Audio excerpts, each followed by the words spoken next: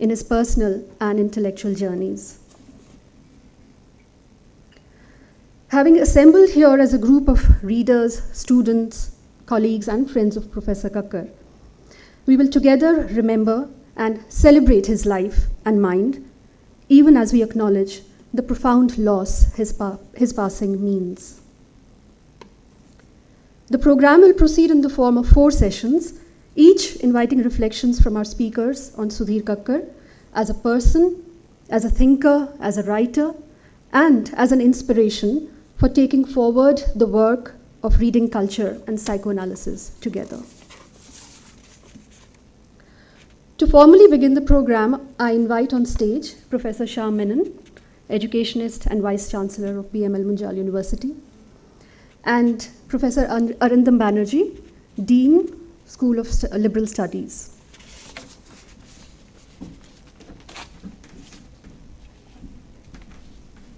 Thank you, Nazia. Good morning.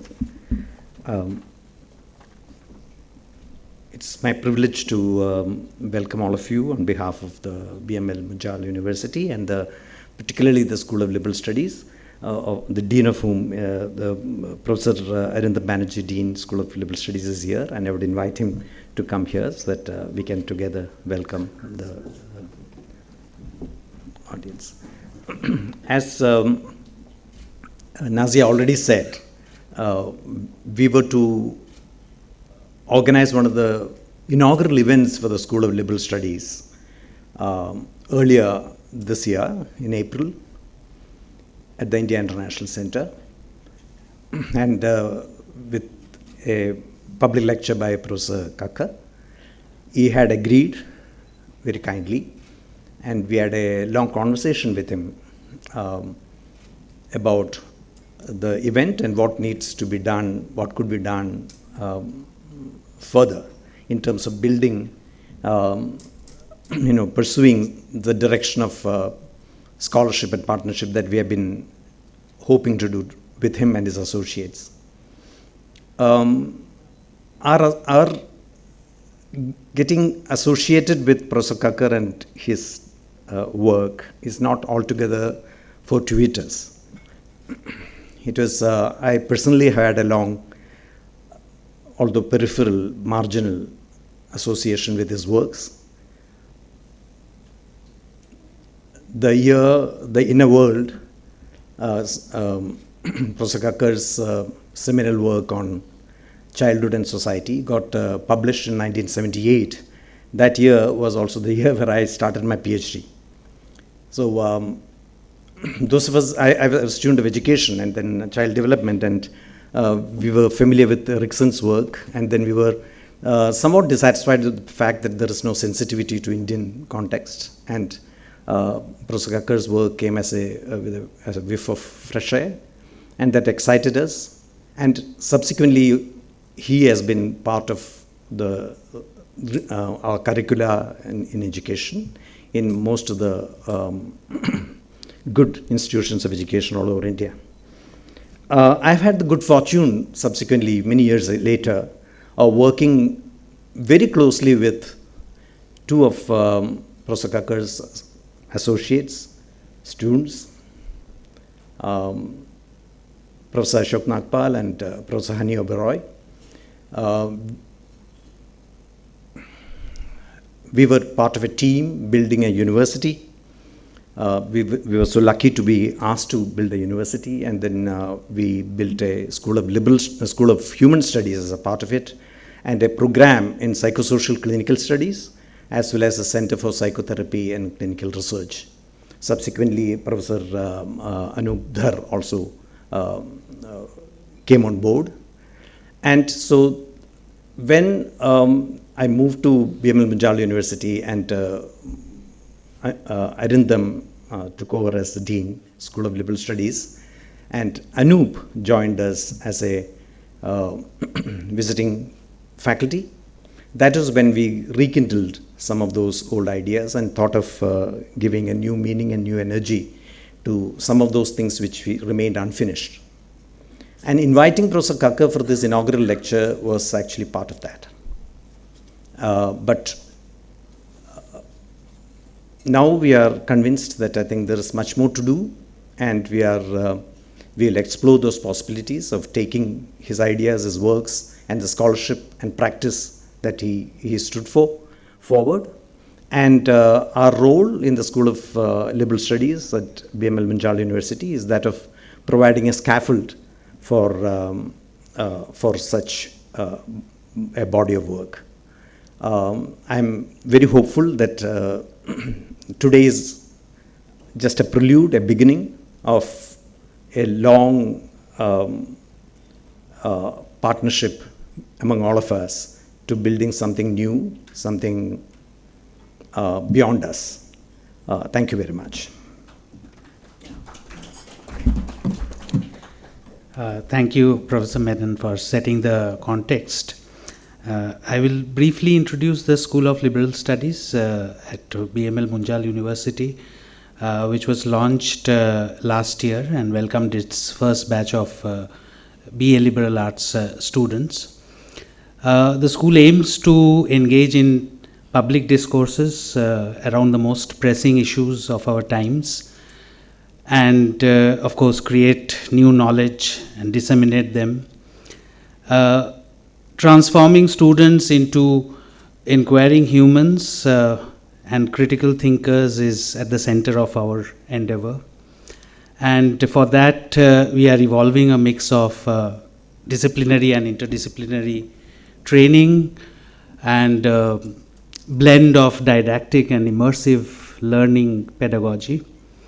The school focuses on very diverse but interconnected research areas around communities and environmental justice, transition of communities and environmental justice, politics and political narratives, education, work, agrarian development, food, public histories, archival histories, children and youth. And we intend to offer a wider range of programs as the research and knowledge production kind of picks up. The school is truly privileged and humbled by the opportunity to host this event celebrating Sudhir Kakar in partnership with Oxford University Press and friends and family of Professor Kakar. While we were in close and frequent conversation with Professor Kakar since March, discussing and planning various events and associations, unfortunately they could not go ahead with him in person. We do hope, however, that we would be able to collectively honor his wishes, imbibe his thoughts, and take forward some of the ideas that he has planted in our minds. It would be a great learning experience for all of us in the day-long event today, and we really look forward to it. And I would like to welcome all of you again to this event. Thank you.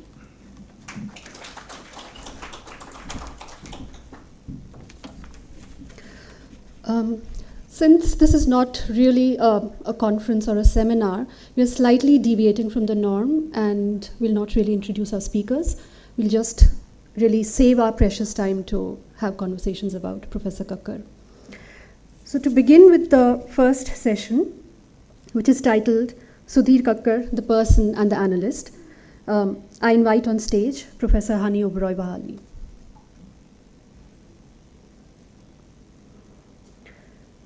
May I also request our esteemed speakers for the session to please come up on stage.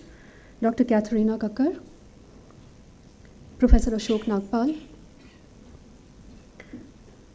Ms. Alika Kumar, Dr. Deepti Sachdev, Dr. Neetu Sareen, Dr. Ashish Roy. We'll also be joined by some of our speakers online, Dr. Pradeep Chakarath, Dr. Dinesh Sharma, and Dr. Anurag Mishra. Dr. Juma Basak has sent a note for us, which Professor Nagpal will be reading. Thank you.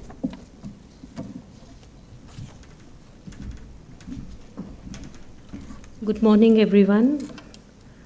There are many mixed feelings that I carry in myself as I begin this session. As we have decided this to be a celebration in honor of Professor Sudhir Kakar. At the same time, there are also feelings of immediate loss that all of us are going through. And I hope that through the day, we will keep both of these aspects, the gift that his life was and how we have experienced him as a person, both of them together and alive. I think there's nobody in the audience who needs an introduction to Dr. Sudhir Kakar.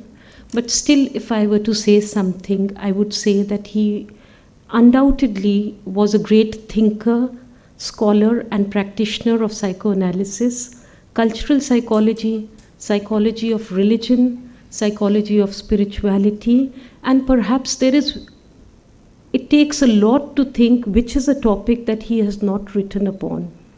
Yeah, so from sexuality to desire to divinity to culture to, you name it, and there is a book which is delving into that. So really this is a very unique life that we are celebrating, reminiscing about today.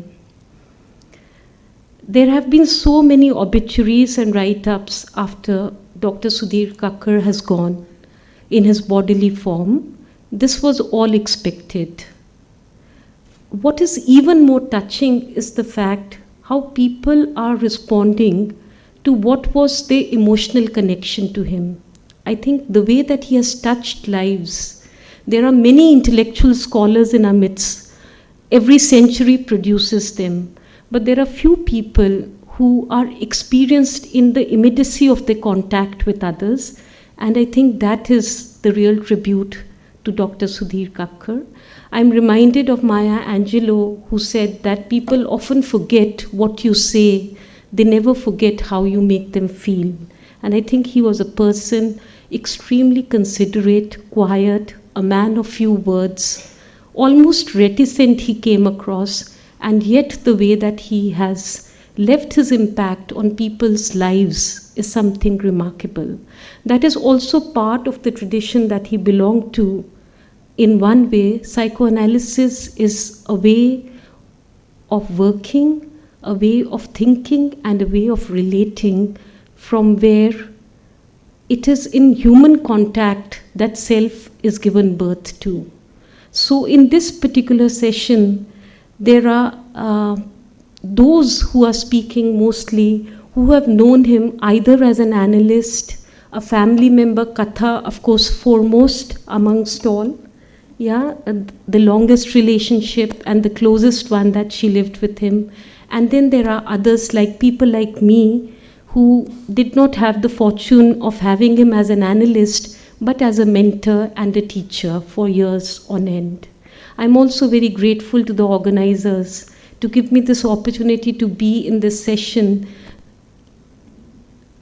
I'm not sure exactly what my role is. I imagine it to be in the place around emotions and to contain emotions that are likely to come up. Before I go on to Katha, one paragraph from Sudhir's writing that I would like to bring up with you all. What was his imagination as the core features of an analyst? And I quote him. He says, the analyst's core is empathy. Empathy is the bridge between the serene reserve of the clinician striving for objectivity and the vital, passionate, and vulnerable person who inhabits the clinician's body. Empathy makes me, as an analyst, step out of the anonymity of an impersonal enterprise and constantly recognize myself in it as a human being of flesh and blood. Without its vital presence, I fear that the creative tension between objectivity and impassioned involvement, between the stoic and the emotionally responsive perspectives will be lost. That's a great gift that he leaves, that the analyst works by being in touch with one's limitedness, one's vulnerability, and recognizing one's impossibilities of life. Analyst is not somebody who's detached. Analyst is connected and reflected at the same time. With that, I will invite Katha on the stage to speak. Also, if I may say to the speakers that there are many speakers in this session. Yeah, instead of my coming up each time to invite the next person, I would request you to follow the order that we have. We also have Vinita who will be joining us at some point of time when we go to the online.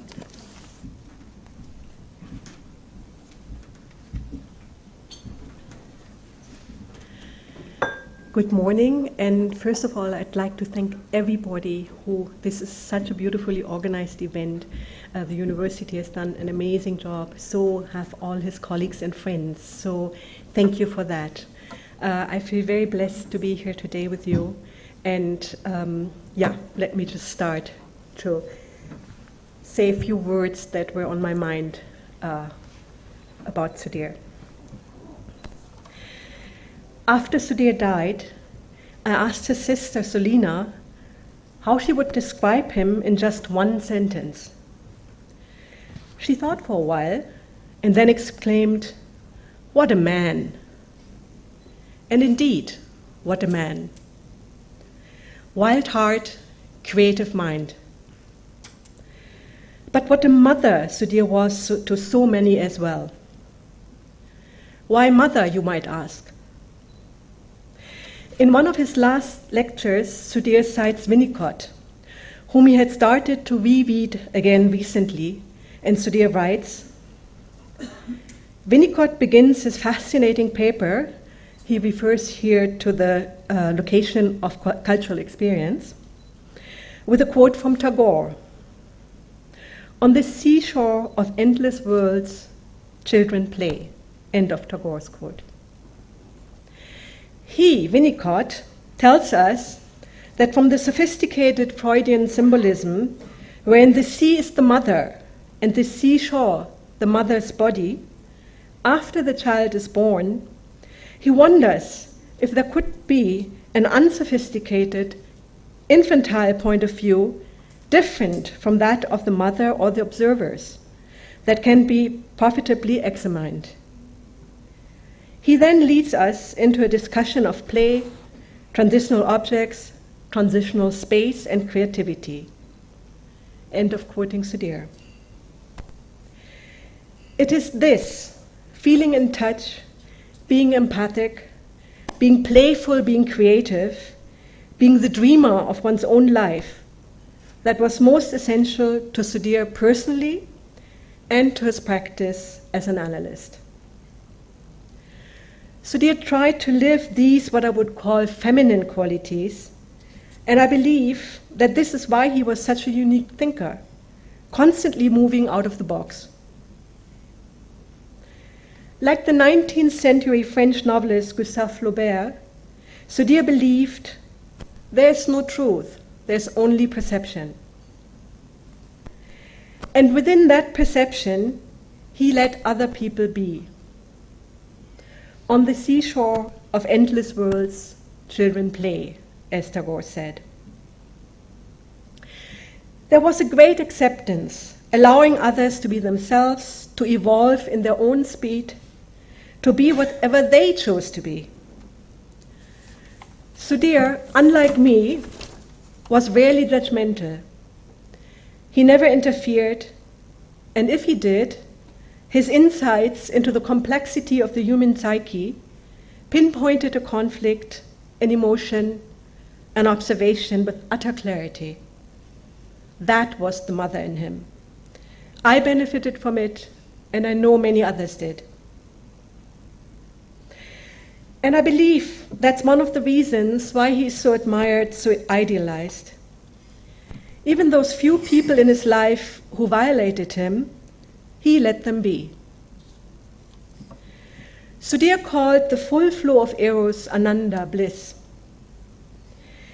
He perceived eros as, and I quote again from the last lecture he wrote, the life-giving and life-sustaining force that is the source of an intense feeling of being alive, of spontaneity, creativity, and especially connectivity to both our human and non-human environment End of quote.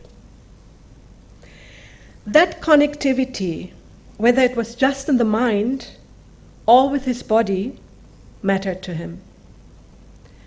It was the profound connection with his own inner world, with people he loved, with music and poetry. Further, his connection with nature, whether it was the seashore, the mother, as Winnicott said, the seashore that we visited so many hundred times, or the wild garden I created for both of us.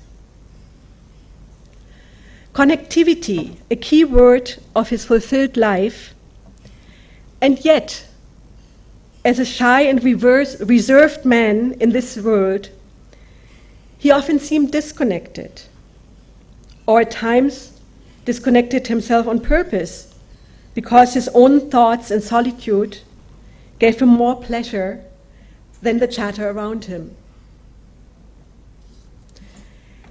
It was only 3 days ago that I started to reread, in a moment of despair, a book that he had bought in 1979, a book that played a role in his interest in mysticism, called The Light at the Center. Only a few sentences in this book were underlined by him.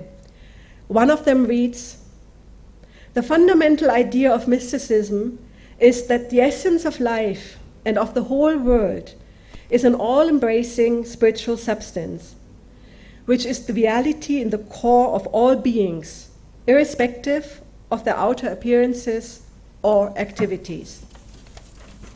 End of quote. There we are again. This was one of his core beliefs. The essence of life and of the world is an all-embracing spiritual substance. And yet, he would loudly object being molded in that spiritual grow, that idealized person. He did not believe in an afterlife. He did not believe that the spiritual essence is something outside this life or this world. But that eros, or ananda as quoted earlier, is the source of that intense feeling of being alive, of spontaneity, creativity, and especially empathy and connectivity. That was his spirituality, in this world, not outside of it. Sudhir was a curious man and never lost interest in people and stories that dared to differ from mainstream perception. He was gentle and shy, his reserved self sometimes mistaken as a kind of arrogance, a great misperception. He was a romantic, but also a rational, a skeptic by nature, but never lost the open-mindedness that his rationality might limit him to understand that the world, or whatever might be beyond it, is more than that. As a man, he was gentle, humble, and did not take the world or people, and that included himself, too seriously. So what governed Sudhir? What mattered?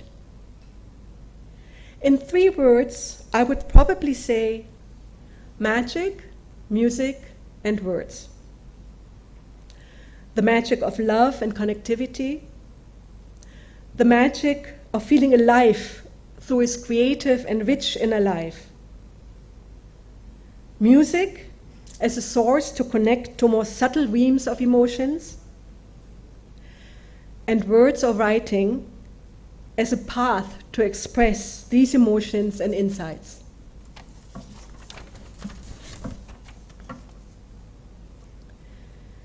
We live in illusion and the appearance of things. The great Tibetan master Kalu Rinpoche pointed out and continues, there is a reality. We are that reality. When you understand this, you see that you are nothing, and being nothing, you are everything. That is all. I think Sudhir would have agreed with Kalu Rinpoche. Just be a person with a good heart. That's enough for a lifetime. Be empathetic. Feel yourself in others. He certainly was that and much more. In the 29 years that we had together, we joined our dreams. We dreamt and built a life together, and it was beautiful. Though it was not always easy for me, remaining in the shadow, building a world that nurtured him. A joint dream that allowed his uniqueness to shine, which made him that magnet drawing in other like-minded souls to dance in his orbit. And we need to continue that dance. A few days ago, looking for some papers his children needed, I came by coincidence across a folder of love letters that Sudhir wrote to me in the late 90s, when we were apart for weeks, craving to see each other again in Europe or India. In one of the letters, he cited the British poet Elizabeth Jennings. Absence becomes almost a presence, since it casts so deep a shadow on my mind. No trivial light will comfort or convince. I lack your way of looking and am blind. It hurt to read, so I put the letters away. Since his absence became such a presence in my mind and in our beautiful house, full of memories, ever since he died. No trivial light will comfort or convince. I lack your way of looking and am blind.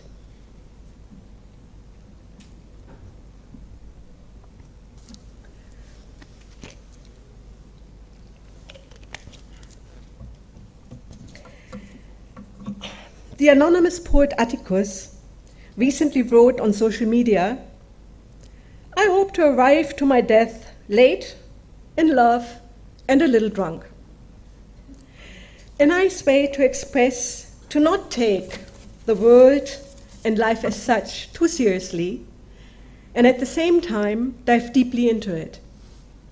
Sudhir would have liked it. He was not afraid of dying or death. He was afraid of suffering.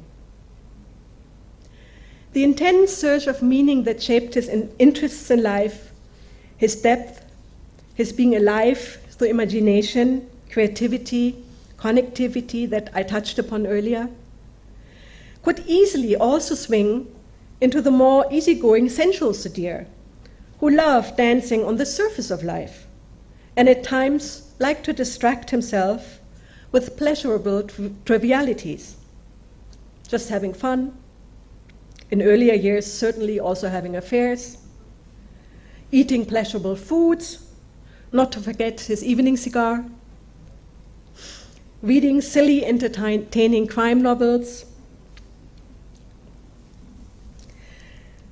watching endless movies, telling stupid jokes. And he did not lose this sense of humor till the very end of his life.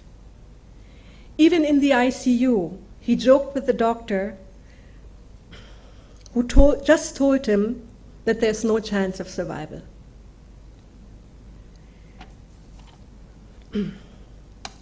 This tells us a lot about the comfort and richness he must have felt about his life. He could let go because he had lived fully.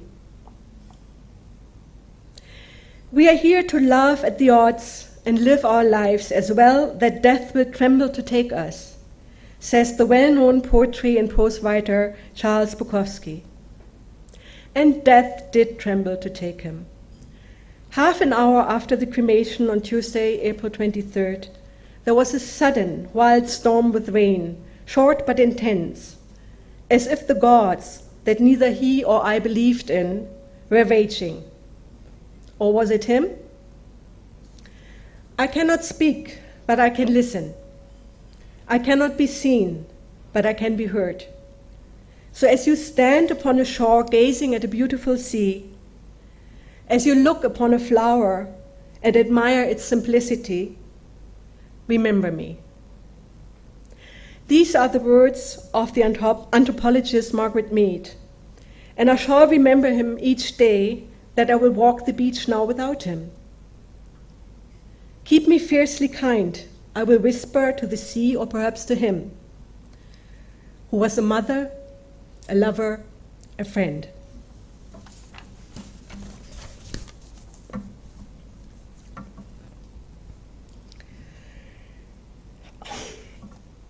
A week before Sudhir died, a day before he was admitted to a hospital, I had a death dream.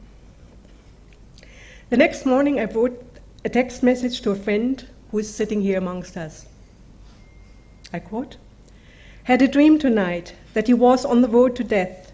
We were supposed to go somewhere, but despite taking the right road, ended up in a big unknown city with an airport.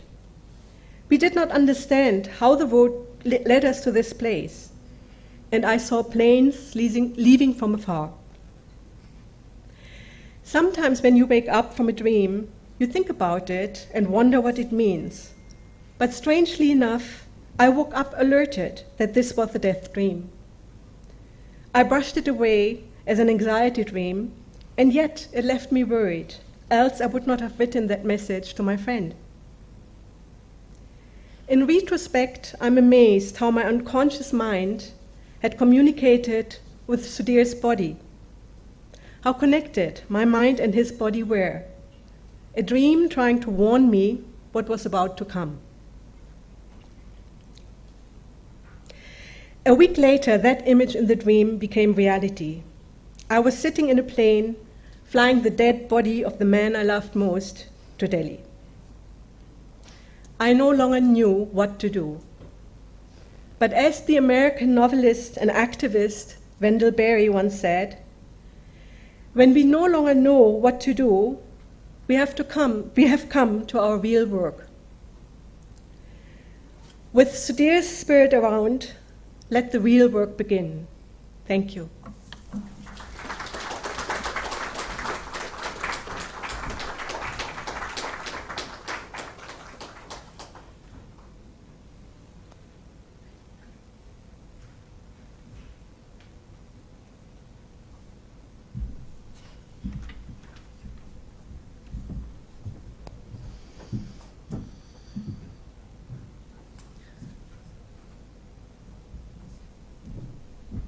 Two things that I want to share about my experience with Sudhir as my analyst and my sense about him as a person. And obviously they overlap. There was a sense of everydayness in him as an analyst, and it did something for me in my analysis. There was effortlessness and a mountain-like depth at the same time. He was a rock, he was a mountain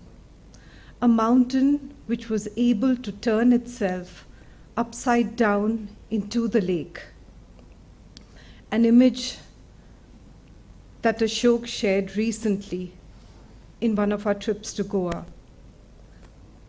To create the possibility of a connection of the ordinary with the eros, a capacity to deep dive. There was only a sense that something vast was taking place. He was truly a Kshatriya in desire, who was teaching me to lose with courage and go on using life.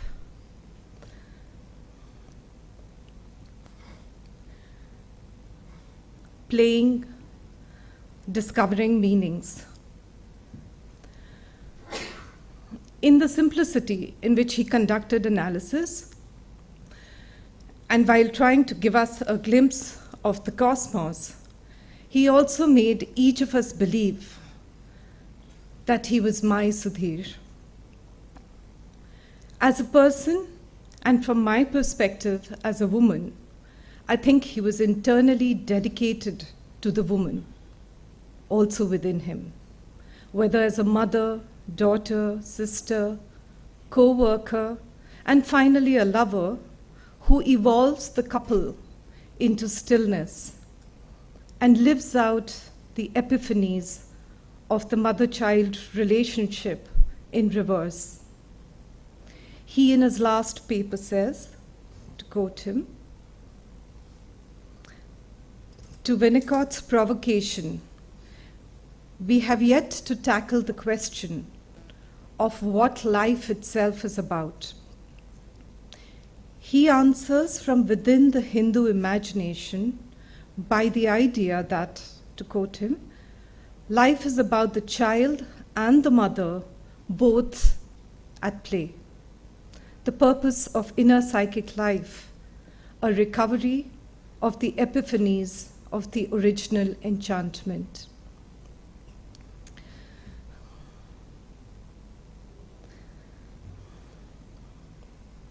It is not a eulogy, it is a painting of my Sudhir. And I will use the color blue of my dreams.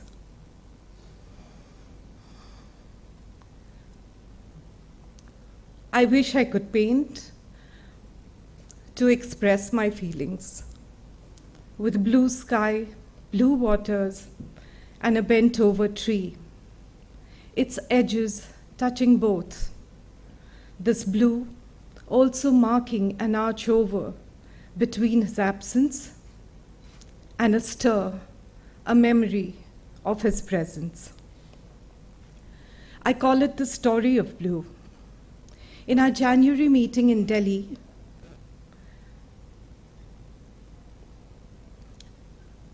a fellow acolyte, in her narration, touched a state of dervish ecstasy. I called him Neelkant Bhairavi, also remembering his throat malady, his spirit not tired, the body a bit in holding the duality. As happens in the forming of any institution, the birthing goes through unexpected rough moments, and some of us are naive and behave as if it's never happened before. We had begun discussing the formation of a center, and at some point I thought I should step back from the role he had spelled out for me. And that night I dream. I'm sleeping on my side, and this is something my son often did to me as a child. He would come, sit, and sleep with his upper body on mine, in a way that my legs couldn't move, hence I. There were a few associations that came to this blue, to the story of blue. It's that soon after our hearty meeting in Goa, with each of us in a state of jubilation and renewed strength, as we left Goa, we got the news of the first death in the extended group. And my guru, my friend, wore blue to the rites and to share our new forming bond, unlike anything any of us had ever experienced before. I wore blue too. Unbeknownst to us, blue was marking the beginning of death and a new kind of love for us.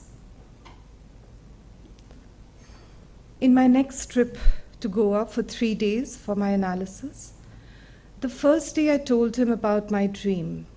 He listened. The second day I shared a poetry which the three of us had experienced and almost lost. On the third day, I found him sitting there wearing blue. When in my grief I shared this with a friend, she said, there is no way he could have remembered. It was probably subconscious. Another said, that was the element of play in him.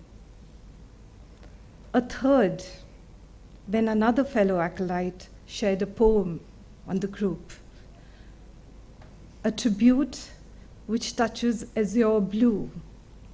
And when I told her that line touched me, she said, well, he was wearing the color blue when he left us.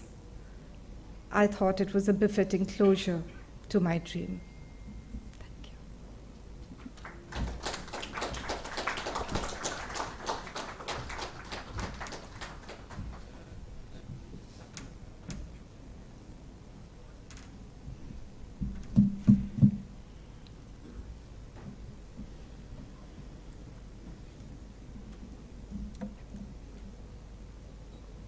Dear Sudhirda, how does one speak of light in the past tense?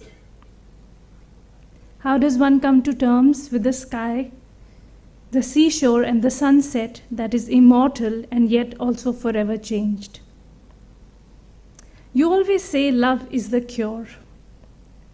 Why then does it make my heart ache so? I met you first in the pages of your works. In those days at DU, it was still commonplace to get whole books Xeroxed. I still have the copy of my first Sudhir Kakar book, grey jacket and a red spine, black and white ink, pages hungrily underlined, now carrying the traces of use and of age, dog-eared, brown, frayed. Yet, after all these years, they have retained the freshness of their vibrant colors, in which a young heart comes to feel exhilaratingly open and dangerously vulnerable. Yes, intimate relations. Last year, when I brought this Xeroxed copy of Intimate Relations to show you and to get it signed, you laughed and wrote, "For Deepthi, with affection. P.S. You owe me ₹5 for this copy." I remember our first meeting, 2008, at a group analysis workshop that Ashok sir and Honey ma'am at CPS had organized. We were in residence with you for 2 days. Starstruck and tongue-tied, in the company of the biggest thinker, the brightest flame of Indian psychoanalysis. You appeared radiant, relaxed, in your crisp white kurta and black sandals, your twinkling eyes and your disarming smile. You spoke little, sometimes haltingly. I held on to each word you said for dear life. I was surprised and somehow reassured by your shyness.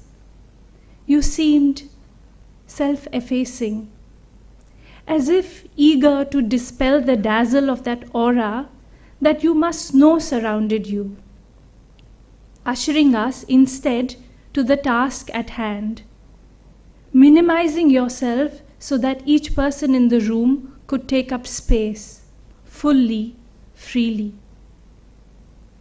That was my first brush with the living, breathing psychoanalysis, embodied in your person and all of the delightful contrasts it could hold.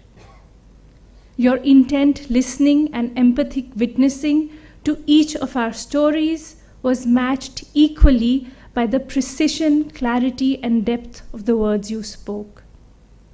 Your tender sensitivity matched equally by a playful wit that could hold a difficult moment. Your compelling simplicity in the day matched equally by that rakish cigar ritual reserved for the evenings. Oh, how many gems of insights I have carried from that time. It took me 10 years after that to come up to you and talk. Such was the regard and admiration in which you were held. I felt I had to work to earn it, my place in your company. It was also more, as I would tell you later, you reminded me of my Nanu, my grandfather, larger than life, who I missed dearly and yearned to be closer to. You understood. In my first supervision with you, I saw you on the other side of the screen, sitting in your Goa balcony, squatting mosquitoes as we spoke about A.K. Ramanujan and cultural fables. I chuckled to myself, but dare not tell you the joke I had conjured up. I had come to you in some distress and told you about the struggle around termination with my first patient. You urged me to think about my first love. I would often share my writings with you. When you liked what I wrote, your words would be brief and emphatic. It is beautiful, truly, you would say. When you didn't like what I wrote, I would get detailed comments and a proper, hearty scolding. When I was trying to get a journal publication completed as a mandatory requirement for my PhD, and I shared my draft with you, there it was again, that scolding. You are a poet, a writer, and hence I wince at the ugly words like positionality and proximal in your text. Analysts are notoriously bad writers, but you don't have to prove your membership of the tribe by doing what doesn't come naturally to you. Ouch. That's the direction in which you always nudged me. Dare to know yourself, to be authentic. I learned from you that what we come to call as style is always a matter of personal authenticity. Meeting Katha, first in the pages of your autobiography, then in her own book, Moving to Goa, and then in the cozy intimacy of your beautiful teeming home in Benolim, has been another revelation for me. She is as fierce an artist as you, and perhaps a tad more spirited in how she regales us with dinner table fantasies and stories from her life over endless cups of coffee and cinnamon rolls. Katha's heart is the gift you have given us. You need to dream more, you had scolded me. Those were the last words you said to me. I'm dreaming, Sudhirda. And where I falter, please know that it must be in part the child's wish to hear your voice, your loving scolding once again. I'm dreaming. We all are. Thank you for gifting us the facility to dream.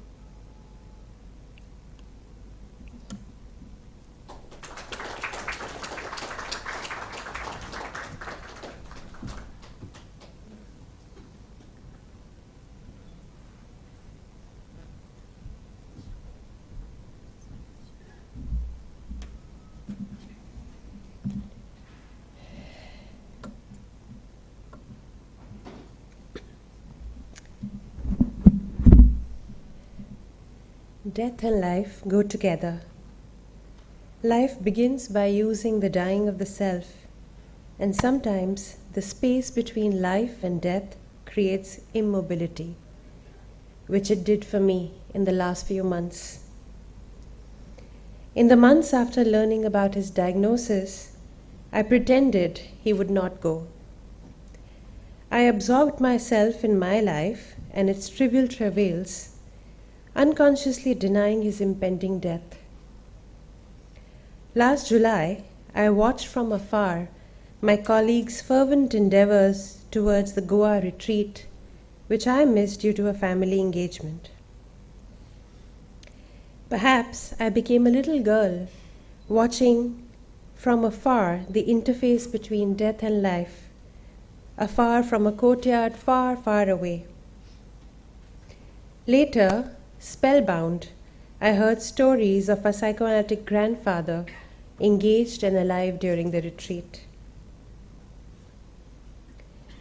In the last few years of his life, in an ostensibly contradictory way, he refurbished the old Haveli of psychoanalysis in Delhi. His presence and encouragement at AUD, his swift and magnanimous 7:30 a.m. responses to my emails, his sitting through our stimulating but often very long conferences now strike me as a grandparental concern to leave psychoanalysis as a discipline that will outlive his own life. I first realized he was aging when I read his memoir. How death and life play rhythmically almost felt magical. The self of this man, looking for its lost root, emerged, making a mark on me and perhaps generations to come. Today, as I remember Professor Kakar, an anecdote comes to my mind. In 2016, during a conference presentation, I had asked this question: where is the body in psychoanalysis? Lamenting on the lack of its emphasis in Western thought.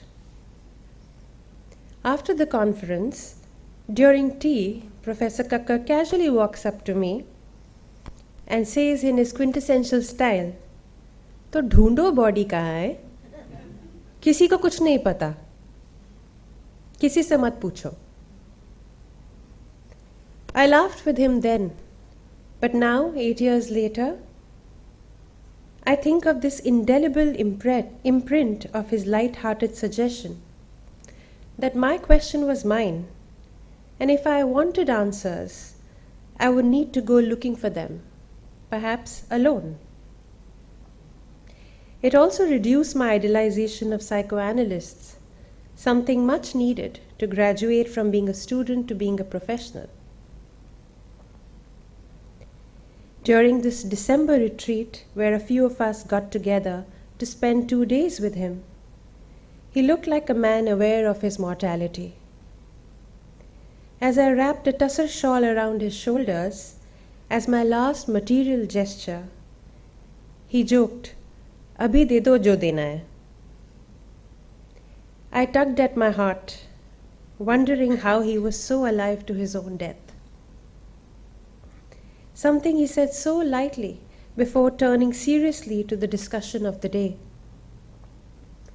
Like an artist, I saw him oscillating between the permanent and the ephemeral, reminding me of Winnicott's beautiful prayer at the end of his life, "Oh God, may I be alive when I die." Dear sir, I take this from you the most, that life is an aesthetic object, that we need the umbrella of cultural parents to become a couple, and that living well, Ananda, as Katha pointed out, is necessary to being a psychoanalyst. I'm thankful for this collective gathering today, as your return to the inorganic needs mutation and regulation from a nourishing other, which is your legacy. Thank you.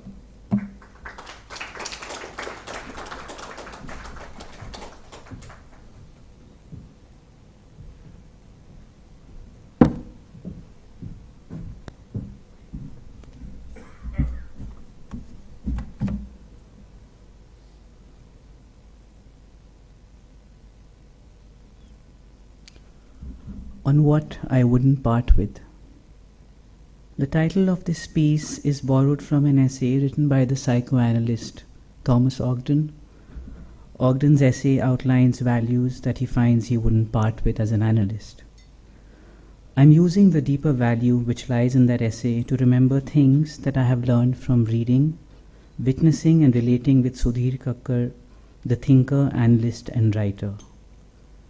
Perhaps these reflections will speak more to students here. As I look back and imagine myself in 2006, beginning something like a career in studying psychoanalysis, I see more clearly that his work and presence has been like a banyan tree, which provided immense shade for psychoanalysis in Delhi to flourish. Analysts and teachers were perhaps dreamt into being and dreamt themselves into being by him. His loss made me feel sadder, as many of those who he mentored would have also suffered a huge loss. Even though in India psychoanalytic institutions have been born, Dr. Kakar's work and presence was a foundation one always referred to. My first formal interview with him was for the Tehelka magazine. I was a student at the Center of Psychoanalytic Studies and explored questions of sexuality, spirituality, and narcissism that were highlighted in his book, The Mad and the Divine. My young mind also wanted to know, so how did your personal life guide your intellectual interests? He said, do we have time for that? I learned in that moment and in others in interactions with him that don't open what you can't close. Later, in focus groups, like what Deepthi just mentioned, that he graciously facilitated for young therapists, he provided a rare experience of holding young analysts who bared their souls. His capacity to contain fragility and to maintain aliveness in the group was admirable. This experience was foundational in that phase, as it made young analysts get to know each other beneath the skin. His experience of working with groups was an art that I wish I had learnt more from him. I was lucky because after one of those engagements, he sang a few lines for me to lessen my pain. Later, in one of his visits to the psychotherapy clinics at Ambedkar, he saw a couch in one of the clinics and said, I hope students are not using them with patients.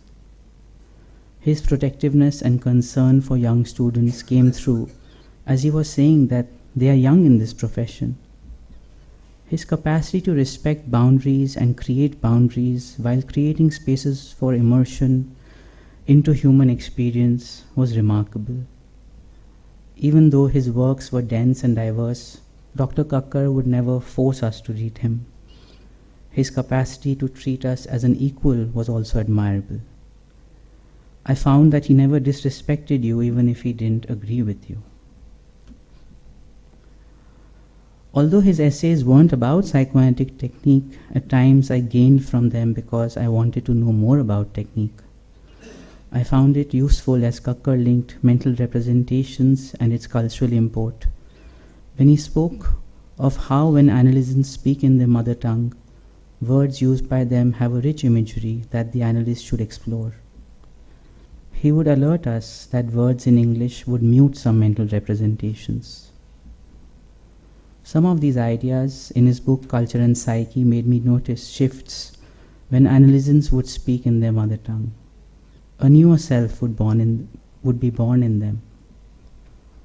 Kakar's attention to this nuance helped me see mental representations as having cultural and universal foundations. Personally, in my own analysis, I found a distinct change when I started speaking in my mother tongue. It felt like a new self was born. I feel English is still the preferred language, but a shift to the mother tongue allows for greater closeness. I drew from Kakar's observations and teachings and started noticing the shifts in language when analysts would speak. More recently, as the news of his passing away spread, an older colleague in his late 60s was reading my recently published book on Hindu-Muslim interfaith intimacy, and he wanted me to autograph a page where I had quoted Kakar writing about the communal state of mind. He added, in our time, there was no one who gave sexuality a space like he did. We didn't know who to talk to. This comment made me see that perhaps an entire generation or more found a place for their sexual selves in Kakar's oeuvre. His most recent writings were also on sexuality in old age, and perhaps if there was ever to be an anthology on looking at eros in India, Kakar's works would be one of the guiding forces. As an analyst, he never shied away from sensing the erotic. In the inner world, he had written that sexuality is about mental satisfaction, not only about physical satisfaction. True to his words, Dr. Kakar was always content. When some of us met him last in Delhi, he said, "वो करना चाहिए जिसमें मजा आए." I was amazed that he retained this spirit even though he had undergone painful treatments. His expression is so hard to forget, and for me it acts like a balm that helps me deal with his loss. I feel it's important for me to remember that in spirit, he was always on the side of life. Thank you.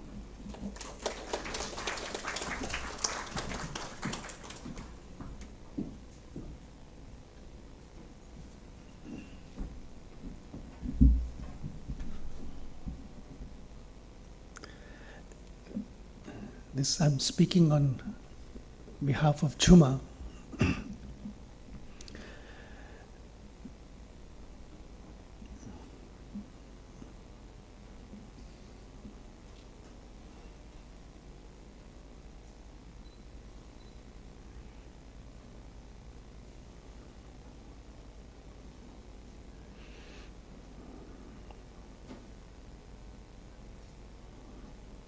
Sorry, I think she sent me 2 documents. Yeah.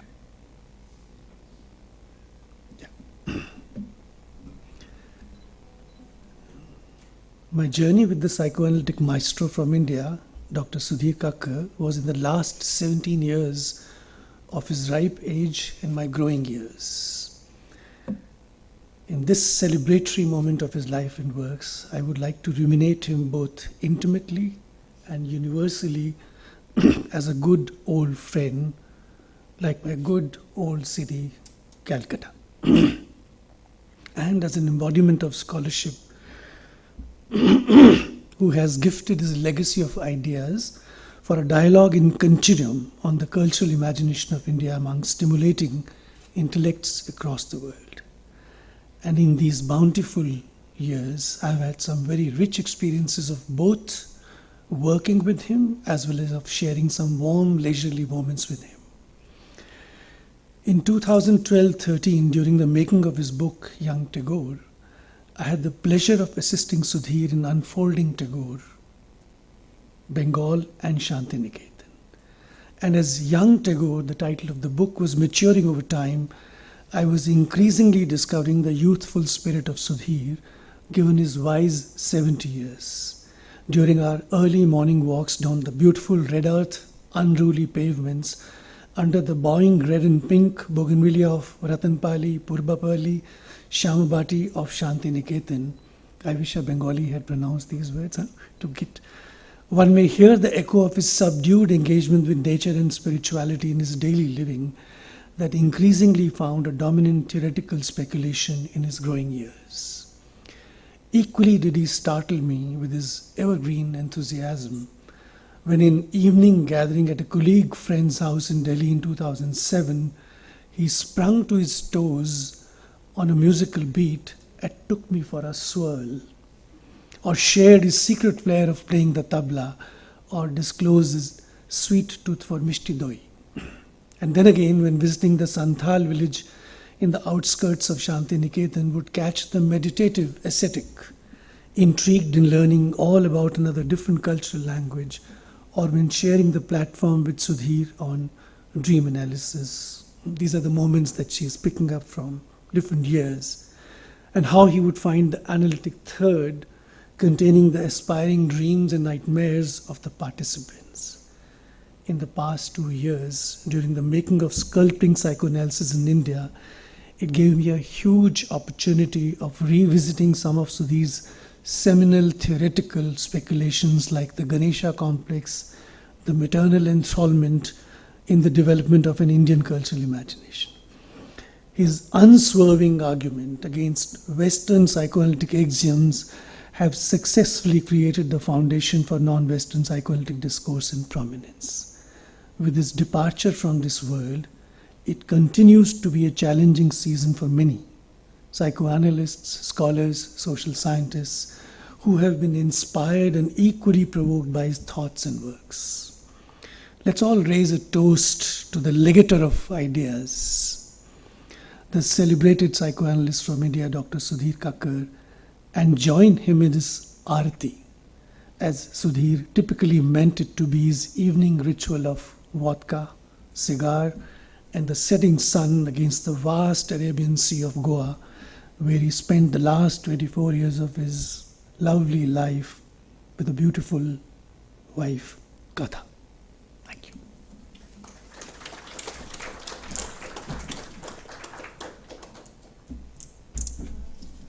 We'll go online. Yeah. I'm sure we'll be back.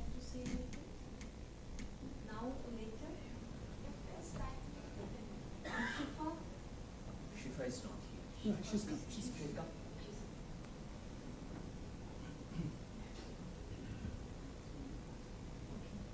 we'll come back to them. Maybe we can go online and do.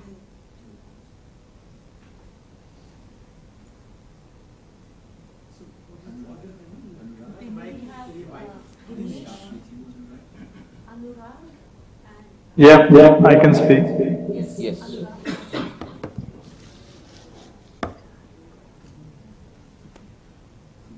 Do you hear me? Yes.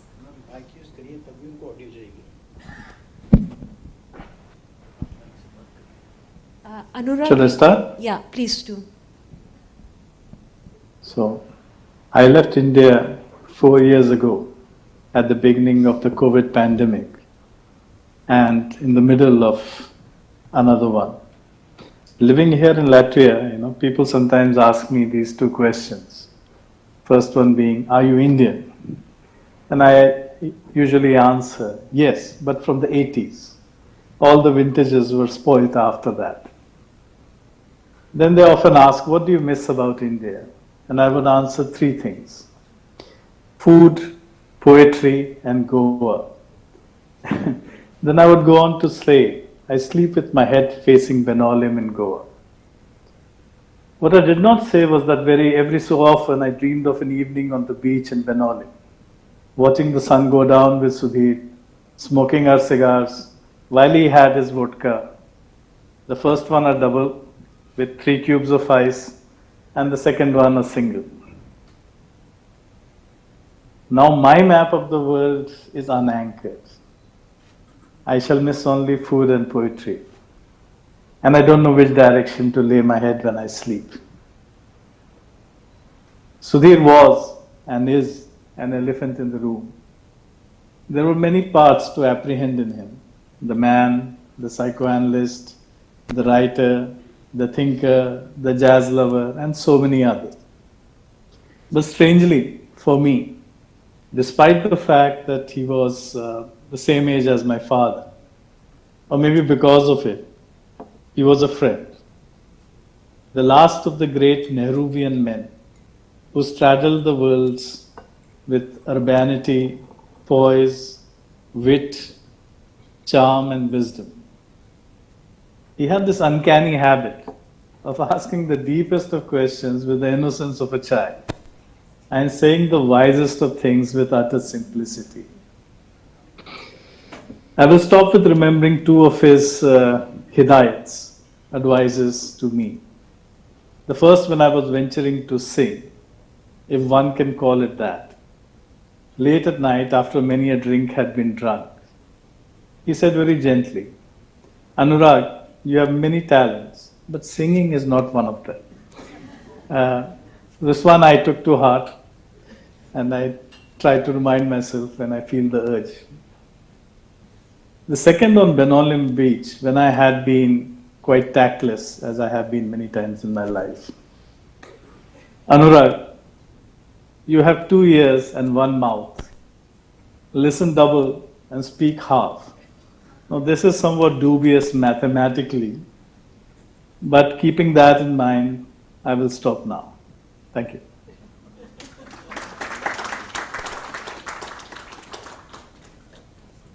Dinesh, you are next. Okay, can you hear me?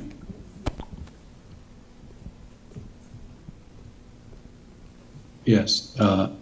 Okay. So I'm simply going to read from the dedication that I wrote for psychology today. Can you guys hear me? Yes? Okay. Yeah, please go ahead.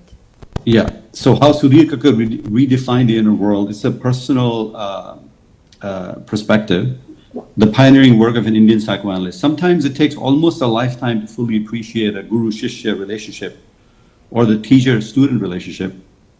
Such may have been my relationship with Professor Sudhir Kakar, India's foremost psychoanalyst who passed away recently on April 22nd. I met him in my early 20s. I would have to remember exactly what year now, but attended his seminars at the University of Chicago when he was teaching there for 3 years. And I stayed in touch with him through the years. I never actually thought too deeply about it. We collaborated on 3 academic books. First was the publication of my dissertation research based on his theories, maternal enthrallment, and other things that have already been mentioned. Second was a Festschrift, Psychoanalysis, Culture and Religion, which I have here. And then third, a book on biography and psychology, which is coming out with OUP. I think we'll talk about that later in the seminar. Luckily, I was able to attend his 70th birthday in New York City at his son's apartment in the village, rooftop apartment, and his 85th birthday just last year in Goa, in his seaside home, where he has lived for almost a quarter century. So, due to the physical distance, his base being in India and mine in the US, his image remained fixed in time for me. Larger than life, scholar, writer, teacher of psychoanalysis, religion, and mysticism. With his thick flowing locks and gentle manner, he was always approachable, but never to be challenged. At least that was my perception. The physical distance was just as important as the analytical distance, and because of my family had migrated out of India during the emergency, the 70s, I later realized he was my psychological bridge to the India of my lost childhood, the loss of Matra Bhumi. Kakar was my parents' generation, the Indians who came of age after the partition in 1947, something I fully realized much later. He was born in Nainital, India in 1938, grew up in Sargodha, Rohtak, and Delhi. I'm sure there are other cities in between there that I've missed out. But was educated in India, US, and Germany, and Vienna, of course. That he was a projection of my lost objects, my mother figure and father figure, all rolled into one. I never really fully acknowledged till recently when I saw him last year in Goa. And sometimes a cigar is a cigar, right? Just a cigar. So at other times, of course, a cigar becomes something more. And Wendy Doniger has written about this in terms of cigar being a lingam. So I'll leave that to your imagination. Intellectually, of course, Kakar was trained in Freudian and Ericksonian psychology, so he was, at least within anthropology and psychology of today, he was seen as a tribal elder. I would say even here in American universities, certainly at the University of Chicago, Harvard, where he taught. As Harold Coward, a Canadian professor of Hinduism, wrote in the Festschrift I edited a decade ago, Kakar, in tune with Indian philosophy, psychology, and religion, holds that the ability to realize mystical experiences enhanced through the guru-shishya relationship or teacher-student relationship, as exemplified in most Hindu and Buddhist schools. Robert Levine, a psychological anthropologist, my advisor at Harvard, has said that Kakar was an outstanding explorer of the cultural psyche.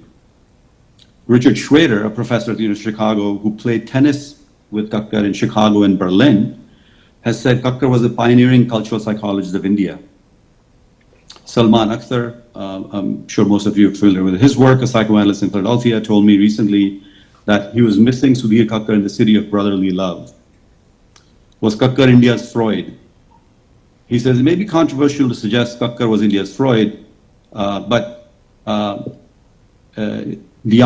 honor may obviously go to Virendra Shekhar Bose and his work, who wrote a stunning psychoanalytic book in 1921, maintained a correspondence with Freud till a year and a half before the latter's death in 1939, according to Akhtar, of course. But Kakar reformed Freudian theories for India, very much like Erickson, his guru, did for the West.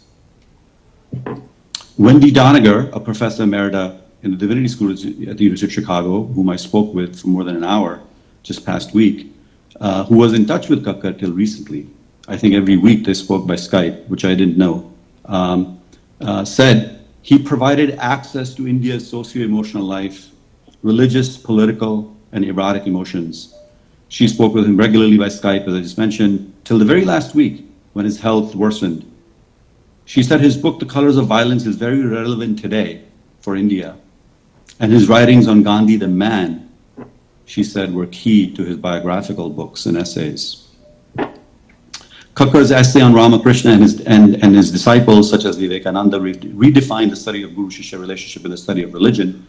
As Jeffrey Kripal told me recently, I cannot claim to know the full sweep of his work, but his early classics, which so impacted my generation, were books like The Inner World, Shaman, Mystics and Doctors, and The Analyst and the Mystic. He continues, what Sudhir showed through such works is that thought, particularly psychological thought, need not be bound to a particular place or time, that it can give us powerful insight into the human condition anywhere and everywhere, even as it also needs to draw and think out the complexities of languages and of local cultures, particularly its mythologies and mythic traditions. This, I think, is one of Sudhir's lasting impact. This both and the comparative psychoanalysis, as it were. Yogi Trivedi, a colleague of mine here, a journalist and a scholar of Swami Narayan tradition at Columbia University, said Kakar is read widely by scholars of religion in South Asia. Even those who did not prescribe to his psychoanalytic view of religion and Hinduism appreciated his ability to see, question, and believe. June McDaniel, a professor who also studied with Doniger at Charleston, College of Charleston in South Carolina, has said Kakar's writings offered new insights into ecstatic mysticism, especially the Bengali mystics that he wrote about on many occasions. Dan Meckel, who's familiar to the scholars and researchers here, an analyst, he was with us in Goa, has said that psychoanalyst and scholar of religion, Kakar obviously provided a new vision to understand the psyche and the spirit and its link to humankind's intimate connection with the world and nature.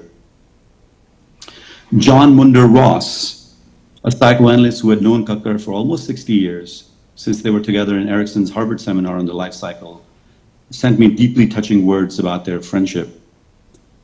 Sudhir, so I'm reading Ross now. I'm about to put together my thoughts about my feelings starting with early days with you, Sudhir, and of course Eric.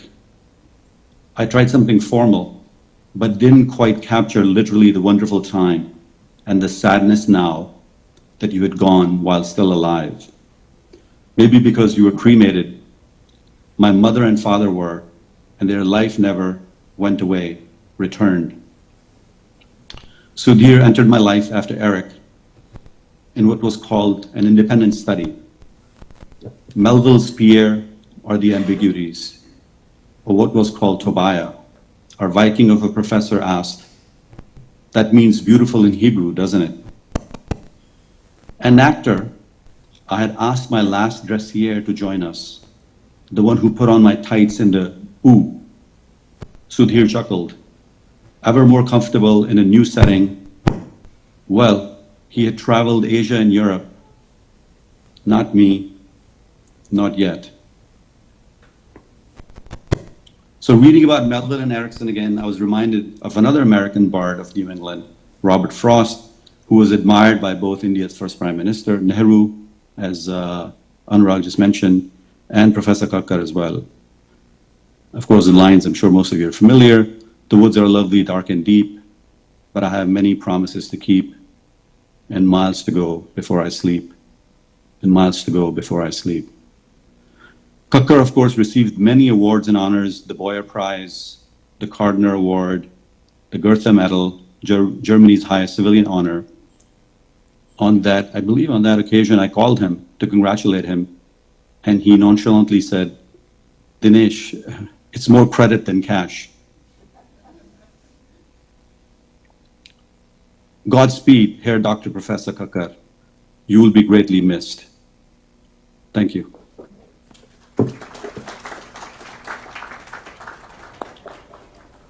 Pradeep.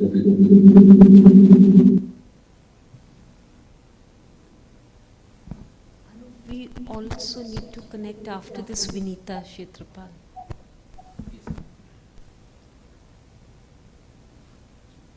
Anu, did you just call me?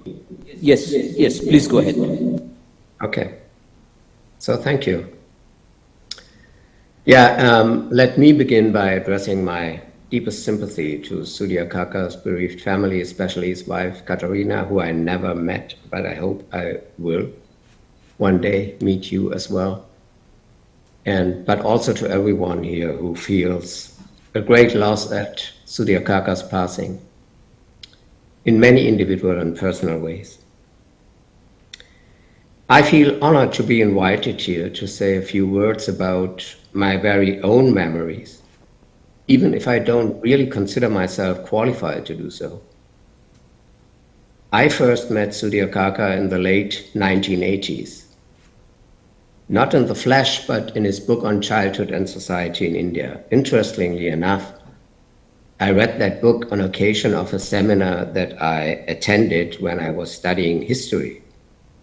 And my professor recommended the book to me because he said, well, as a guy from India who made it to Germany and now see India through Western eyes, you might be interested to learn a completely different perspective.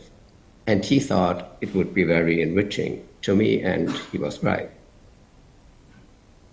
I met Sudhir Kakar in person for the first time just a few years ago, here in Germany, when he received an award for his services to a form of psychoanalysis that is based on cultural and developmental psychology. The award is named after Lotte Köhler, and Lotte Köhler names the center that I'm co-directing, a center on cultural psychology and psychoanalysis. And the center actually aims at developing a new version of psychology that somehow combines the traditions of cultural science and better traditions of a universal psychology. That's at least the goal. And of course, that also explains why from early on, when I still was a student, I was interested in someone like Sudhir Kakar, who had these ideas much earlier than we at our center. If I add up the hours we spent talking eye to eye, I come up with around 10 to a maximum of 15 hours. If, on the other hand, I consider the hours I have spent studying his academic contributions, then there are countless more. In both encounters, with his writings as well as with him in person, I have always encountered a little bit of myself, which of course has to do with the fact that we both moved from India to Germany at different times in our lives, and that this part of the world has become another home to both of us in different and similar ways. And I know that because within these 10 to 15 hours that we talk in person, that was one of the key topics. Please understand these remarks as an apology for taking this opportunity to remind you of a few biographical things that you are all familiar with, but which are also worth remembering on this occasion. Sudhir Kakar, as you know, was born in 1938 in Nainital, a small town in northern India situated high up in the foothills of the Himalayas.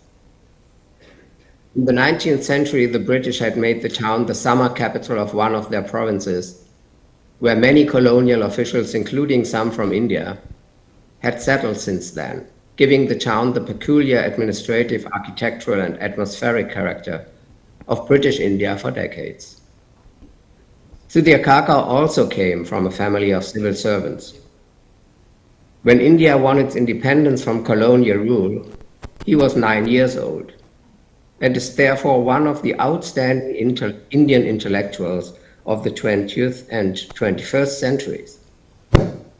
Among the outstanding Indian intellectuals of the 20th and 21st centuries, he is one of those who have witnessed the changing fortunes of the young Indian nation from its beginnings to the present day, the effects of degradation at the hands of a Western superpower, the bittersweet moment of Indian independence, the country's breakup into India and Pakistan, accompanied by violent excesses, the country's manifold political, military, and ideological conflicts, India's often desperate and at times almost romantic search for a sustainable collective identity that could secure a place in the modern age for one of the most important advanced human civilizations, the most populous country in the world, and one of the most ethnically, linguistically, and religiously diverse societies on the planet.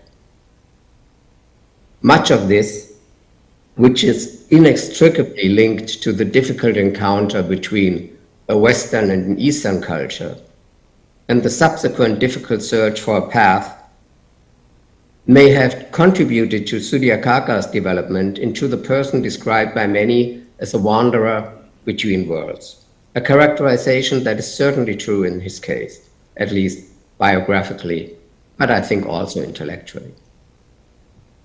Sudhir Kakar's own search led him not only to different regions of the world, but also to different academic cultures. At the age of 20, he graduated from the University of Gujarat with a degree in mechanical engineering, and shortly afterwards arrived in Hamburg in Germany as a young engineer on a freighter, where he worked for the Hohalswerke, a shipyard, for some time, mainly to fulfill his parents' wish that he should pursue a solid profession. Following the same impulse, he began studying business administration in Mannheim in 1960. Graduating with a degree in business administration. In 1967, he received his doctorate in economics from the University of Vienna. As he later admitted, he had little interest in these academic steps, and there was little to suggest at the time that he would develop into one of the most internationally renowned and widely read psychoanalysts of our time. This turning point was due to his encounter with Erik Erikson, as you know. He met him during a short stay in India in the mid-1960s in Ahmedabad, where Erikson had rented Kakar's aunt's house and was working on his research into the psychobiographical background of Mahatma Gandhi's theory and practice of militant civil disobedience. He met a young Sudhir Kakar who was looking for professional and personal orientation, especially a way out of parental tutelage. This encounter was so momentous that Sudhir Kakar completed his doctorate in Vienna, but then moved to Boston to study with Erikson at Harvard University. From 1971, Sudhir Kakar completed his psychoanalytic training and teaching analysis in Germany again at the Sigmund Freud Institute in Frankfurt am Main, which is a cooperation center of the center that I'm co-directing. And together, our both centers awarded the Lotte Köhler Award to Sudhir Kakar a couple of years ago. After a life that left a deep mark on the lives of countless people, as we have just heard, in many regions of the world, Sudhir Kakar passed away a few weeks ago in India, where he and his wife Katha had created an idyllic enclave, as I hear, in Goa, a place that is also characterized by the confluence of European and Indian influences. That might not be a coincidence. The number of worldwide obituaries for Sudhir Kakar in scientific journals, respected newspapers, and other media is not surprising, but still impressive. The esteem in which the psychoanalyst, the cultural psychologist, the social theorist, and novelist was held is due not only to his wealth of knowledge, fed by endless curiosity, his cosmopolitan intellectuality, his literary and narrative talent, but also to his outstanding talent for using his analytical mind and real-life approach to achieve syntheses that many psychological, social, and cultural science endeavors have lost sight. The pronounced tendency of psychoanalysis to describe the psychic fabric of non-European societies in a reductionist, primitivist, and ill-informed manner was countered by the equally pronounced tendency of social and cultural studies to largely underestimate the unconscious depth dimensions of the social and cultural. In his analysis of the sensitivities of Indian society, but above all in his constant reflections on the analytical scope of European concepts in an effort to understand non-European societies and their members, Sudhir Kakar has worked tirelessly to overcome this interdisciplinary and at the same time cultural and intellectual divide with the means of a rarely encountered intercultural expertise without which any social analysis falls short. In the last 10 to 15 hours that we had the opportunity to get to know each other personally, Sudhir Kakar said to me that we should talk a bit more in future because we had enough in common to share a bit of it. I was quite surprised about that remark because, as you all know, Sudhir Kakar was someone who was invited as a speaker into many regions of the world. But in the bottom of his soul, he was not really a speaker. He was just a unique listener.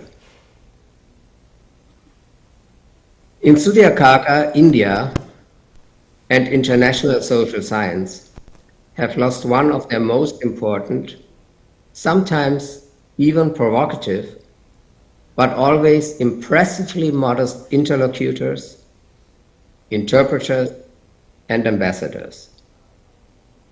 What a pity. We could have chatted with him for a little while longer, if only to have him as a listener. Thank you.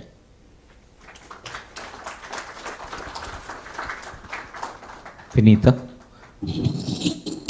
Thank you, Manu. Yes. This is a strange moment for me because of different, somewhat mutually contradictory feelings. On one hand, there's a sense of a huge loss and grief. On the other, there's a wish to celebrate Sudhir Da's life and work. How do I remember him as my analyst? I remember him first as a facilitator of the self-analysis group I became a part of. That's where I first got a taste of transformation as a result of an interpretation by him in the group setting. Given my craving to be engaged with, I felt it to be directed towards me, which I think it was. That was the first of many seductions of psychoanalysis and Sudhir Da for me. I resolved it as my long-term goal. This was 1979 or so. I managed to enter training analysis in December 1989, 10 years later. The first contour of internalized Sudhir Da emerged as I was lying down in the sun in the coming winter, half awake, half asleep, a potent state for the unconscious feelings to emerge palpably. Sudhir Da's face emerged from the depths somewhere, so gentle and soft, the way I've experienced my father. I had been absent from my own life experience. A big lack in pathology and yet no symptoms, except a diffuse pervasive sense of deadness, which I coped with the aid of enlivening romantic Bollywood music of our times. In a split way, I pursued my academics in a reasonably sincere way. I felt touched by this gentle, engaging presence like never before. He not only facilitated me coming to life, but introduced me to my evolving self. Music of my soul started unfolding. I remember one particular day when I felt a peculiar experience in the session. Consciously, I was feeling very excited to share something, but I felt mute in the session. When I finally spoke about this incomprehensible experience and other details, he interpreted. I initially resisted, a weak, no but kind of a response. That day was a momentous one in terms of implication for my psychic being. I could not sleep the whole night. It felt to be something like psychic nuclear fission and fusion.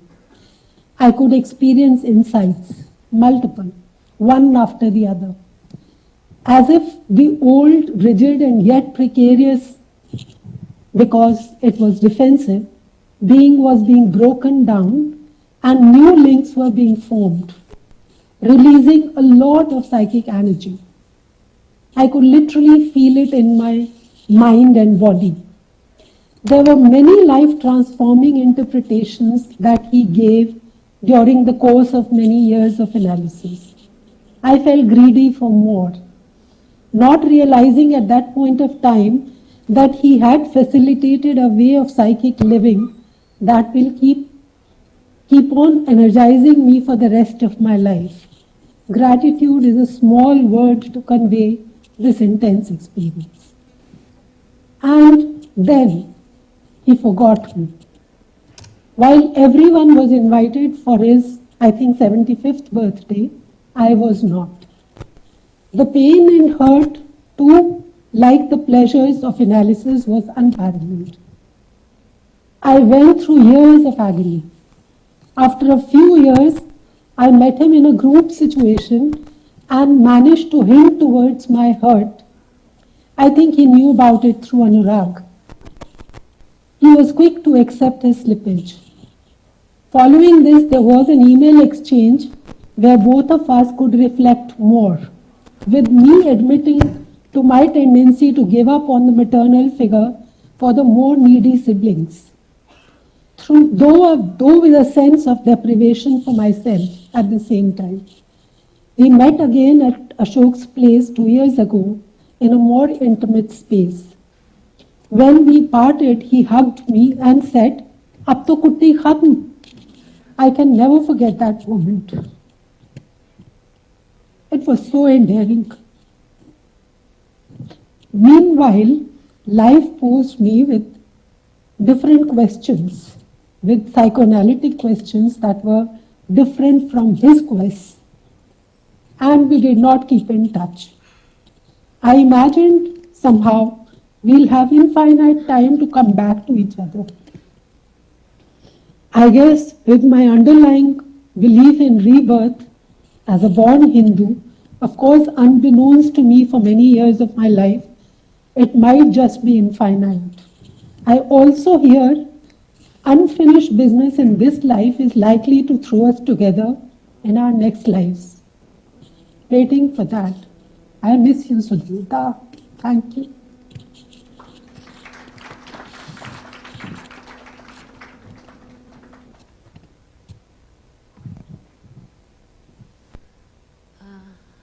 Ashok.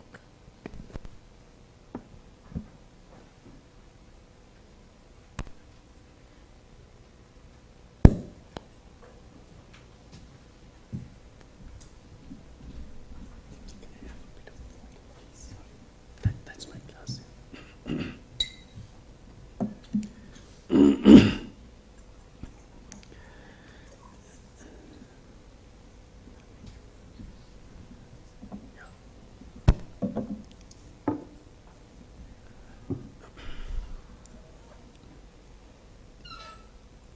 I hope you won't be surprised that I've often wondered how have I been with him for such a long time. I carry that sense of bafflement. I met him in 1977. The first meeting was with two gentlemen, Ashish Nandi and Sudhir Kakar, interviewing me for the first course that they started in community psychology after he returned from Vienna.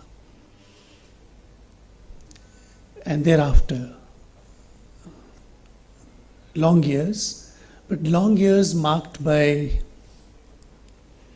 a certain silence. I entered my analysis with him, where again silence would be a mark of the work that will happen. Silence because I came from a life which I didn't know that he would be able to understand, connect with, let alone appreciate or admire. There was nothing of that kind. Difficult parts of my life, sexualization of my needs, and meeting in silence with the way he would listen. And then would come a set of words, and it's as if I'm reborn. all my dark past, sinful past has been awashed. I can go out with a spring in my feet and a new Ashok proceeding from there. This is the way I drew him in, but not in my mind as much as in my body, as in my soma. I think he began forming an ebullient core to my character. And since then, whenever difficulties will arise, it will be the ebullience in me that will go there, not the mind. So even though people say I introduce Sudhir to them, I think I'm not aware of it. I've only known that my analysis, if at all it reached some kind of a completion, it was in the last 2 years. In the last 2 years, I began appreciating the serious quality of his work. His work was, for me, a continuation of analysis. In my own work of teaching, I would read a paragraph, and it's as if I can then go to the class and address anything from anywhere. I think without my fully realizing, he made me understand that the analytic thing is not just confined to clinic. It can happen anywhere. It is happening everywhere. It is happening.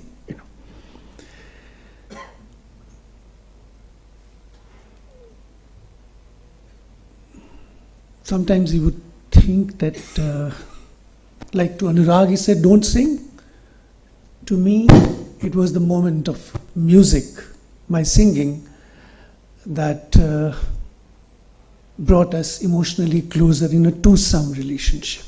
I knew when I sing, I touch a deep chord in him. But little did I know that I was following that song, that Devanand song of मैं जिंदगी का साथ निभाता चला गया, हर फिक्र को धुएं में उड़ाता चला गया.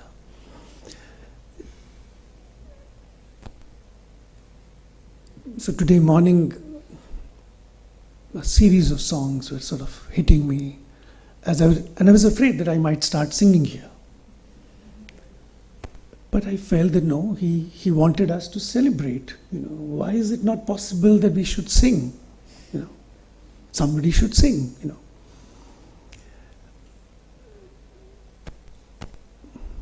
Shyam is agog thinking that I'll sing, but I'm not sure I can sing. Shyam really scolded us that how can you disappear? You must come there. Both of you and Anoop, and Alika of course said already. So I'm trying to share with you that his work with me was at the somatic level, and from the soma a certain musicality reinforced our bond. But this musicality remained at the edges and slowly began giving me a sense that I connect with his work, in which it's not just the two of us, but many get included. He would, as many have said before me, that his writing his thinking and writing, and also his being, has made us aware of a colossus, that he was, His way of understanding the body, if you recall what Einstein said on Gandhi, on his 70th birthday, about generations would scarcely believe that such a man in flesh and blood walked on this earth, then Gandhi could not have dived into the body the way Sudhir dived, and precisely to take it towards a different way of understanding violence, close enough in our familiar lives, in intimate lives. And I think he carried his passion with a range of human beings, human souls, and what comes to my mind is that the work Colors of Violence, and that 2-year-old girl whose face, he describes the work Colors of Violence with that face, the child, 2-year-old girl attacked by people, witnessing what can she see? What can she see and make sense of? And he says, I'm going to fail in my empathy with this person, with this girl, But his failure is not just I fail. I think his failure is of a whole existential idiom with which he writes that paragraph. I wish I had the freedom inside to read that to you again. And he says, this girl has become a squatter, a permanent tenant in my mind, And we, as group of teachers, have taken rather long to understand that when a man like him wrote that she's become a permanent, she occupies a place, and I cannot always fulfill my duty to her because she's too big. Her trauma, her tragedy is too big for the analytic frame. But he didn't leave that failure as something like a burden on us. He kept on evolving. And I think in my reading, the exclusive dimension with which he opens up the dream of globalizing psychoanalysis is to produce the thought that all dreams lived by patients are on behalf of the analysts. All dreams. The first thinker in the history of psychoanalysis to suggest that through the dream of a patient, sometimes the analyst reaches a fulfillment, a moving forward, not by the interpretations. And I think if he had borne this girl and expressed the inability that he cannot fully relay that to us, he evolves it, or at least a part of it. That is where I put him in the same league as Gandhi, to look at the impact of violence and in the new method that he suggests, by which, including all one's sensuous centrality as well as marginality as well as distortions, one allows a dream to form, and the patient is a step ahead.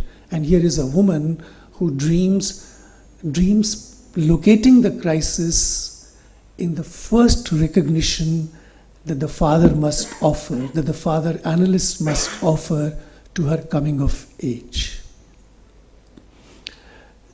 This gateway for me, this bridge for me, is a crucial aspect of his thinking. A thinking which suggests that as one bears others' suffering, one in fact reaches an unimaginable openness. And as one gives words to those states, one produces forces and directions for the world to grow with it. And I think as we suggest that this growing with it, the globalizing psychoanalysis dream that he has enabled us to dream, the center that he has managed to envision at the core of it, it also requires that we globalize from within here, from this very moment. I think his presence in that sense is born out of some very vexing forces which involve our deeper sexual difficulties, but more than sexual difficulties, that they involve the way we learn to depend on one another, the way we learn to find a language of invitation from that dependence to the other. So for me, Sudhir, in the last 2 years, in fact, began suggesting as though I am reliable enough to hear him. I hope I turn out to be that with all of you, with me. Thank you. And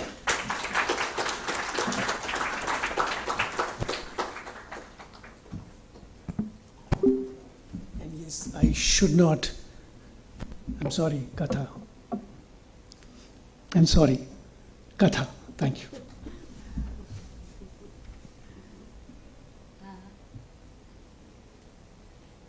Anshu, would you like to say something?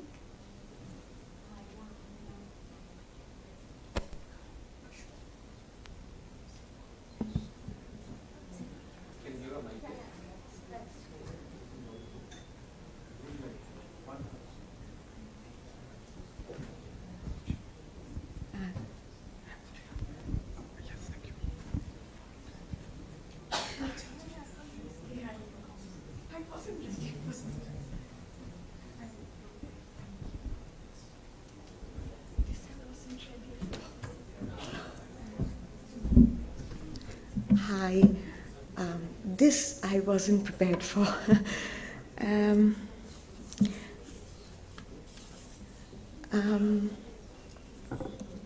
The past 2 weeks or so, I found myself closer to silence that resists more coherent thought. And I think what I wanted to make sense of was this personal sense of loss that I was sort of grappling with. And in that sense, perhaps what Honey Ma'am said in the beginning, that there was a sense of an immediate connection that he would inspire, is something that I wanted to stay close to. So I found myself writing in the lovely notebook that some of us carried from our Goa retreat in December. So what I'll do is that I'll just read out some spontaneous scribbles from my diary. So please indulge me in this.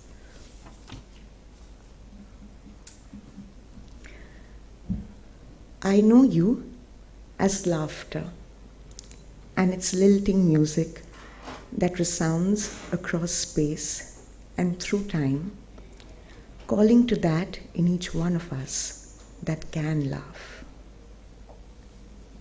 I know you as light that arcs and spills beyond itself and into another beyond, always another beyond. You talk of depth, but I know you as breadth, breeding words and worlds, both mental and material. A breath in which I can glimpse a call to the unbounded, that is depth's infinite spread. How do I explain this certainty that I know you in a form beyond form, as I race to the seashore where Tagore scripts life's manifold variations in the delight of a child's play, and knows home in the movement, the ebb and flow that is life. I know you through the community of thinkers and friends that you gather around you. I know you in Ashok's infant passion, in Honey's care that dreams you into a new form, in Harish's mischievous delight as what animates Amrita's voice, in Rachna's earthy presence and Alika's quiet grace, as Shifa's sense of a lack of demand, and as Deepthi tastes sugar. I know you through Ella's chirps and the dog's barking delight. And I know you when my dream remembers or misremembers Katha as Kala, as though your story had found its perfect complement. The poet speaks of life's longing for itself, a bodying forth of forms that nature scripts patiently, living poetry, forming ever new forms. May I say that I know you as this lyric, living poetry that inhabits a beloved name that is your own, but also a name for a part of me that would have been unnameable but for Sudhir. And as I find myself wondering yet again, have I finally found you? Your humorous response echoes in my ear. Well, that depends on what you had set out to find. Dear Sudhir sir, may I keep meeting you in this play of seeking and finding, and through that, know the infinite music that is life. Thank you.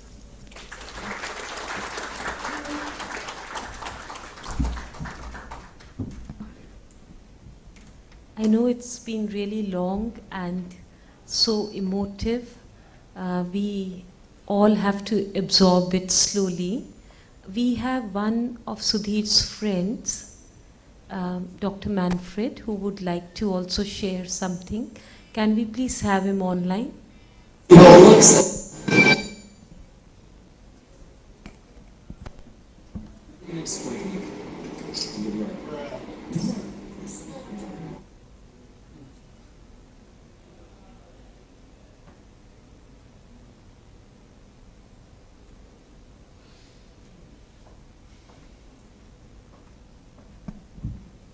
Dr. Manfred, can you hear us?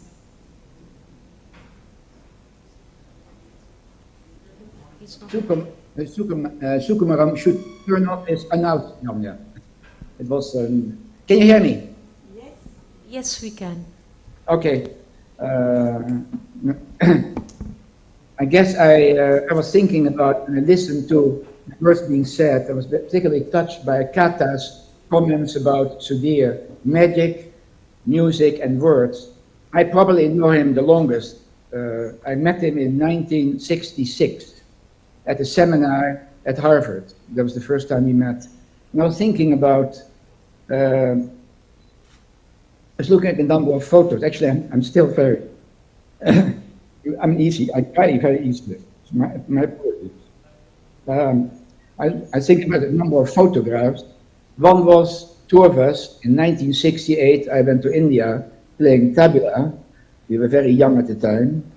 Then I think about a photograph of the two of us sitting on a boat on the Rhine, looking at the Lorelei, which is a famous poem by Heine, and also sitting on an elephant.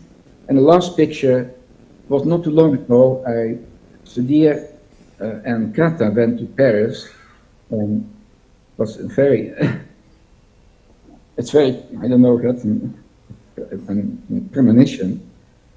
So we spent a week together, and most of the times we were also sitting in a cafe, which we used to do when we were young. And then I visited him just before his death with my youngest daughter in Goa. It was there's a last picture of the two of us together. I mean, as Kata describes him as this three words, I always see him as rather impish, a little bit of mischievous, the way I've seen him. You have to realize that after we met him in 1966, in the seminar by Abraham Celestic, we walked from the Harvard Business School, because he was supposed to become a business school professor, like his aunt was, to a cafe called Pamplona. And we had a coffee, and then he had to pee. And Pamplona had no toilet. So he disappeared, and it took a very long time when he came back, and I discovered later what happened. In good old style, he went around the corner and wanted to pee, but the Harvard police wanted to arrest him for indecent exposure. So he showed his Harvard card, and they let him go. Then he walked over to Harvard Yard and talked his way into one of the dorms. But he felt that after he was allowed to pee there, he should also have a conversation about the meaning of life. So that's the reason it took very long to come back. Anyhow, he convinced me to come to India in '68. And then he also, I left, and I went eventually, I became a professor at McGill. And for a year, I had the pleasure to have him in my house. And every Saturday, we cooked Indian food together. And then we went to one of those famous Indian movies, which I think may have been a stimulus for his book, Intimate Relations. And we looked at those Bollywood movies for 3 hours, and then we had a lot of fun together. Then after that, when I went back to France, I worked with him for 20 years. And one of the students in my class, who's now a dean at Oxford, said, Sudhir doesn't say very much, but he must be the highest paid person at the faculty by word. But when he says something, nobody forgets. And very incisive comments he would make to. I was running a seminar with him, which is I sometimes have facetiously called CEO recycling seminar. But basically, we take 21 senior executives and we talk. It was in a way psychoanalysis in a hurry to give them some insight about the choices you can make in life. And so, and then in a group setting, because he was quite a specialist that some already have in a group setting.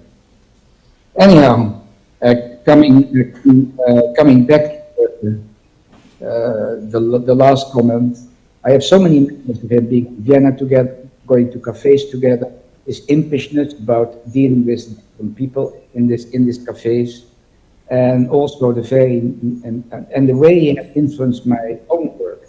I've always seen him, even though he was not that much older than me, but really as an older brother all my life. And I guess, sorry,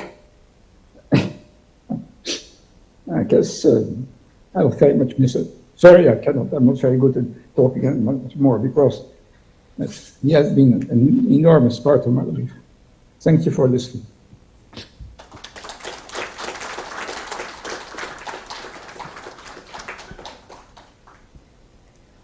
We also have Dr. Ashish Nandi with us, who is perhaps also one of the oldest associates and friends of Dr. Sudhir Kakar.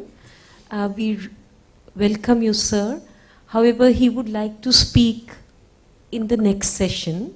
So before closing this session, we have 2 poems to go to. So can I please request Shalini's poem to be screened here? Can we have it with the music? मेरा सफर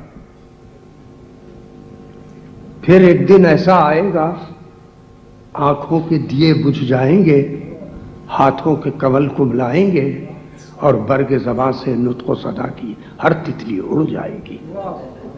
फिर एक दिन ऐसा आएगा, आंखों के दिए बुझ जाएंगे, हाथों के कमल कुमलाएंगे, और बर्ग ज़बां से नुत्क़ो सदा की हर तितली उड़ जाएगी। एक काले समंदर की तह में कलियों की तरह से खिलती हुई, फूलों की तरह से हंसती हुई सारी शक्लें खो जाएंगी।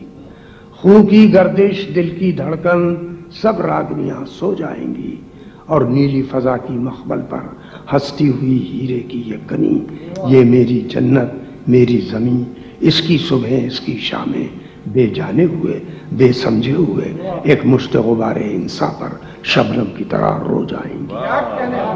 एक मुश्त गुबारे इंसा पर शबनम की तरह रो जाएंगी। हर चीज भुला दी जाएगी, यादों के हंसी बुतखाने से हर चीज उठा दी जाएगी। फिर कोई नहीं ये पूछेगा सरदार कहाँ है महफिल में। फिर कोई नहीं ये पूछेगा सरदार कहाँ है महफिल में। लेकिन मैं यहाँ फिर आऊंगा, लेकिन मैं यहाँ फिर आऊंगा, बच्चों के दहन से बोलूंगा, चिड़ियों की ज़बान से गाऊंगा। जब बीज हंसेंगे धरती में और कोपलें अपनी उंगली से मिट्टी की तहों को छेड़ेंगी, मैं पत्ती पत्ती कली कली अपनी आंखें फिर खोलूंगा।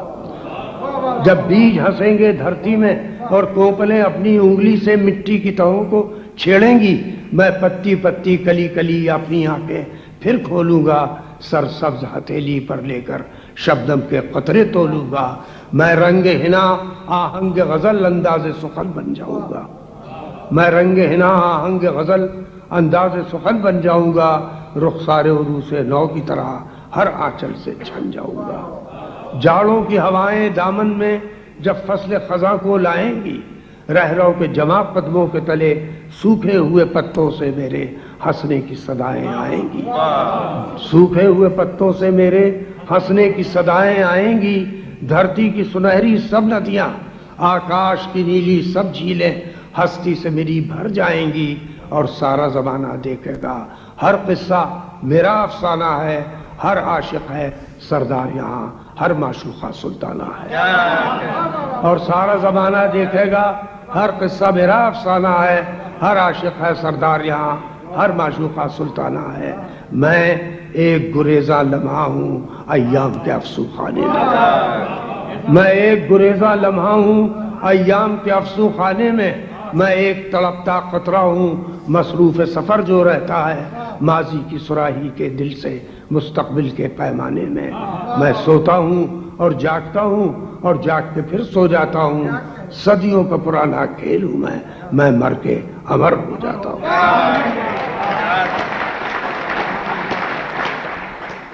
So this is a poem by Ali Sardar Jafri, and I thought that this was a befitting tribute to Sudhir Kakar. I will translate the poem especially for Katha. The name of the poem is My Journey. Like grass I have sprouted 100 times, from Rumi. The day will come when the eye lamps will fade, the hand lotuses wilt, and the butterfly of speech forever fly. The flower of tongue, all faces blossoming like buds, laughing like flowers, will one day disappear. To the shadowy depths of the sea, all pulsing blood, all beating hearts, all melodies will be hushed on the velvet of the blue sky. This shining gem, this heaven, this earth of ours, without knowing, understanding, will weep tears of dew on the handful dust that is man. From the temples of memories, every single thing will have gone. No one will ask then, where is Sardar? But I will come again, speak through children's voices, sing in the call of birds, when seeds smile under the earth, and seedlings with their nimble fingers caress the layers of soil. I'll open my eyes again. Through every bud, each blade of grass, on my green palm, I'll balance the droplets of dew. I'll become the glow of cheeks, the beat of melodies, like the blush of a modest bride. I'll sparkle through every veil when the wintry winds blow and autumn leaves fall.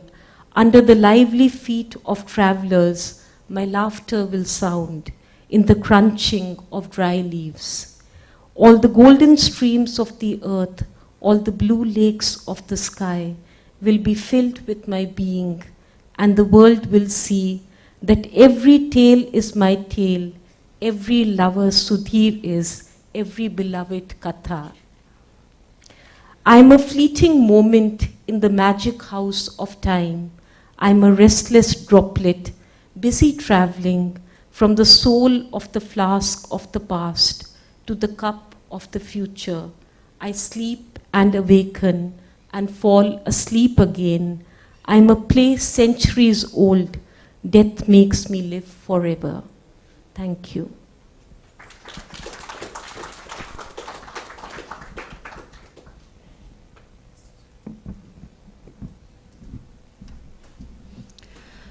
How do I thank our speakers for trusting us with their most intimate experience of Sudhir Kakar as a person? It's just not possible. And like Professor Hani Oberoi said, I think we need some time to absorb the experience they've generated about Sudhir Kakar in us. So before we begin with the next session, we'll break for lunch, which will be served outside. I request, if you don't have the food coupons, would you please collect them from the counter?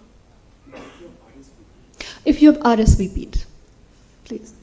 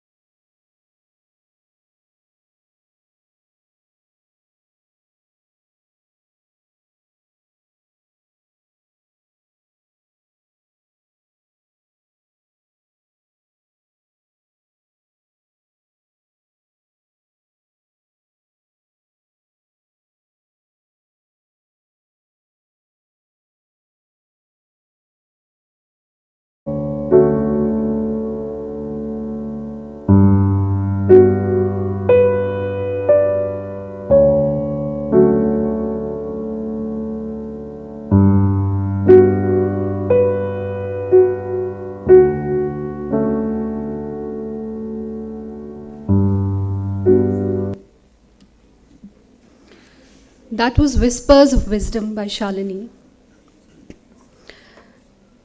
Our second session is Sudhir Kakar, the thinker.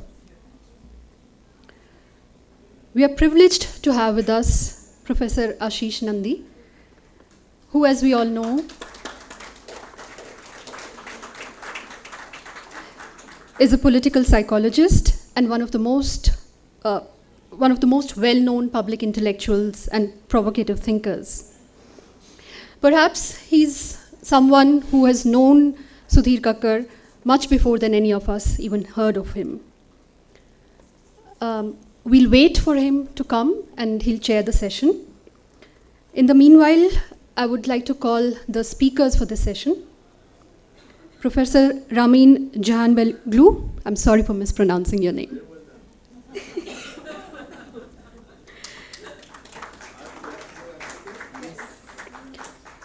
Professor Harish Trivedi.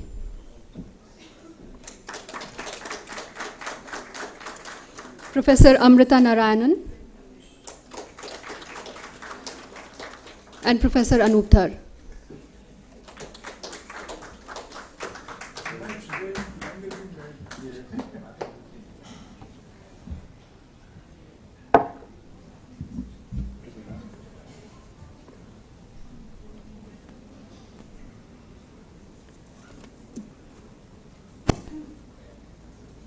So we await the chair and Professor Anu.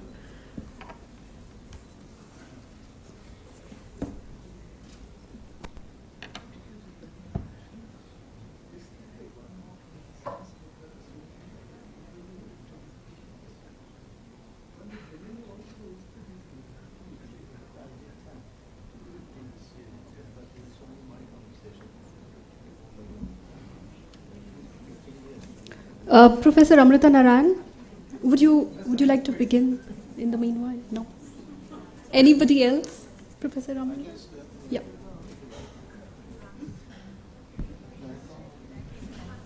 Ashish is going to take a long time. I can tell you that. I know him quite well.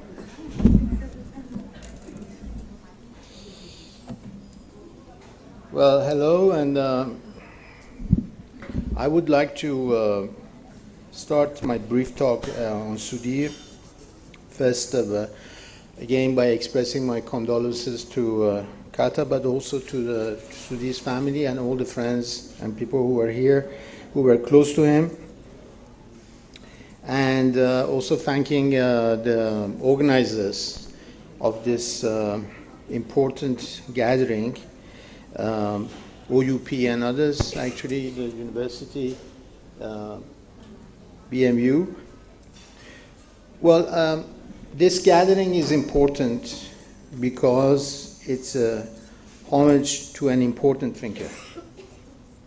And we are supposed to talk about this important thinker. Of course, we all have also a lot of remembrances, and I was sharing it with different people, including Kata, remembrances of Sudhir in different trips that we had together or times that we spent outside India together. But that's going to be for another book or for another gathering. Anyway, I was saying, having an homage to an important thinker, Sudhir Kakar, who touched our lives, influenced our thoughts, and built friendly ties and intellectual bonds among us. After 20 years of friendship, which I had with Sudhir, I can say confidently, assuredly, that he was not only a bridge maker, but he was also a pathfinder.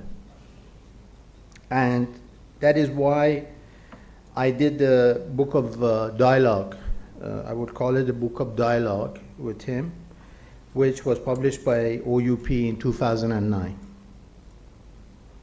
So it was not the beginning of our friendship, but actually I think the ties became much more solid after the book. I call it a book of dialogue because it has a Socratic essence to it. When you read the book, you have the strong feeling that Sudhir is stirring up the reader's soul and lead the reader to an awakening that can go as far as a philosophical conversion, I would call it. As such, dialogue for Sudhir was not a simple conversation. And I think most of you talked about it actually. When you entered the dialogue with Sudhir, it was not just talking about anything actually. It was more of a Socratic dialogue. And it was mainly a process of self-understanding and an unavoidable effort of empathy. But this effort didn't stop him in having a serene, a joyful, and I would call a secular personality. I would call Sudhir a joyful analyst of India. And I insist, and I underlined 4 times, 5 times the word joyful. Speaking of Sudhir Kakar as a thinker who could practice this art of empathetic dialogue, I think he would have preferred to be also remembered as what the 18th century French philosophers called an animateur d'idées, animator of ideas. Sudhir was not only a joyful psychoanalyst, he was also, and not only a Socratic, I would say, conversationist, but also an animateur d'idées.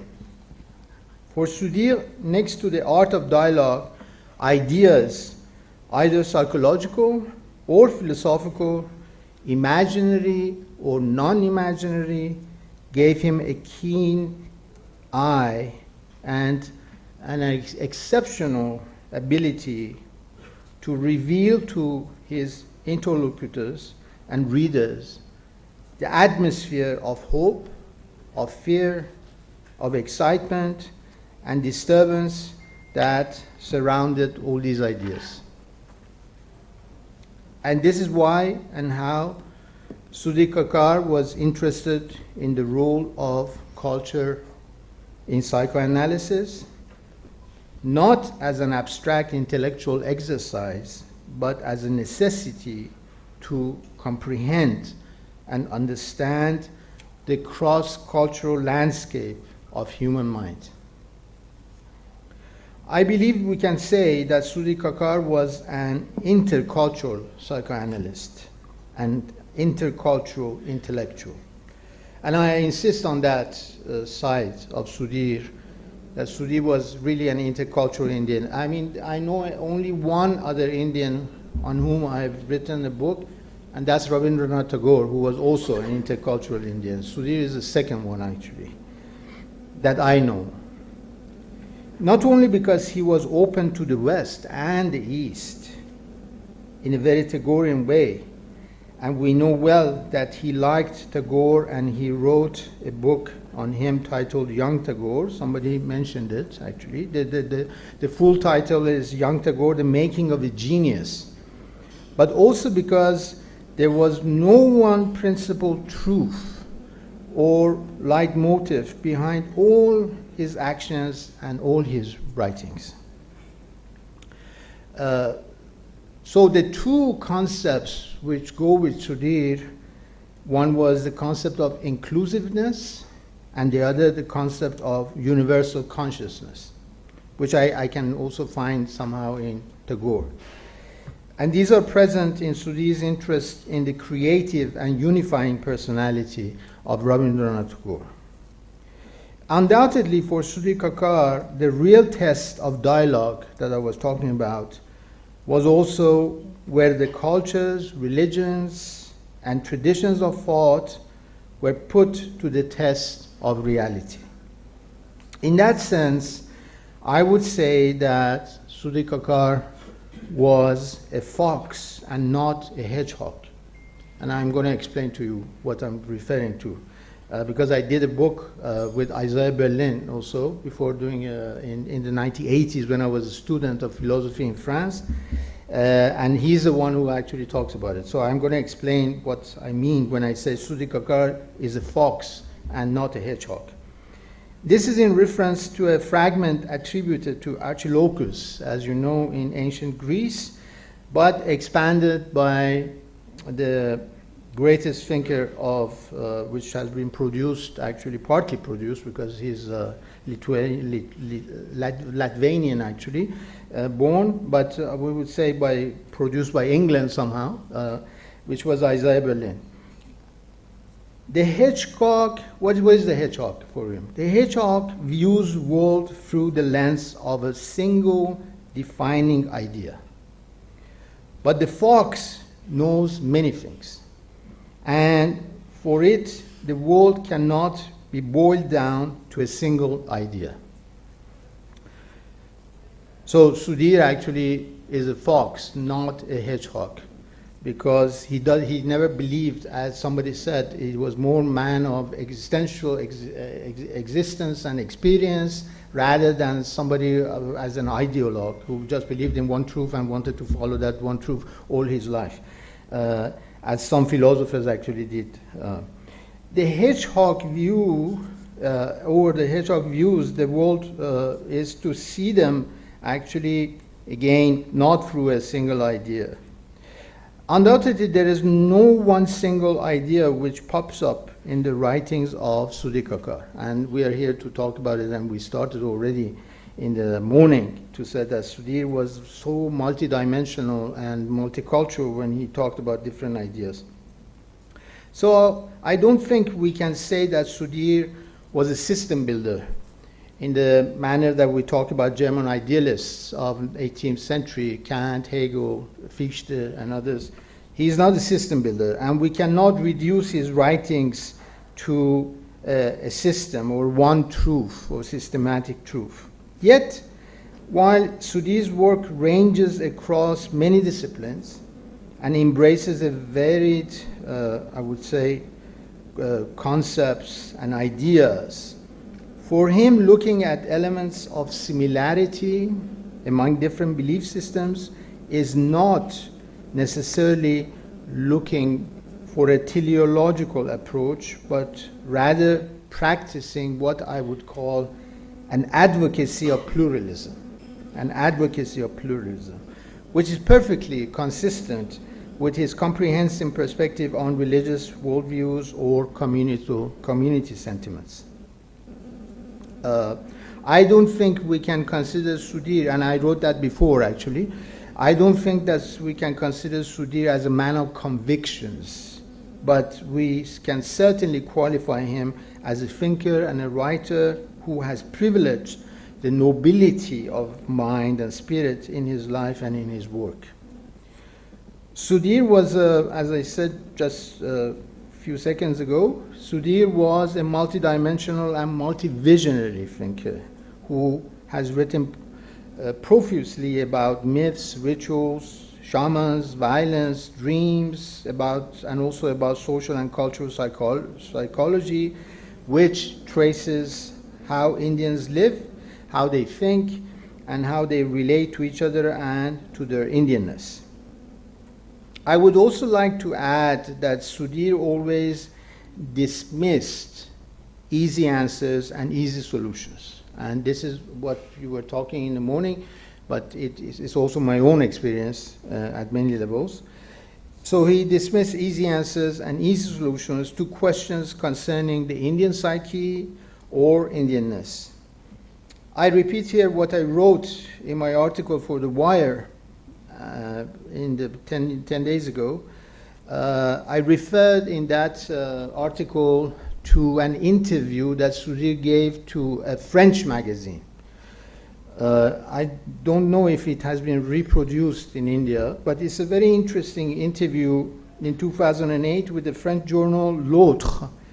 And Sudhir elaborated his idea of Indianness by arguing, I quote him, "Inside India, there are no Indians, but outside, there are only Indians." This is very interesting. Actually, I think we need to do a book on it. Of course, Kata and Sudhir, they did a book on Indians, as you know, by this name. And in that interview, Sudhir adds a point which is at the base of his, what I would call his psycho-philosophical, not only psychological, but psycho-philosophical gaze on Indian culture. He says, living in your own country, you take your culture for granted. You have few opportunities to reflect on it. You can only reflect on your culture when you leave it, either physically or mentally. And we know that Sudhir did both. He, both mentally and physically, he actually took his distances from Indian culture by spending time in Mannheim, Vienna, and later working with Erickson at Harvard. So what Sudhir Kakar urges theoretically is the expansion of individual and community capacity for creative imagination and empathetic dialogue. I use a lot the word empathy because Sudhir actually is a person who uses the word empathy many, many times in many, many different articles and books, actually. And so in the manner of Tagore, Sudhir describes civilization as an inner ideal and not a way for human beings to satisfy their external needs. Following the paths of young Tagore, Sudhir considers creative imagination, and he is wording of his own wording, actually he talks about creative imagination in the same way that Tagore talks about creative imagination, as the common truth both in a human being and in the heart of existence. Sudhir explains this intellectual itinerary in the following terms in an essay titled Culture and Psychoanalysis, A Personal Journey, which is actually reproducing these 4 volumes that OUP is giving out. Now I quote him because it's very interesting what he says. He says, given that ethnocentrism and unresolved cultural chauvinism await the patrimony of all human beings, including psychoanalysts, the acquisition of cultural openness is not an easy task.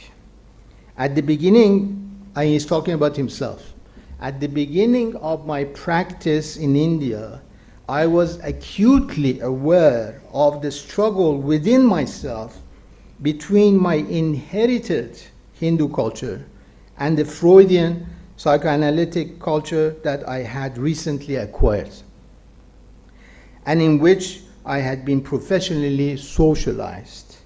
I found that the only way I could keep my affection for psychoanalytic and Hindu cultures intact was by loving each less. By loving each less, not by cutting myself off from one or the other. You see how acute it is. I mean, it's practically the nutshell of whole Sudhir's psychoanalytic work and also his other writings. Or the other, but by engaging more critically with each, unquote. So in other words, we can say that Sudhir Kakar takes into account a critical and creative dimension of the human being, and he doesn't hesitate to reject biological and social determinism in favor of alterity that we can also consider as the emergence of the new. So to conclude, I would only add what Sudhir Kakar's psychoanalytic and philosophical work shows us in that whatever the immensity of the social, political, and cultural obstacles to be overcome, the quest for the individual and collective autonomy looms on the horizon as a break with the epistemological and ontological closures. As Sudhir Kakar's life and work show us, he never yielded to a dominant social imaginary that could have jeopardized the whole project of human, creative, and radical imagination. Sudhir's maxim, like that of the German philosopher Immanuel Kant, was sapere aude, do not have the fear to know. And Sudhir defied all conformism because he was a thinker without banisters. Thank you very much.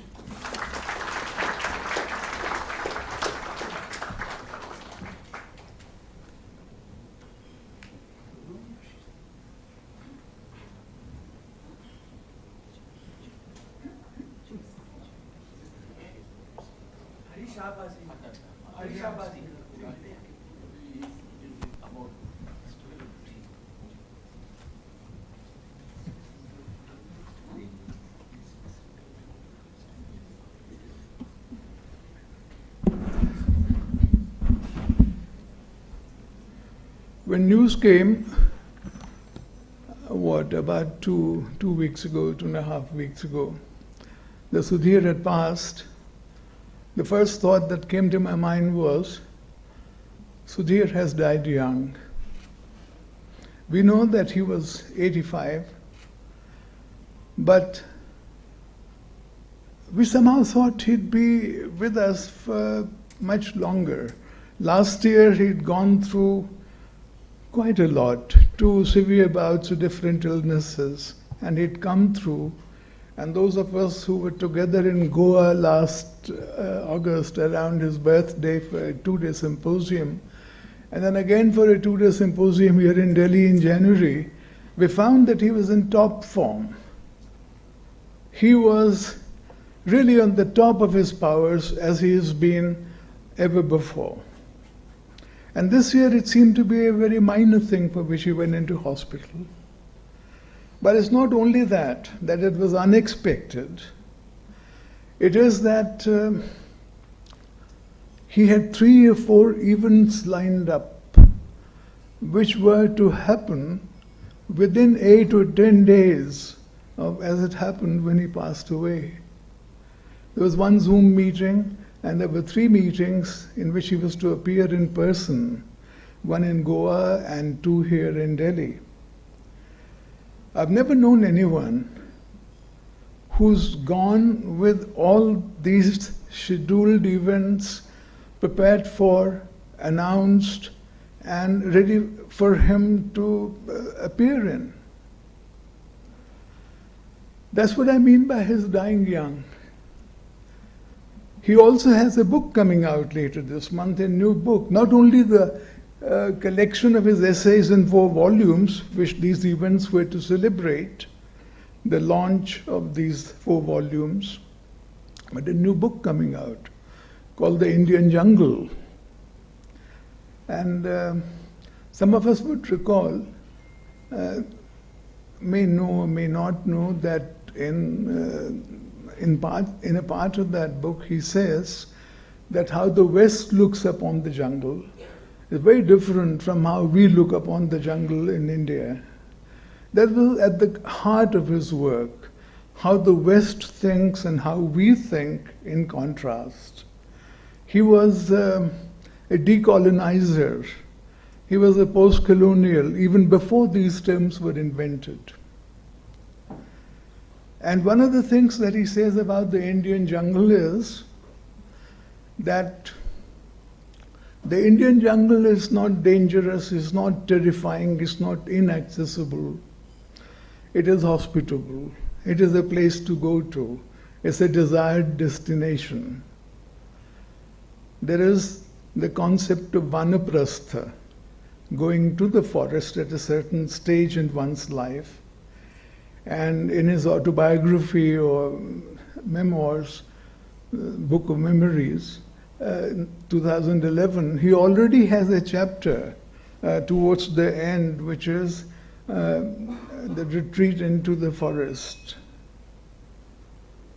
Actually, as we know, as some of us know, Sudhir started life about 3 or 4 different times by making so many starts in desirable occupations and careers and giving each one of them up for another one. He trained to be 4 or 5 different things, and he did none of them except the last one, which was the psychoanalyst. After that, he led a steady life of about 25 years of practicing in Delhi and the head of the humanities in the IIT Delhi from 1975 onwards. But then in the 1990s, late 1990s, early 2000, he actually decided to go to the forest. It was a bit early. He wasn't yet 60, I don't think. And he decided to go to the forest. And he did it quite comprehensively. He reinvented himself in a number of ways, at least 3 different ways. In the middle or late 1990s, he decided that his own personal perception, not anybody else's, that he was not generating enough new ideas in psychoanalysis. He says so in his autobiography.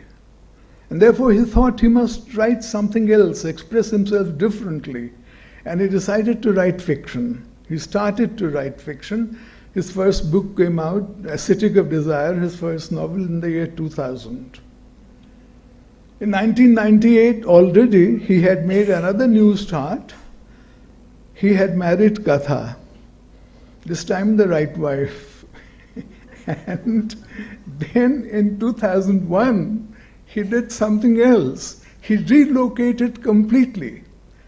In Delhi, he was already quite a figure. Not only did he have a tremendous practice, but he was a figure also in the social and intellectual and cultural circles. He was a figure in the land. And he decided to walk out on that and go to the forest. He bought a house in Goa. I don't know whether people in Benaulim know that he called it a forest, that they are forest dwellers and not really sophisticated, civilized people, but that's what he called them. So what did he do? Suddenly, after 25 years of steady life, he made 3 major departures. As if he made 3 pledges to invent a new life for himself. And the first was, Katha Sharanam Gacchami. I go to seek refuge in Katha. The second was, Goa Sharanam Gacchami. And he went to the forest, and compared to any place else, Delhi is a forest, I think. But in another, more welcoming sense, Goa would qualify for that. And his third pledge was, Fiction Sharanam Gacchami. He decided that he'd go on and write more and more novels, and he did write a whole series of them. I met Sudhir pretty late in life, late even in my life.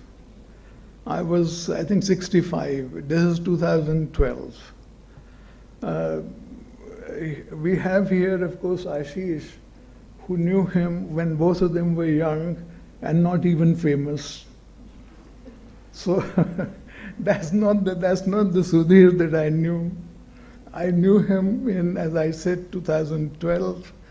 The Sahitya Academy through Alok Bhalla had organized a conference in Pondicherry whose sole purpose was to bring students of literature together with psychoanalysts. Sudhir, of course, gave the keynote address, and he spoke like a good psychoanalyst on a literary author. He spoke on Tagore.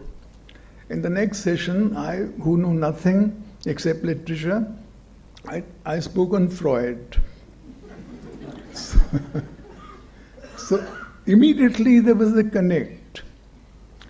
And there was also a fortuitous circumstance that the very next month, in December 2012, I was invited to the Goa Literary Festival to speak on something else, nothing to do with Sudhir. And Sudhir was also coming on the last day, I think it was, to speak on his new upcoming book on Tagore. And they needed an interlocutor, a person to talk about the book with Tagore. And I don't know who it was and whether he didn't turn up or what happened. But Sudhir was given a few names of people who were already attending, and he was asked whom he would like, and he picked me. So again, there was a connection. We sat together on the dais, and we discussed Tagore. I had already written about half a dozen articles on Tagore, including a 38-page introduction to a book on Tagore, which the OUP had reprinted. And then he took us home that day, and we went to the beach, and we had our first vodkas together, and we had the first meal together. And we also found another very important thing happened immediately. You know, we connected, but earlier in my early days, we used to say we clicked. I think that word is much better somehow.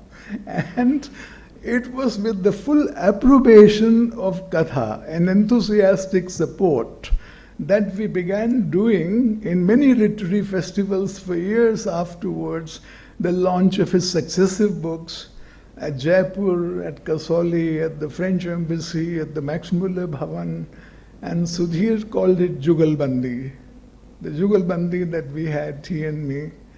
And on the very first visit to his home, after our first session together, he gave me a copy of his autobiography, which had just come out the previous year, in which he wrote, "To dear Harish, partner in crime." And we committed that crime. We committed so many heists all over the country as successive books of his came out and were launched once or more than once. I will conclude with evoking a little correspondence that we had. We wrote emails to each other, long emails all the time. Whenever we met, we talked endlessly. My wife Poonam, who's here, and I stayed in his house. So we had plenty of these occasions. But on the 10th of April, exactly 1 month from today, he wrote me a mail, a long email, which had the subject heading, Ek Darkhwast. Our emails were in English, and we used some Hindi, we had some bilingual fun. He enjoyed that, and so do I. But he wrote Ek Darkhwast. And I thought, Darkhwast? A prayer, a petition, an application, asking for a favor, he must be joking. And but there was no joke. In that long email, there was no joke. He said to me that those 3 events, one in Goa and the 2 in Delhi that were going to be held, he had put me down on the panel on each one of them. I was the only one. Other interlocutors were rotating, I was the only one. And I had protested. I had said to Sudhir, these are your collected works, this is psychoanalysis, we are not launching a novel, I haven't read any of your essays. And he said, you don't need to, but you must speak each time. I said, why, how? I said no. I seldom said no to him, but of course, as we know, he never took no for an answer. So he explained to me what I had to do. He said, this is not only a launch of my collected works, it looks as if this is going to be a celebration of my life's work. That's his phrase in that email. I don't know what foreboding he had, but he said that. And he said to me, the psychoanalysis that I've published is one thing, but the novels that I've published I've talked about mainly with you, and they need highlighting in the same way that the psychoanalysis. And I said to him, but how will we build a bridge from the announced program, the psychoanalysis, to your fiction when there is no fiction being launched? And we talked about it, and we had 4 or 5 emails passed between us very quickly. There's a whole flurry before we went into hospital after that. And we had worked out a strategy. He told me that his favorite among his novels was The Devil Take Love. is also my favorite because I don't understand it. All his other novels I do understand. I'll claim without qualification I understand them. Actually, one of the highlights between our dialogues was when at the Jaipur Literary Festival, he and I sat together on a panel and we talked about The Devil Take Love. And I'll relate only one anecdote of the many, many, many anecdotes from many festivals. Anecdotes abound because in one session we are together, then he does another session, I do another session, we go to each other's. Then for 5 days we are together, just drinking and eating and chatting and doing nothing much. So for this one, when we reached the venue and the stage at the Jaipur Literary Festival, he said, "Now who's this? What's she doing here?" And I said, "She's our moderator." And he said, "We don't need a moderator." So I said, maybe she's here to provide the glamour quotient. She was a young, pretty lady. So I said, she's here to provide the glamour quotient. And Sudhir said, "Aren't we glamorous enough by ourselves?" And he certainly was, as we know, glamorous enough for both of us. So what I planned, and he said at the end of that email, the last email, he said, "You speak 3 times, each time about my fiction, which has not been given its due." He said that. He said, "People have somehow assumed that the same person cannot go to 2 different weddings and dance equally well." That's his metaphor. And he said at the end of these 3 events, maybe you would like to write an essay on my fiction. So I have my work cut out so far as Sudhir is concerned. I'm definitely going to write that essay, mainly on The Devil Take Love. My objection to it, I told Sudhir, I said, "Why have you created this wonderful hero whom you don't even like? At the end of it, you want to send him to jail. In the middle of it, you subject him to intense sexual jealousy. You torment him." So when I write about this essay, I'll write about the hero, and I'll try and psychoanalyze in my own amateur terms the hero that he's created. And I'll also try and psychoanalyze the author who created this tormented hero, who tormented the hero in such deep psychological ways. The last thing I would say is, please join me in reading Sudhir's fiction, which he himself valued, as he said in those last mails to me, no less than he valued his psychoanalysis. He came to writing fiction because he felt that he had done more or less what he could about understanding and explaining to us the human mind through psychoanalysis. I had always said to him that the psychological understanding of human beings begins with our oldest authors, oldest literary authors.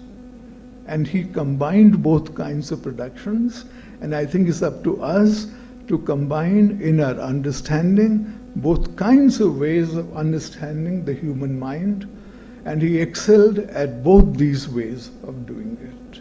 Thank you.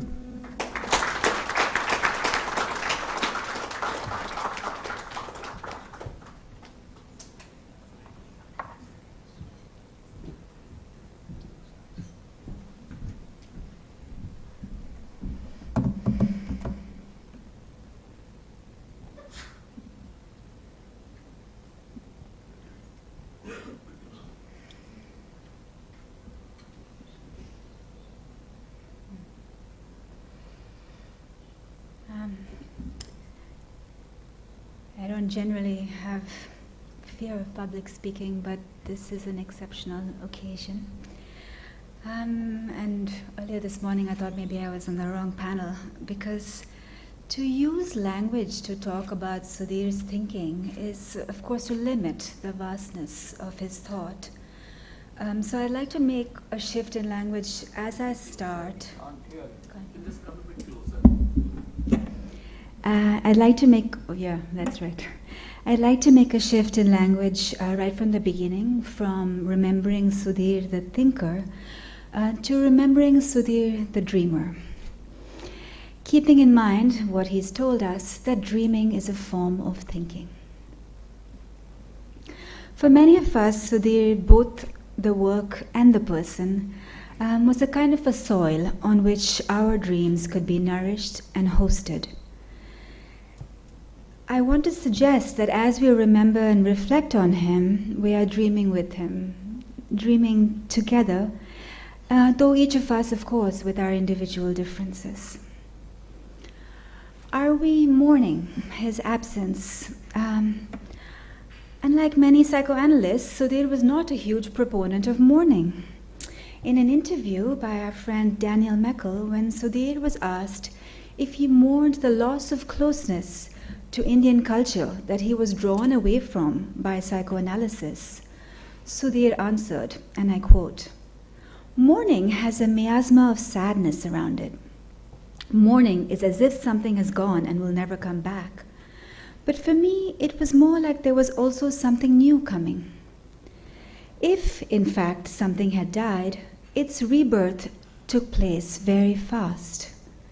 As I remember it," I'm still quoting Sudhir, "there was a lot of excitement and joy in the new birth. That is why to say I had to mourn would be an exaggeration, because the Indian soul entered into the new psychoanalytic body." End quote. The caution with which Sudhir approaches this response captures one of the central features of his thinking, his style, reticence. If in fact something had died. Simultaneous to caution, he focuses on excitement and joy, also the characteristic of Sudhir as a dreamer, as so many of you have also noted.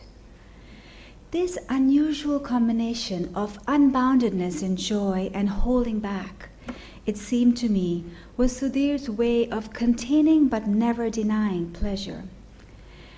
He had a style of interiority that tempered even his own intellectual excitement, such that he never seemed to be carried away with his own ideas, even when he was very confident in them.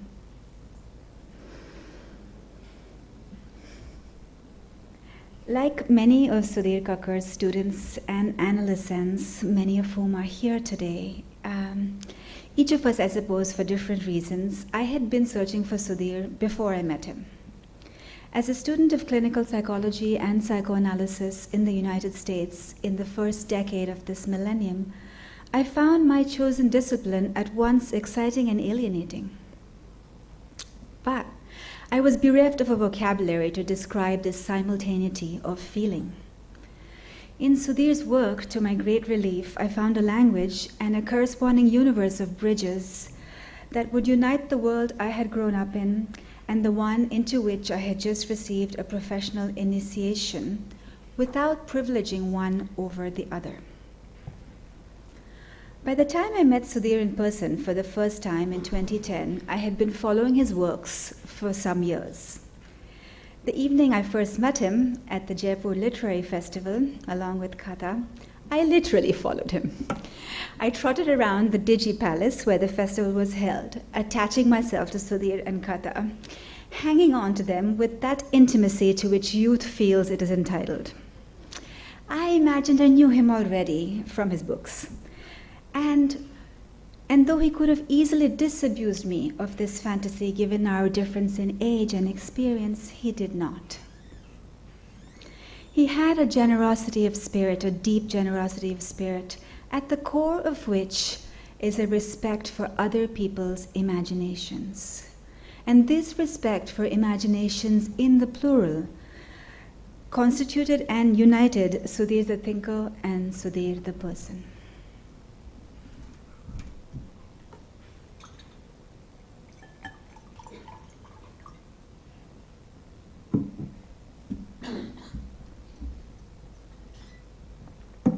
When it came to reading things Indian, both pleasure and caution functioned together in his sentences. To give a textual example from the inner world, Sudhir is in a section of the inner world which many of you are familiar with, in which he is describing the exalted position of the child in the Indian tradition, a position that the child has that's akin to divinity. And then he says, I'm going to quote, but let me remind you, it's written in 1978, quote, before losing ourselves in any self-congratulatory panegyrics, we must also note the gravest drawback of the Indian tradition, its rejection of girls. The fact that Sudhir refused to get lost in panegyrics about India defined him for me, and it made me trust him as a thinker, a writer, and eventually as a person. When writing about Indianness, he balanced sympathetic critique with an admiration that never entered the region of hagiography. With this sentence, noting the gravest drawback of the Indian tradition, its rejection of girls, he showed a mirror of a reality, and having that reality mirrored allowed me to dream more. Central to Sudhir's thinking as a thinker-dreamer was the idea that two of the entities that he was dealing with, Indianness and psychoanalysis, had something in common. They were both composed of mirrors and stories. So at the preface to Intimate Relations, he writes, quote, with this looking glass fashioned in India, let me tell a story. In this sentence, he is implicitly addressing also the psychoanalytic mirror, which is fashioned in Europe and used to look at India. In a similar vein of looking at each culture as a set of constitutive stories, Sudhir wrote in an essay in Culture and Psyche, quote, Freud has taught us that an individual's passionately held convictions and ideas are not autonomous from his unconscious needs and conflicts. We should not hesitate to apply this lesson to Freud himself. By placing Indianness and Europeanness on equal footings, Kakar authorized the presence of an Indian form of dreaming, which included the idea that Indian analysts can dream their own rather than simply follow European psychoanalysis. It was a renegade project, in defiance of the traditional borders that had been drawn in the field of psychoanalysis, which is still primarily defined by European and North American practitioners. Kakar was a dreamer with a strong individual consciousness, yet the strength of his individuality was tempered with a caution for the dangers of narcissism, a concern that greatly preoccupied him. Though he thought with his imagination, it was not wild imagination. The, quote, Indianness that he argued for was arrived at via a methodology of patient cases, literary readings, sometimes film analysis, instruments that were invariant, even if he exercised his subjectivity in choosing which cases or readings to write about. Kakar's evolution, Sudhir's evolution, of an Indian psychoanalysis does not sharply deviate from Freud's vision. Rather, it strongly extends its boundaries. On the occasion of his 70th birthday, Freud famously declined the title Discoverer of the Unconscious, saying instead, the poets and philosophers before me discovered the unconscious. What I discovered was a scientific method by which the unconscious can be studied.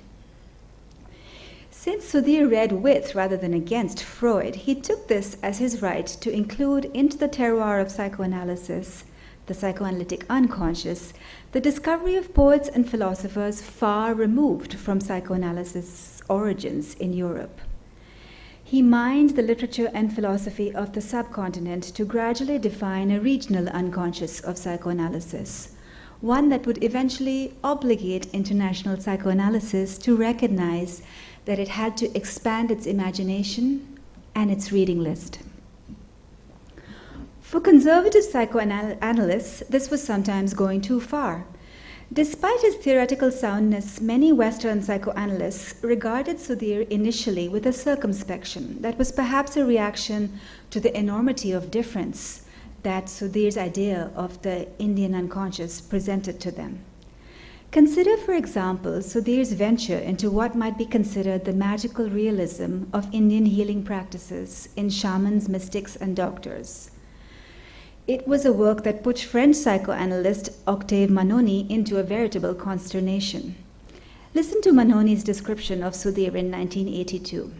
Quote, Sudhir Kakar is a psychoanalyst who was trained in Europe in the most orthodox manner. He is Indian and returned to India, where he practices a strictly Freudian psychoanalysis in Delhi. I have met him and interviewed him a few times, and I cannot say I consider him an analyst at all similar to us. Unquote. Perhaps the emphasis in this sentence would be, I cannot say. Though Manoni clearly admired Kakar, it was perhaps forbidden to say that they belonged to the same psychoanalytic universe of stories. Impressively, Sudhir did not need approval. In fact, he held a healthy suspicion towards praise, bringing to praise the same pleasure with boundaries attitude that characterized his overall thinking. As an example, in 2012, when he won the Order of Merit in the Federal Republic of Germany, I called him to congratulate him, and he seemed pleased, but not over the moon. This was quite perplexing for me. And he said, I guess it's that time in history where they feel they need to acknowledge a non-Western psychoanalyst. And then he added, as if half to himself, yes, yes, of course that's it. As if he was cautioning himself against believing anything that would contribute to a grandiosity or self-inflation, the kind he never exhibited. On another occasion, he said about praise and approval that it was like cigar smoke. You can enjoy the taste, but you mustn't inhale. Sudhir's caution towards praise is especially impressive because he describes the psychoanalysis of his time as a lonely trade. Critics of his writing who object to his tendency to sometimes use Indianness and Hindu synonymously missed this larger picture of a psychoanalyst who was writing with few peers alongside him. No one can be all-encompassing when writing about Indianness. And though Kakar had a clear authorial voice, in the tradition of Freud, he continually made room for other writers to join him. So, for example, in Intimate Relations, he describes the work as, quote, one building block in a larger edifice. The significance of Sudhir's project of Indianness is lost if he is read as an advocate for a Hindu reading of the world. It's closer to the soul of his vision to read his project as necessarily incomplete, asking for more voices to join in with him, despite his extraordinary output. We should read Sudhir as someone, perhaps, who authorized an Indian way of dreaming rather than the author of Indian dreams, the way in the sense of road or pathway. By asking international psychoanalysis to take note of culture-specific child-rearing techniques, culturally important myths, stories, and archetypes, culturally iconic images in film and artwork, Sudhir was implicitly pointing out what Freud clearly admits to. Dream interpretation is structured by literature and by cultural experience. For such a prolific reader and writer, Sudhir was surprisingly cautious about language. In another radical difference from his Western counterparts, his clinical method did not hinge so strongly upon words, as it does for most psychoanalysts. When I told him once that Adam Phillips, another writer psychoanalyst, had said that psychoanalysis was, quote, a kind of conversation between two people and all the books each has ever read. Sudhir listened to the quote and he said, I would correct conversation to communion. Emotional closeness, what psychoanalysts call holding, what I sometimes spoke of with Sudhir as the music of the session versus the ideas of the session, were much more important to his clinical method than the chances that the clinic always presented for a clever or a brilliant interpretation. So as I close, I would like to return to Sudhir's words on the subject of mourning. Mourning is as if something has gone and will never come back. But for me, But for me, it was more like there was something new coming. In fact, if in fact something had died, its rebirth took place very fast. Unquote. Thinking of these words as dream thoughts, it seems to me that Sudhir here is saying that as one reality ends, another dream begins, with a kind of seamlessness between the two. I think the simultaneity of mourning and dreaming is true also for Sudhir's dream of an Indian psychoanalysis. At once he mourned the absence of the multiple streams of thought that Indian psychoanalysis deserved. But as he mourned it at another level, he gave these wishes, his wishes, a form via a vision of schools of Indian psychoanalyses that were analogous to gharanas in the classical Indian music tradition. So, as those of you who know Sudhir know, if we're dreaming with Sudhir, then we don't want to wake up. So I'm not going to wake you up. I'm going to pass it on to Anup to continue dreaming and sign off myself.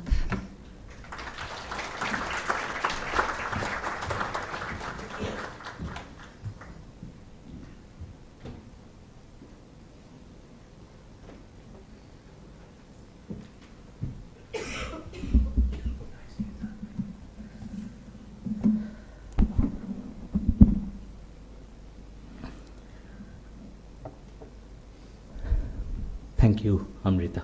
It's difficult for me to speak today, and I did not want to, but I'll try.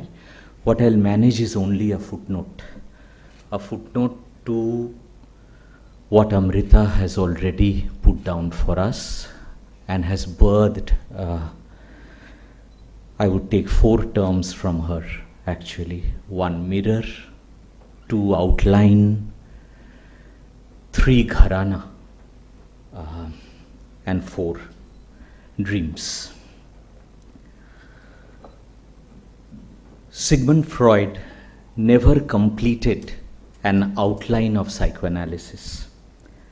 Freud began writing in Vienna in 1938 as he was waiting to leave for London.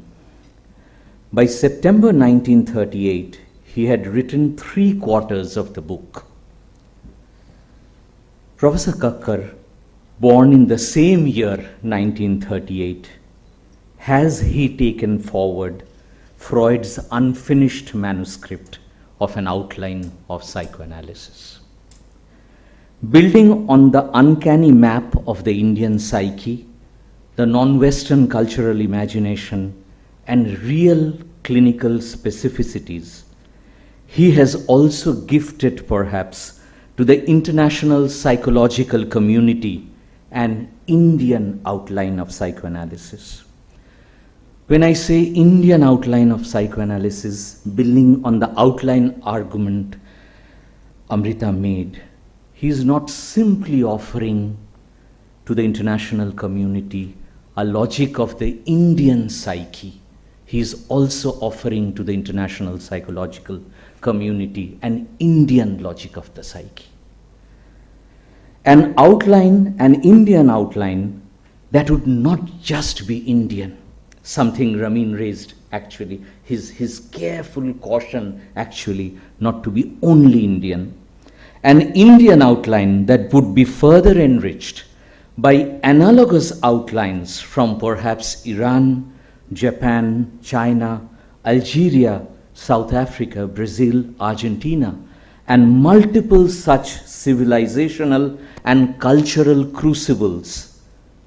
Such a multiplicity of outlines would birth, he felt, a global outline of psychoanalysis. This is his phrase, a global outline of psychoanalysis as against the now universalized Western outline. I divide my response into 4 sections. He was my psychoanalyst, so I speak first about the person. We cannot be intelligent without being good, Aristotle seems to have suggested. Professor Kakar was a dual embodiment of the rigors of reflection in his writing and gentle kindness in his psychoanalytic practice. He was as if recreating the caring cradle of the maternal feminine continuum for his analysans, and I felt it repeatedly in that couch in Benolim. Listening was his strength, listening to the unsaid, feeling the known unknown emotions, unconventional in his worldview, unencumbered by rigid theoretical frameworks, unaffected by power equations in the psychoanalytic establishment. Professor Kakar was a free mind in his attention to free associations. One day, I returned to him an empty envelope without the fee inside. The envelope with the fee was in my other pocket. The next day, when I tried to give him the right envelope, I prefaced it with, you know, it's not that, I did not want to pay you, etc., my stupidity. And he said, Anup, don't be classical. Lie down. There are more stories, but I can't share all. He never belonged to one school or a camp of psychoanalysis. He has gifted to us, perhaps in his writings and practice, the preliminary texts of what I feel, maybe Amrita also feels it, an independent school of psychoanalysis. Free school for free associations.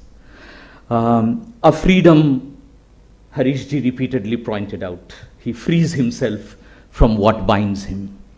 An independent school of psychoanalysis in the making, a school that would give form to a culturalized outline of psychoanalysis, a form that I feel, and I may be wrong, was in conversation in his work with spirituality and Tantra, not just spirituality perhaps, that would also be attentive to the mismatch between concepts of psychoanalysis that have deep roots in the Western cultural imagination and the context of the non-West. This is something that had come up in our sessions also, what I now call the concept-context mismatch. Professor Kakar hence foregrounds the need for genuine encounters between East and West, not rejection, genuine dialogue, conversation, communication, encounters that would take us beyond something Ramin highlighted, unthinking imitation of Western universals, and equally unthinking and reactive Indian particularism or localism. The thinker. Professor Kakar's writings are an explication of clinical questions in cultural contexts and cultural questions in clinical contexts. His work is an exploration of what happens when the Freudian outline gets planted in another cultural soil, with its own constellation of shamans, mystics, ascetics, and faith healers, its own contours of childhood, its own logic of androgyny and bisexuality, its own hermeneutic of love, sex, and danger, its own ideas of purity, pollution, shame, guilt, good and evil, its own totem and taboo, its own architecture of intimate relations, its own relationship with madness, and a not so punitive divinity marked in turn by a this worldly maternal polytheism. Professor Kakar foregrounds 5 characteristics at least of such a cultural soil that marks difference with the Freudian outline. 1, the figure of the Ardhanarishwara, half man and half woman, which problematizes the Western idea of men and women being opposite sexes. Are they neighboring sexes and not opposite? something Ashish Da has also raised in his work, the angle of the neighboring sexes rather than opposite sexes. The interdependence and connectedness of animal, human, and divine forms, including the botanical perhaps, now that the jungle is with us. And the Vanaprastha, again and again, he would invoke for himself, and he invoked it for me as well in some of the last sessions. The higher significance of the fraternal in relationship to the conjugal bond, and this has been contested, debated, it can be rethought. The foregrounding of religious creativity over aesthetic creativity. And 5, which is really important, I think, the emphasis on silence. I quote him, "Truth is unspoken, only silence is true," as against the Western emphasis on the signifier. The practice. Professor Kakar looks for culture's unseen presence in clinical work, especially in the analyst's work, not in the analysand's self-work.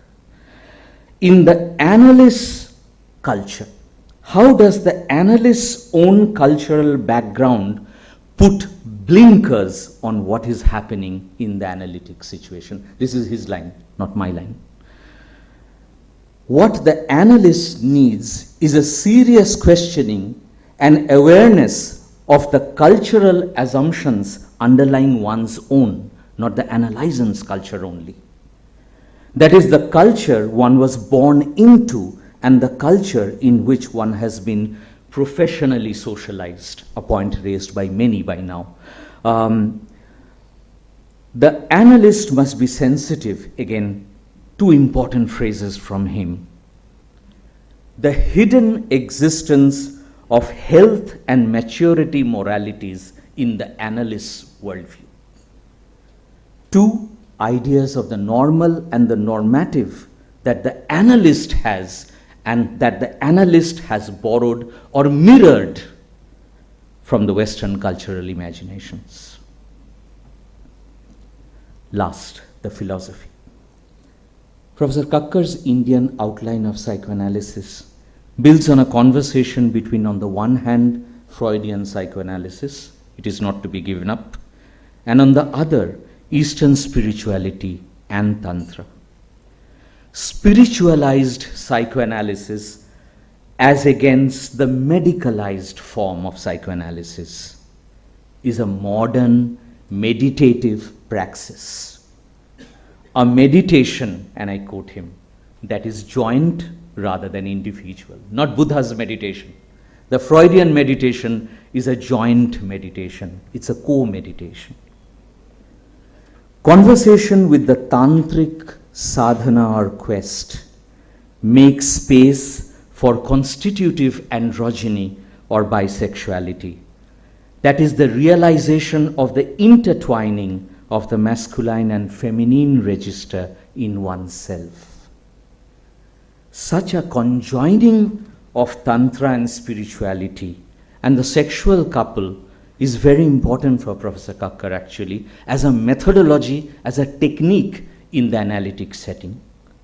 Such a conjoining of Tantra and spirituality act for Professor Kakar as a bridge between this worldly tantric conjoining of the sexual couple and the transcendental spiritual conjoining of the lover's longing, Radha's longing, Meera's longing, and the longed for divine. Professor Kakar thus sees psychoanalysis as a new content in a much older container. A container that houses non-modern and non-Western forms of cultivation of the self. The movement in such practices of the self is thus from what Amrita invoked, a mirror of being to a canvas of becoming. Psychoanalysis is precisely the moment where the mirror becomes a canvas. In the analytic setting, the analyst serves as the mirror for the analysand. The analysm sees her motivational, aggressive, nurturant, envious, and erotic architecture in the analyst as mirror of self. The invitation to the analysant is to work through the extant architecture of eros and engender self-transformative realignments. The urging is to use the mirror of self as a canvas of a new becoming. For Professor Kakar, psychoanalysis is thus a larger praxis, longer praxis, much older praxis of living and loving, and not a mere means to medicalized individual cure. I will end with a short Sufi poem. Since I lost him on that Monday, I have not managed to sleep. My sleep deserted me completely since that day.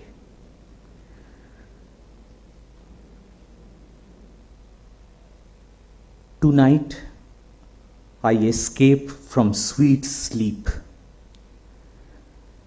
for the thought of you is much sweeter than sleep.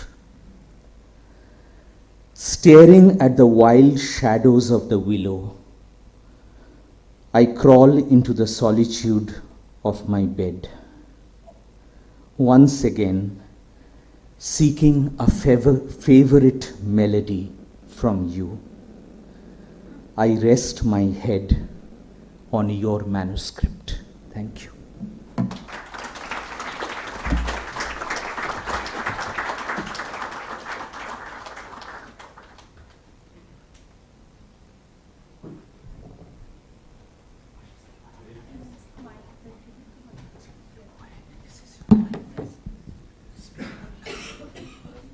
I will try to speak speaking on this phone, though it misbehaved during Hani's presentation.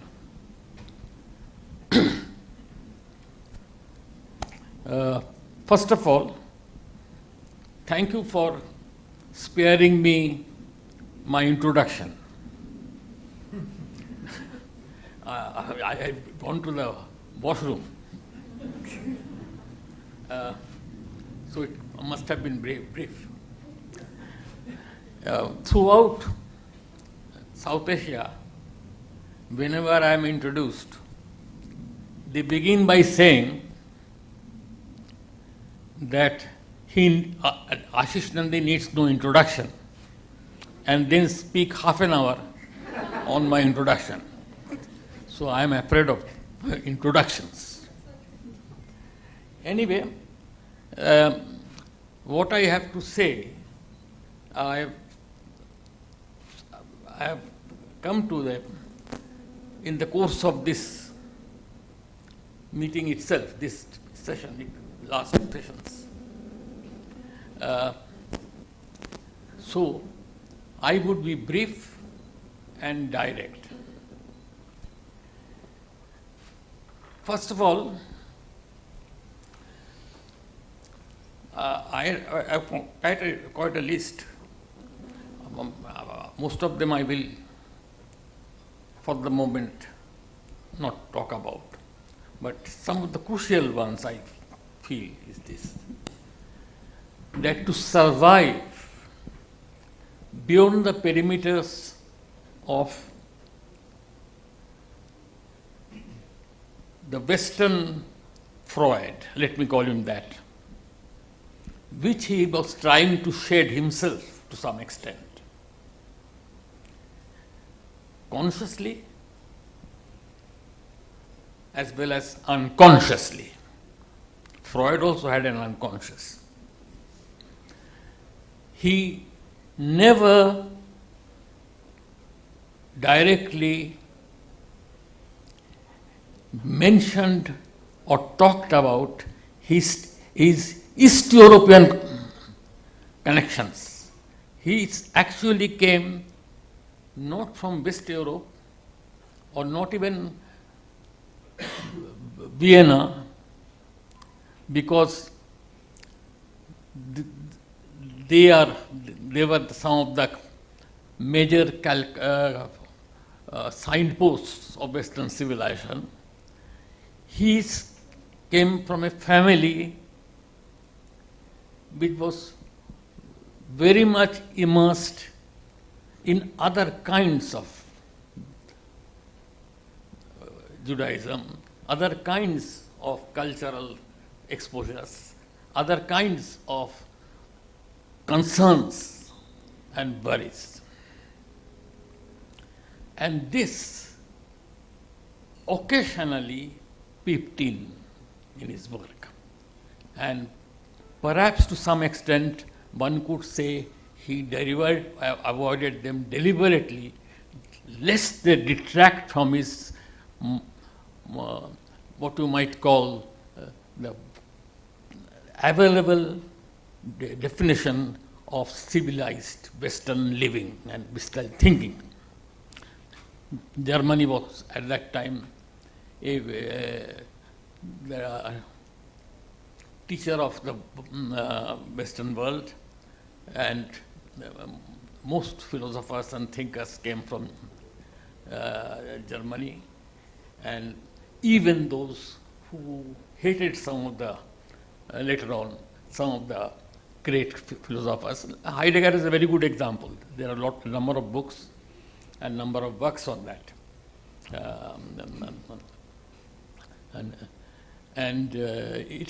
There's some kind of an ambivalence. Even after his Nazi other self,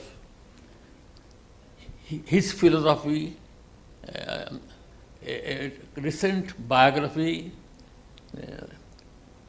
comes out with the tag that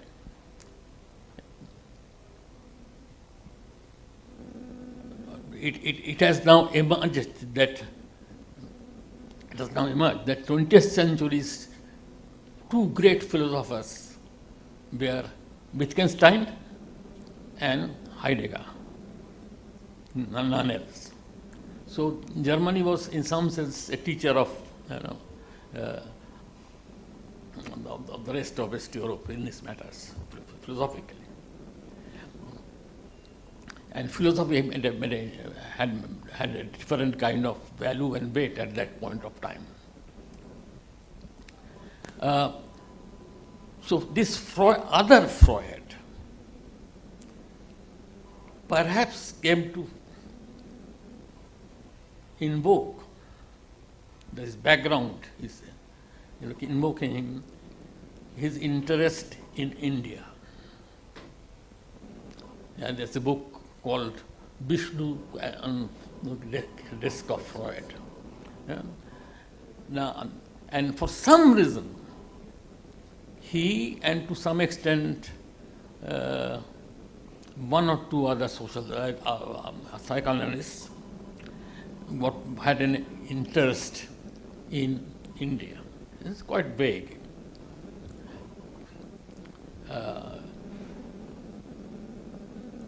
They, for example, tried to provide a profile of the hero. And from India, interestingly, from the Mahabharata, they chose, this is a difficult choice. Is it Krishna? Is it Arjun? No, it turns out to be Karna. And Karna was to make a return. Karna happens to make a return. In India, as he had never, he had never the privilege of being selected by others in India, and he was seen as a kind of one of the controversial figures allied to the beloved Kauravas. But Freud has instinctively guessed, and what are the reasons why which he makes that guess is also very interesting. And there were also, what's the name of the man, the person who worked on this area in Europe, in the continent? Beyond? Con? Beyond? No. Along with Freud. Huh? Jung. Carl Jung. Carl Jung. Jung, no. I don't know. I'm talking about psychoanalyst. Huh? Who was from India? Pardon me? No. Anybody? What is the question? The question is, who are the heroes? Are you referring to Erikson? No, it's the time of... Very well known. And orthodox Freudian. Huh? Astounding. This is a test for only... If I have some link somehow. Huh? Yes, a German analyst. German analyst who worked on myth during Freud this time. Well known for it. Actually, he is the most well-known person who has worked on it. In that first generation. Anybody? None. Huh? No. German. Maybe Jewish. German. German Jewish. Ferenczi, no, Ferenczi is secondary. This is the person who worked on orgone energy? Huh? No. It's at the time of Freud, actually. I think that I have this problem after my illness recently. But I remember his first name. His name begins with R. His name starts with R. With A. Anyway, you continue. Anyway, I will continue.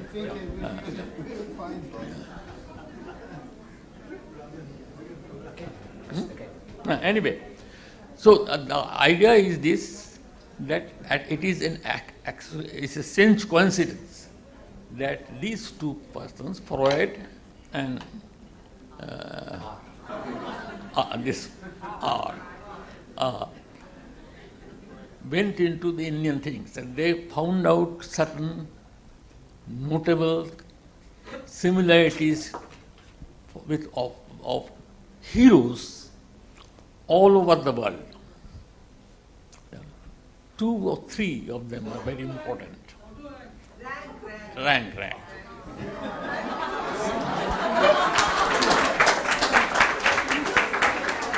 Thank you.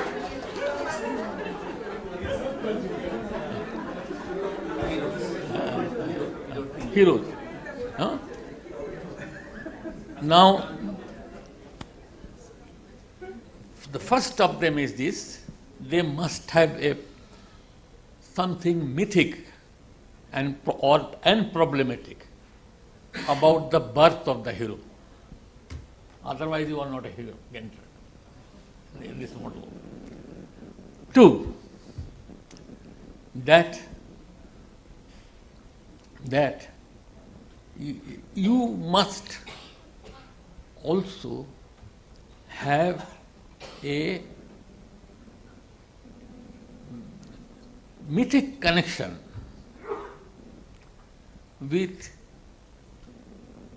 areas and places which are identified with some of your inner memories, but which seem to be, actually, according to what they say, they seem to be something which allows you to push you towards long journeys. Without a long journeys, your life thing is not, your heroship is not established. Thirdly, little less, that in addition to journey, if it could be a war which were fought to establish your manhood and your right to be a hero. So this is broadly the main things. Another 2 or 3 are there, but they are more marginal and not as universal. So it is something of that kind of thing which attracted attention of Freud in India, to India. Otherwise he was not really that deeply interested in India. It looked a very distant country for him. And fortunately, he did not read many of the works on Indian myths and so on and so forth, which have already began to come out in various European languages, particularly in English. So this is a different world, and a marginal world where Freud was there, and he himself was not fully aware of it. Now, I would like to propose that when you talk of accommodated psychoanalysis as a part of Indian life, or alternatively want to examine Indian life, or for that matter, psychoanalysis itself from Indian perspective, and India itself from psychoanalytic perspective, and vice versa. That was something which came up twice. First, in the time of after the end of First World War. Suddenly there was an interest for the first time. This was First World War. So it was not as horrible and as threatening as the Second World War, because they had not seen something like World War. The horrors of the First World War truly pushed the European intellectual world towards the outside world.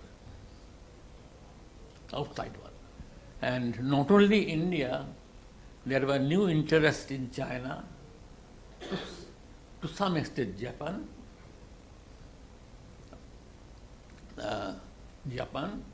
and also to some extent anything which looks primitive and simple and innocent, they began to cherish. And simultaneously, there was a huge peace movement which gave Gandhi 3 of his heroes, only 3 political heroes. He used to have 2 political heroes once. No, sorry, I am. It was not political heroes. Yes, Gandhi had 2 political heroes, Ranade and Gokhale. Now he acquired 3 new heroes, not political heroes, but philosophical heroes, who gave him guidance in his life. And all 3 were non-Indian. Tolstoy, Henry David Thoreau,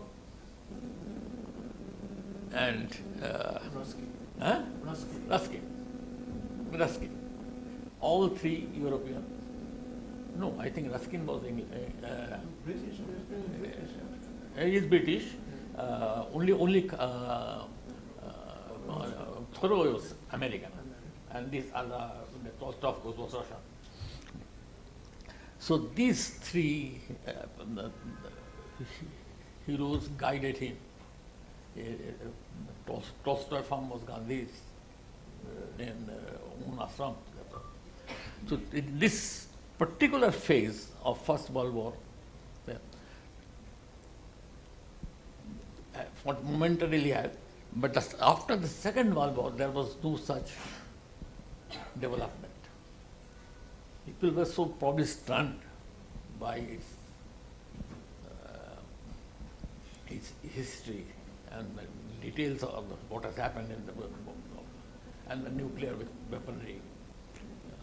So that is a different kind of awareness.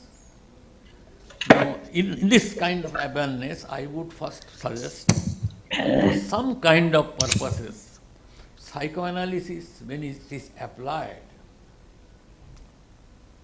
has a different meaning, and one has to be aware for something, certain kind of application of work you are doing, which can be psychological or philosophical or social scientific, but cannot be handled with the psychoanalysis. Cannot or would not or should not, whatever. I'm not going into that. That's for the researchers to find out. Broadly speaking, it seems to me that this limitations shapes today's world, broadly speaking. The first principle of this is this, that there are areas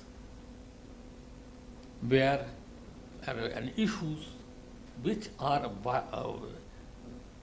in some ways the concerns of psychoanalysts, but psychoanalysts do not use psychoanalysis to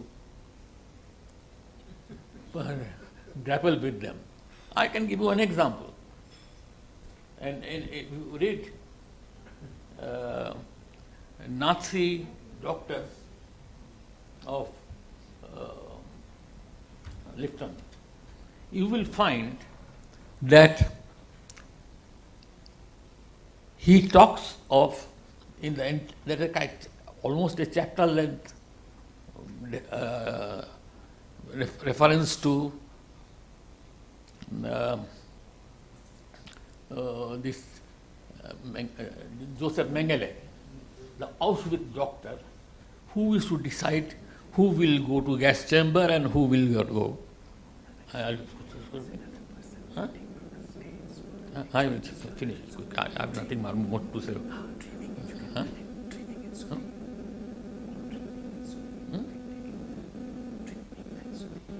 Okay. Oh, sorry. So he has discussed so much of Nazi doctors. But now here is the doctor of Auschwitz who decides who goes to gas chambers and who goes to the working level. There is no application of psychoanalysis in that comprehensive book. No necessity. That's because he expects that by the time they come to him, you don't need psychoanalysis. The description of his life itself tells the story. Similarly, there are other such instances. I can talk about that. It's other side of the is that when Gananath Obesekere applies psychoanalysis in Buddha's fasting, the famous story which gives him enlightenment at the end. That it itself is also he does it psychoanalytically, what others have done otherwise, but in some ways Gananath Obesagares does a very extremely sensitive work of a person who is 2000 years, fasted 2000 years ago, and here you are sitting and trying to give a psychoanalytic training, and yet that makes sense. So I was trying to tell, I will end by saying that this is an assembly of people who are interested in psychoanalysis, if not are actual psychoanalysts or psychologists, all of them. But nonetheless, I will believe that Sudhir has left a legacy which should prompt us, to meet some of the challenges of both the discipline of psychoanalysis and the ability of non-Western, let us call it people from the southern hemisphere, to think through and try to use psychoanalysis as not only a constant discipline, much studied, much attacked, much supported, professional estimate, but also a philosophy of understanding life is based. He would have disowned that expression. The philosophical base of the discipline cannot but be examined, and it depends on those who have lived and worked with Sudhir to show the courage to take it further alone, and there lies the challenge. And if I can say one more sentence, I am told there's a long list of other people going to speak.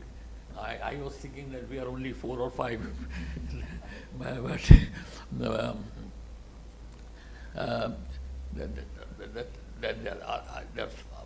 fact remains that we live now in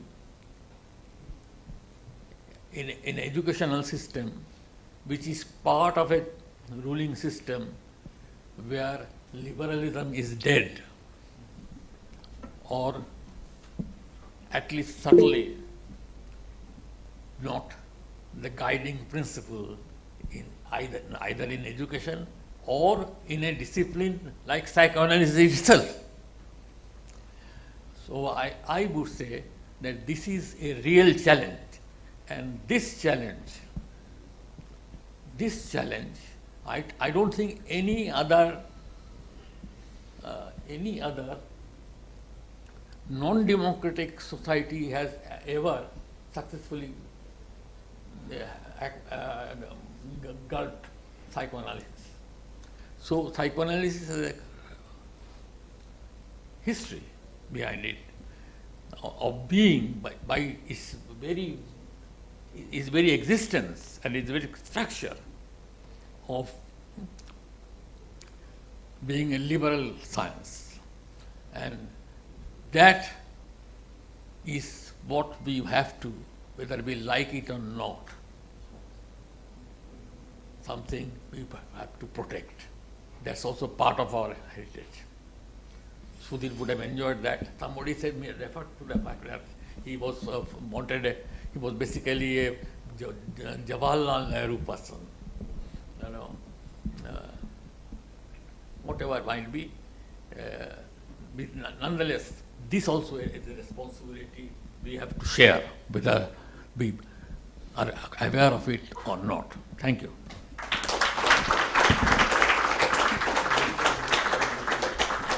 Thank you, Professor Nandi. And thank you to our speakers for painting a portrait of Sudhir Kakar as a thinker, a writer, a dreamer, a storyteller. Thank you, Professor Nandi. We will break for tea and we begin the next session at 4 p.m. And if needed, you can just bring in your cups of tea here. Thank you.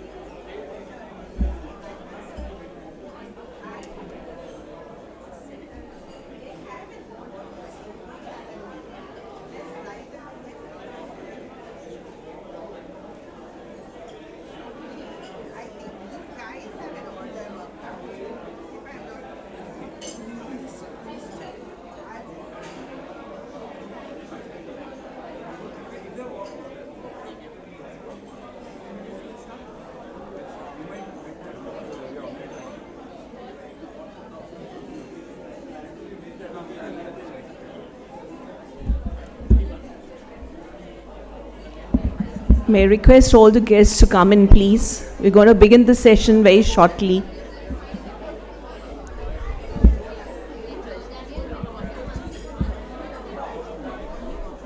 May I have your attention? I would request all the guests to come in, please, in the hall.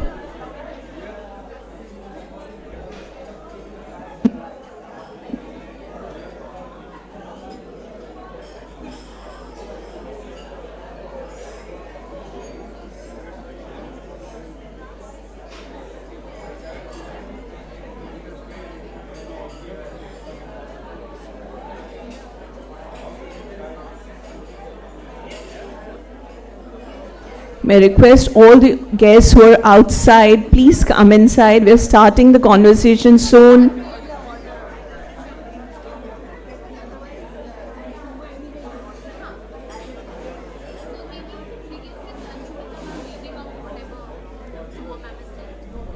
May I have your attention, please? May I have your attention, please? I would request all the guests who are having tea, please come inside the hall.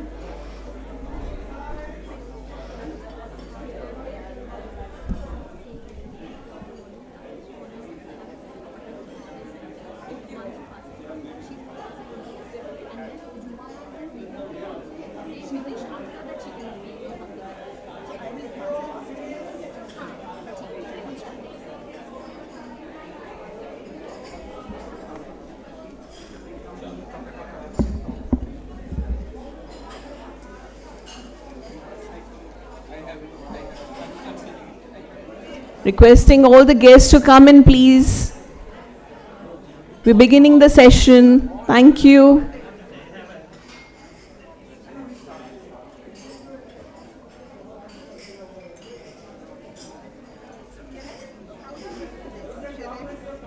You can come in. Then I'll come there, right? Or I can sit. You can sit there. Because I don't have much. Yeah. You can sit somewhere in the center so that the camera is there.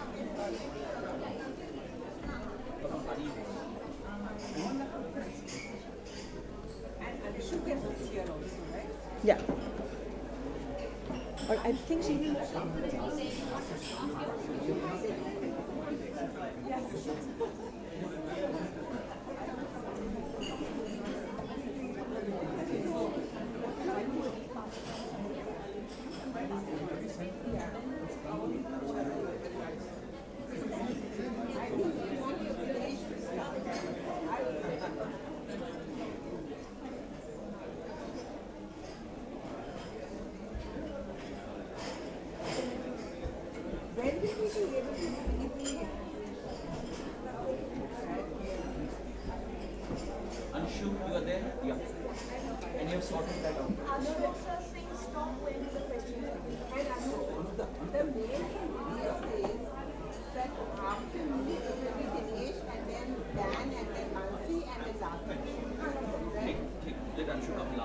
Let them finish the online thing.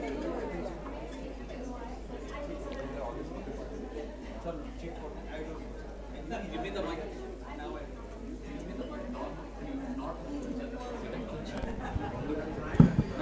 Hello.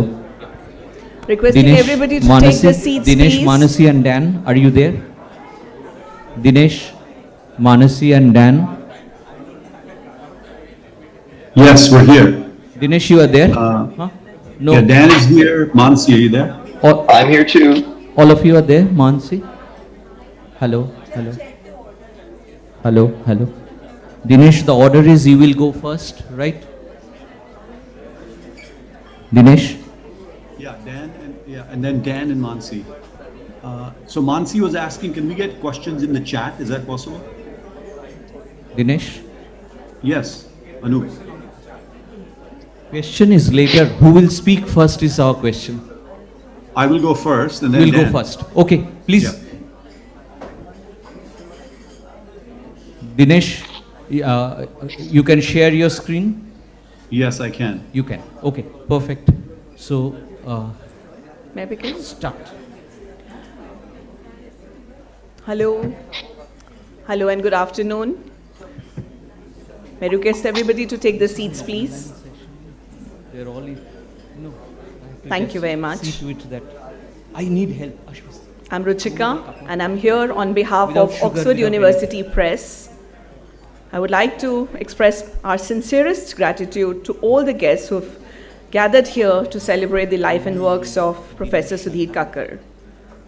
We at the press are privileged to have published some of the most remarkable works of Professor Kakar, including The Inner Word, Shaman Mystics and Doctors, The Essential Sudhir Kakar, among others. His efforts to understand the complexities of the Indian psyche have left an indelible mark on the academic and cultural landscape. His demise creates a void not only at Oxford University Press, but also in intellectual and literary circles. Professor Kakar leaves behind a rich legacy of books that will inspire generations to come.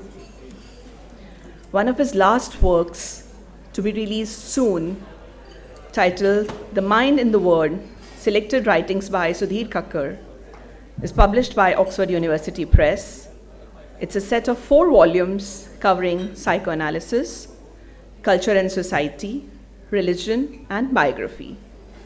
This session, which is about to begin now, marks a tribute to Professor Kakar and includes a discussion on the mind in the word. The session is chaired by Professor Rachna Johari, visiting faculty at School of Liberal Sciences, BML Munjal University, and is joined by volume editors from various parts of the world. I'd like to introduce the editors. Dr. Daniel Meckel, a scholar, writer, and practicing psychoanalyst, is the editor of Volume 2, Religion and Spirituality. We also have with us Professor Mansi Kumar, editor of Volume 3, Culture, Mind and Being. She's a research professor at the Institute of Excellence in Health Equity, New York. Dr. Dinesh Sharma is the editor of Volume 4, Biology and Psychology. He's the director at Steamwork Studio, an edtech venture in Princeton, New York. Our Volume 1 editor, Dr. Juma Boshak. She's a training and supervising analyst of the Indian Psychoanalytical Society and is the editor of Volume 1, Sculpting Psychoanalysis in India. Unfortunately, she couldn't join us today. Before I request Professor Johari to begin the session, I would request the audiovisual team to play a video as a tribute to Professor Kakar. May I request the team, please?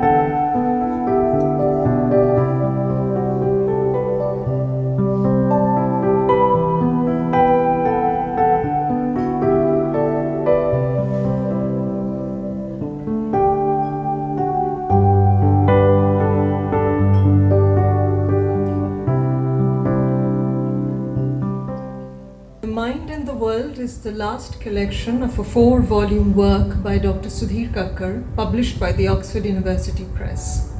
It has been my great honor to work with Sudhir on the first volume of this collection called Sculpting Psychoanalysis in India.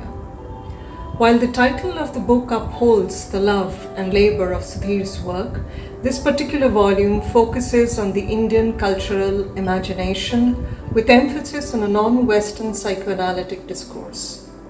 Drawing from Indian cultural contexts and Indian myths, the thrust of the work lies on psychoanalytic application in the Eastern environment. May you enjoy sculpting psychoanalysis in India as much as I enjoyed working on this with Dr. Kakar. The decease of Sudhir Kakar was certainly a great loss for the world of psychoanalysis in India and the world. But I think that Sudhir had also a dimension of a global intellectual, and future generations will remember him also as somebody who had an encyclopedic knowledge and was interested with the problems of the world. So I think that for the years to come, we will read more of Sudhir Kakar, and we will work more on his psychoanalysis, but also on his ideas around religion, interfaith dialogue, intercultural dialogue. Sudhir was certainly an intercultural Indian. Among the cast of characters that's essential to a country's modernity is a psychoanalyst in public life. Sudhir Kakar was such a psychoanalyst. His astonishing volume of writing and lectures put Indian literature, philosophy, our community-based parenting style, our community-based style of living, center stage, in a way that extended the boundaries of psychoanalysis itself. So not only did Kakar make Indians reflect upon themselves as psychoanalytic subjects, he made international psychoanalysis reflect upon India. If psychoanalysis is a kind of a lens or a mirror with which the world can be looked at, Kakar showed us that that mirror was made in Europe and needed to be refashioned here in India. That refashioning of psychoanalysis, which he undertook over 60 years of thinking and writing, has enriched both his Indian and European readers. Professor Kakar's work is extremely important to BML Munjal University, primarily for two reasons. One, it offers to the social sciences the perspective of the unconscious, the expanded attention to feelings, irrationality, emotions. It offers to the social sciences the psychoanalytic or the in-depth psychology perspective. It also births for the international psychological community an Indian outline of psychoanalysis, an outline that is culturalized and is spiritualized, an outline that is also in conversation with other outlines of psychoanalysis from the global south and the non-west.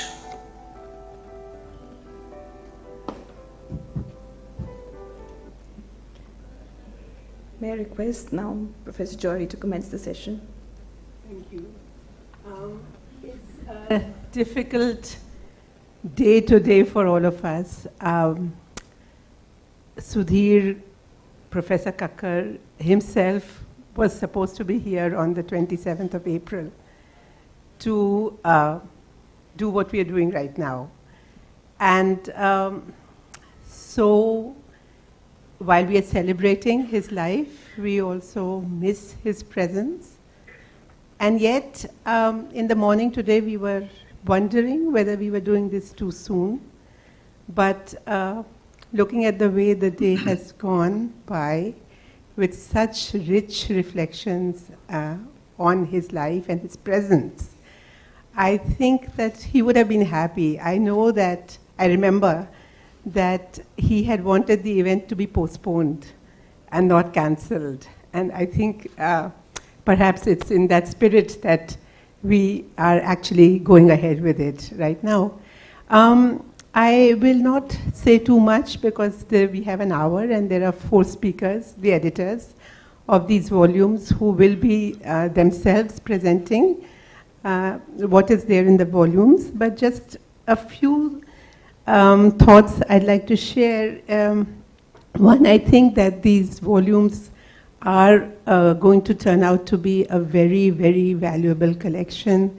They include his writings from 1970, that is the piece in the biography volume, the piece on Frederick Taylor, to his very recent writing, some of it not so very well known. In fact, I think that's a facet which has been kept in mind in doing these volumes. And it includes, for example, a small piece he wrote in the Times of India after what got to be known as a Nirbhaya event, called Is the Indian Woman a Person? And I know that it was one of my favorite pieces, and I used to teach it. I've known a lot of his work as a teacher of India and as a teacher of psychoanalysis to students. And so it really has a subtlety to it, which I think is characteristic of his writing. Also, I think that we realize when we see his work that he is first and foremost a psychoanalyst, despite the fact that he departs from Freudian psychoanalysis or what we call the psychoanalysis of the West, but he remains a psychoanalyst to my mind, in two senses of the word, in his reading of culture and cultures. He lived in many places, and as was said earlier, he did not like to idealize any culture, but actually took a reasonable distance from most cultures. Yet he writes a lot on India, obviously. So one sees in him the psychoanalytical skeptic. Somewhat, he did not like the word critical, but somewhat aware of what goes wrong in this part of the world. He was particularly conscious of the situation of women and the question of caste, which he mentions as early as in the inner world, as problems that we get to see in India. So he was able to, I think, look at the symptoms of a society, our own society, the way a clinician would see a symptom, not as something to be criticized, but something to be seen as full of meaning and empathically understood and negotiated. And I think it is in that spirit that I see his psychoanalytical analysis of Indian society, a little bit skeptical, mostly empathic. And to use a term which Anup also used before me, in that sense, his psychoanalysis was a spiritual psychoanalysis, emphasizing connectivity and minimalizing difference. He would often say that I am more oriented towards the forest than the trees, right? So for him, there was a certain universalism in the human condition, but there were also minimal differences which needed to be understood for cultures to be given their space and for reinventing, rediscovering the world of psychoanalysis. So I expect this collection, which also has, apart from his his writings, it has very interesting introductions by the 4 editors who will be speaking about those themselves. Also an interview at the end of each volume. In one of those, he is asked, which form of writing do you like more? The scholarly writing that you do or the fictional writing that you do? And he says he likes them both. The scholarly writing allows him to think rationally, make arguments, and the fictional writing allows him to free himself from both. So in this collection, we see his scholarly writing, but as I was thinking about this, I wondered whether we would sometime have a collection which incorporates thematically some of his fictional writing and some of his non-fictional writing, but around the same theme, like, Gandhi and Mira and the Mahatma in the same, for example, volume. So with that, I'll just hand over to, first of all, to Professor Dinesh Sharma, who is going to begin. I must say good morning to all our participants who are actually in the United States, and it's very early for them, but they have been so much a part of, he has been so much a part of their life that they're here with us right now. So we start with Professor Sharma. Okay, thank you. You can hear me, right? I'm sharing my slide deck. I'm just going to show a few slides. You can hear me? Yes? Okay. So welcome to Mind in the World, the book launch, 4-volume set by Oxford University Press. You've already seen, I believe, the images of the slides. So I'm going to quickly move through those, right? I believe all of the editors are here except for Dr. Bhasak. This slide, speaking to the psychoanalytic lineages in the history of psychology, right? So we heard a lot about Erikson already. Of course, Erikson was analyzed by Anna Freud, and I believe was the first. And he was the first child analyst, I believe, in Boston, right? So the direct lineage that we're part of, I think, is a significant one in the history of psychology. Thanks, of course, to full screen. Okay, I'll do that. All right, loading. So I think, so the key thing here to note that Kakkar's work puts us in this direct vertical line, going all the way back, of course, to Vienna, to London, to Boston, where Erikson practiced, and other parts of the United States. And so it's quite a significant historical linkage. And then the other linkage that's there, and I think Giridhar Shekhar Bose's name has already been mentioned, right, is the cultural lineage in the history of psychoanalysis. So right from the outset, of course, Malinowski proposed a matriarchal complex in the Trobriand Islands. He was stuck in Micronesia, Melanesia, New Guinea during the war, around World War I, and then began his field work in Micronesia, and developed what we today understand in anthropology to be participant observation, and then discovered that the Freudian description of the Oedipus complex doesn't apply in the classical form the way Freud was writing about it.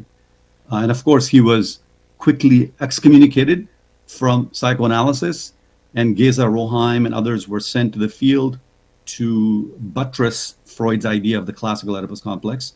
Interestingly, Bose was writing about the same time in early 1920s about the Davy complex, and carried on a 20-year plus correspondence with Freud. So this is a paper that I'm working on currently. So this is another linkage that we have culturally from the history of anthropology, social sciences, to psychoanalysis that's relevant here. So I would say Kakkar's project is very much part of this larger debate within the social sciences in the United States, going back to the early beginnings of psychoanalysis and its interaction with anthropology and culture. The field, of course, has changed over many, many years.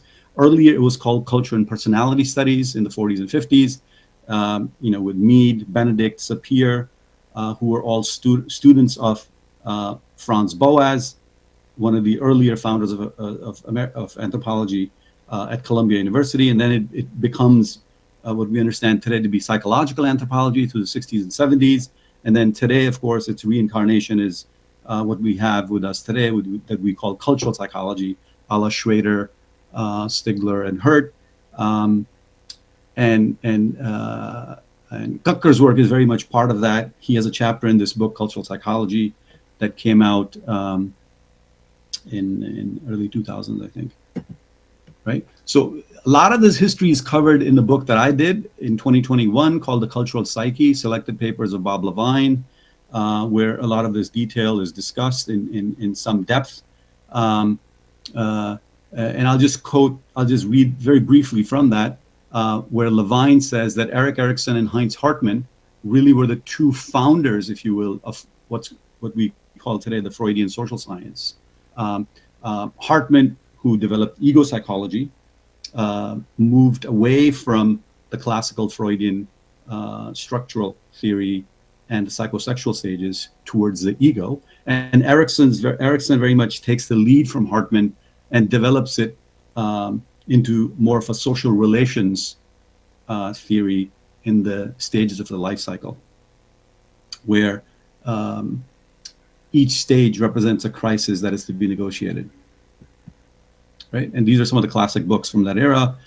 Personality, Nature, Society, Culture, where Erikson was very much part of the Harvard group, with Henry Murray and Clyde Kluckhohn, Childhood and Society, his classic, and then Ego Psychology, Problem of Adaptation by Heinz Hartmann. So the point that Levine makes in this book, The Cultural Psyche, is that Erikson really is the one who takes this project of applying psychoanalysis to real life settings to the most logical or social conclusion, and that the theory is still very much alive with us today, and very user-friendly in terms of its application today when we think of multiculturalism or Erikson's studies of Native Americans or African Americans, and of course other parts of the world, including of course his classic book on Gandhi, where it's within that context, of course, that Professor Kakar meets the young Sudhir Kakar meets Erik Erikson in Ahmedabad and begins his journey into the body of work that we have today, the edifice that he has given us over the last 50 years, right?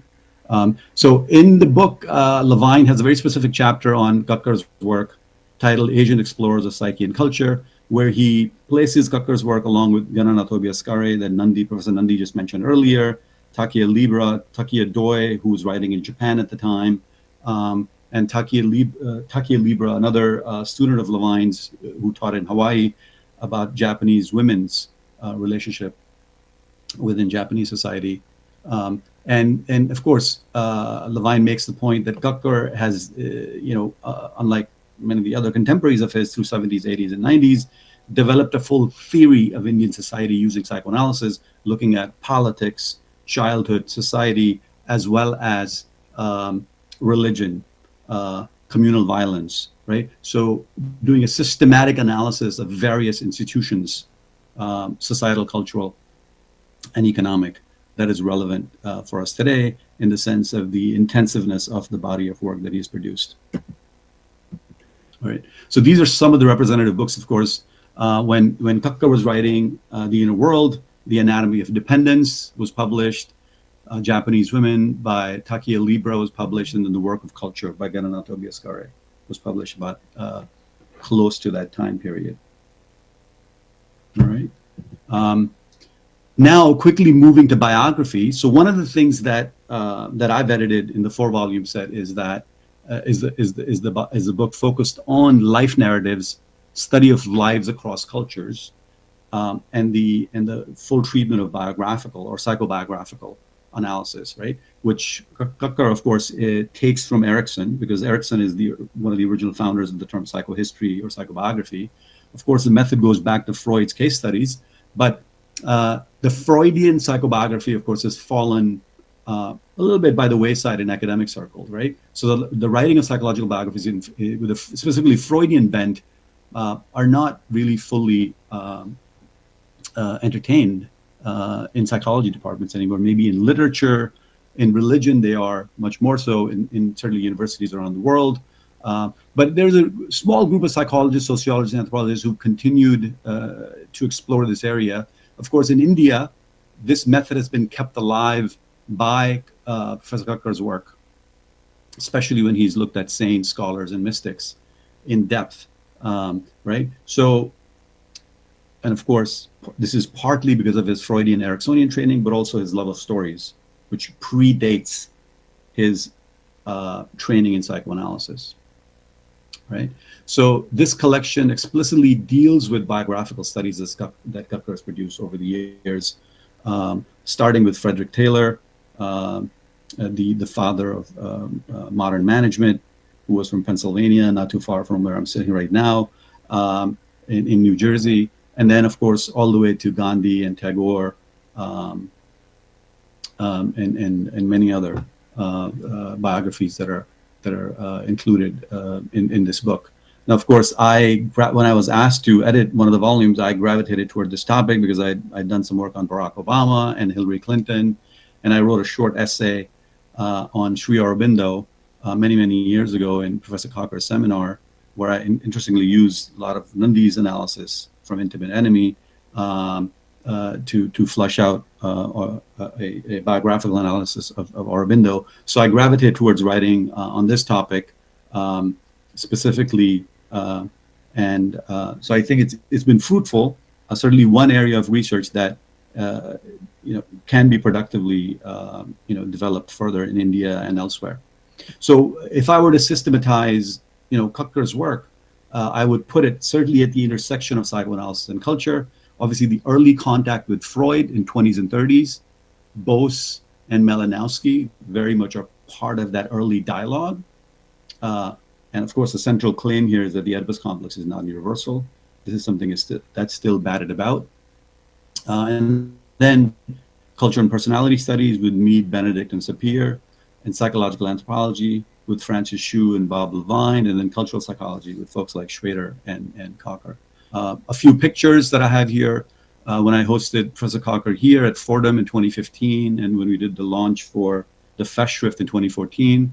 And then I was lucky to have him at Fordham again last year when he gave a talk on Gandhi's practical spirituality and leadership, right? So I want to end by saying that clearly the project continues, right? That Professor Kakar started, right? So Freud's tryst, really, if you will, with different cultures is now ongoing, led by post-Freudians, Ericksonians, Lacanian, post-structuralists, gender and cultural studies experts, and many other disciplines, right? And psychoanalytic theory has always been in tension from the get-go with the study of culture and society on the one hand, and the analysis of religion, politics, gender on the other. So ever since the publications of Freud's seminal texts, Totem and Taboo, Future of Illusion, Moses and Monotheism, the debate about conflict between individual and the larger social and moral order has always persisted. Now, as newer forms of individualism spread all over the globe in different gestalts and guises, the relevance of psychoanalytic interpretation of culture and religion may take on greater significance within the cross-cultural framework. And as we examine various points of tensions between tradition-bound segments of any population and the onslaught of modernity or post-modernity, right, we are in for, I would say, an interesting debate, using, of course, Kakar as a benchmark. Globalization clearly has shifted the economic center of gravity from the west to east, China, India, and the Pacific, while economic malaise certainly is still prevalent in European capitals with low economic growth. So as the East then embraces a new kind of materialism, while the West experiments with Eastern spirituality of every kind, Kipling's Victorian ballad has new significance, right? Oh, East is East, West is West, and never the twain shall meet, till the earth and sky stand presently at God's great judgment seat. But there is neither East nor West, border nor breed nor birth, when two strong men stand face to face, though they come from ends of the earth. Now, Kakar, of course, as a leading Indian psychoanalyst, positioned himself at the intersection of East and West many years ago. More than 75 years now after independence, as Indians are rediscovering themselves anew and embracing a fast-paced economic future, Kakar has come full circle in his own thinking about psychoanalysis and Western Enlightenment. And I quote him now, "Decades later, no longer resonating to Nietzsche's call that every past is worth condemning, questioning my earlier idealization of Western civilization and the Judeo-Christian tradition of which psychoanalysis is, in spite of some differences in its image of man, is an integral part, I come back to Freud with some of the same skepticism of the great skeptic himself." So similarly, as massive changes are underway in other Asian societies, Africa, Latin America as well, the relevance of psychoanalytic theory of culture and social change, I think is even more pregnant in some ways. With Professor Kakkar's passing, we will be editing a special issue of Culture and Psychology, a journal, Sage publication journal, that'll be coming out early next year, hopefully 2025. And a call will go out, obviously, to young scholars, from all disciplines, psychoanalysis as well as sociology, anthropology, cultural studies, to contribute towards new ideas, in terms of how to take Professor Kakkar's work forward. Things like applied psychoanalysis in different societies, tension between psychoanalysis and religion, especially psychoanalysis and spirituality, critiques of child development from a psychoanalytic perspective, or gender studies, psychoanalysis in the context of globalization, in the BRICS economies. We would be looking for qualitative as well as quantitative studies or hybrid studies, and obviously clinical case studies to the extent that they are contextualized in local cultures would also be welcome. So with that, I want to thank the organizers for this event and for allowing us to speak about these very important seminal volumes. Thank you very much.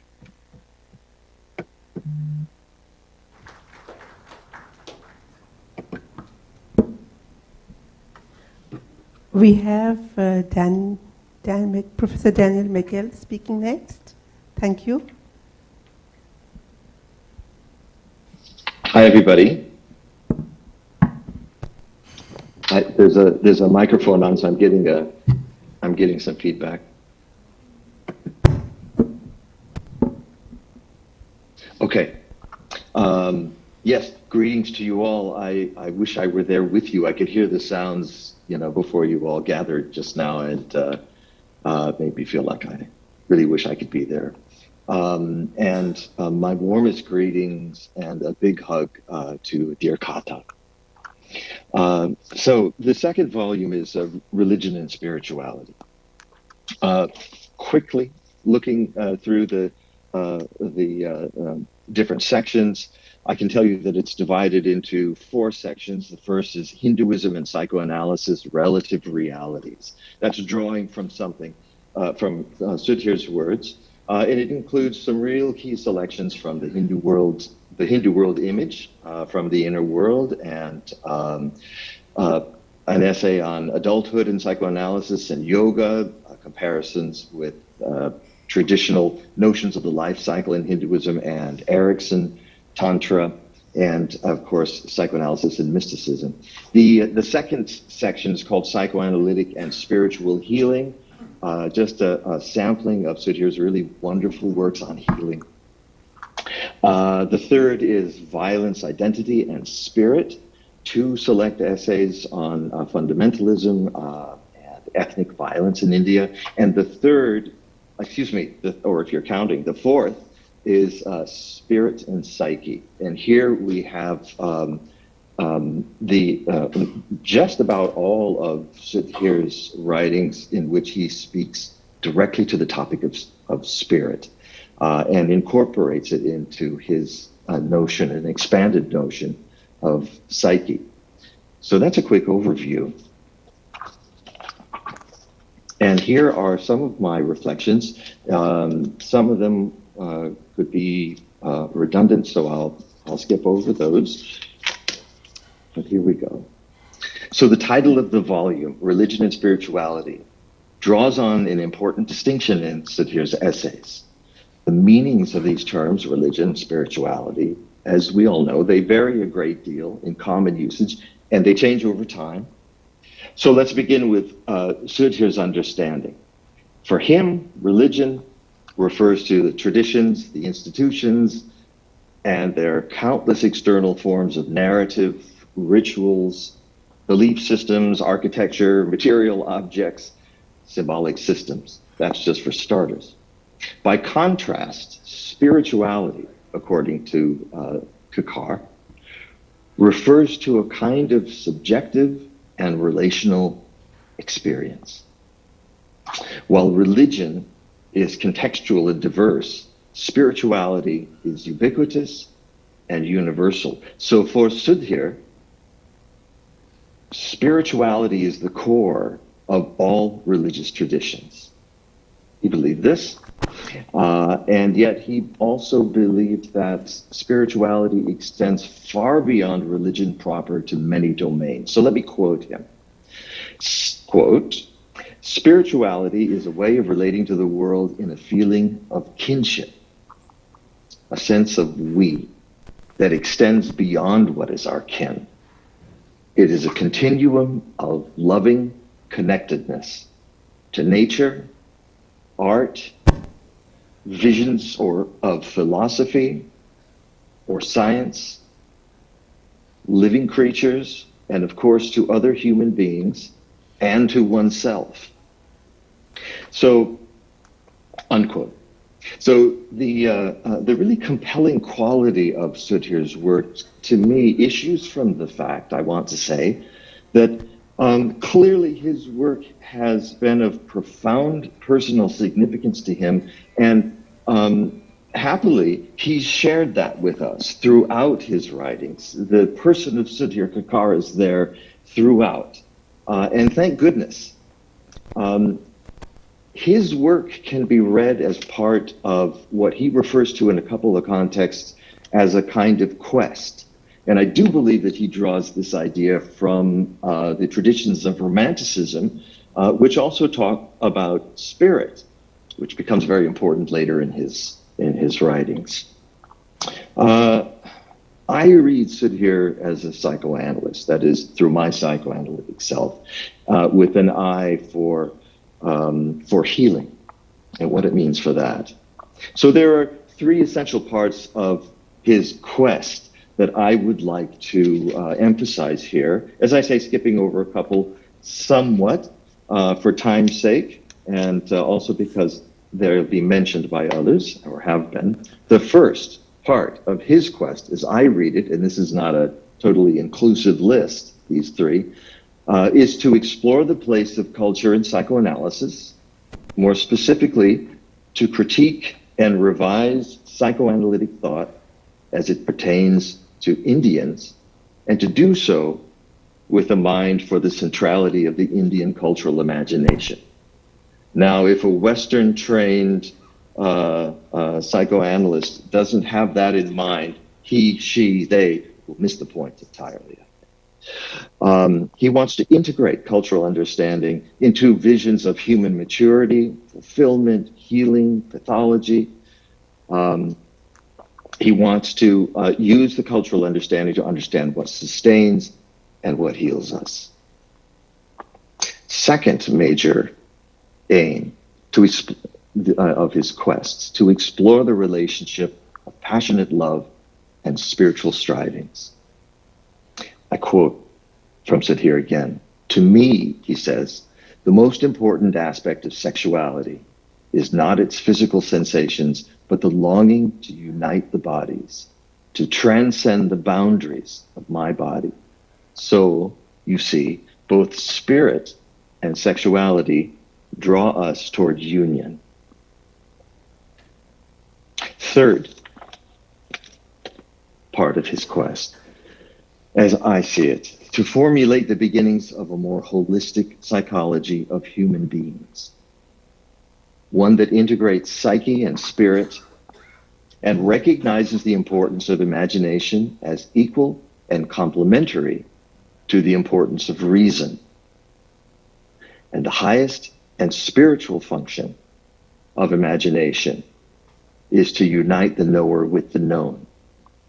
So it's later in his work, and correct me if I'm wrong about this, I don't think so, he begins to talk rather a lot about, now and then, about the cosmic order. And he weaves that into his understanding of well-being, of aims of life, of human fulfillment. So an aim for psychoanalysis, as an aim for all of humanity, is to find one's place in the cosmic order. That order in which all beings are entwined in relation to one another. This is a far cry from Freud's emphasis on ordinary suffering, common unhappiness, as the goal of psychoanalysis. Rather, Sudhir envisioned the aim of psychoanalysis as, quote, a more meaningful vision of life and human possibility, one that is not restricted to common unhappiness, unquote. So I believe that in his writing, Sudhir tasted this vision through fiction, largely, as well as his theoretical works. But in fiction, as he told me in our interview, he was fully immersed in the cultural imagination when things were going well. He refers to the aim of psychoanalysis again as a state in which one sees that everything in the world has more meaning than what we normally perceive. And he says, as a writer of fiction, I would call this a state of grace.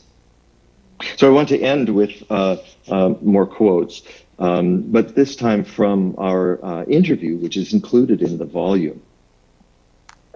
He says to me, in fiction, I can write about spirituality much more easily because I don't have to give an argument.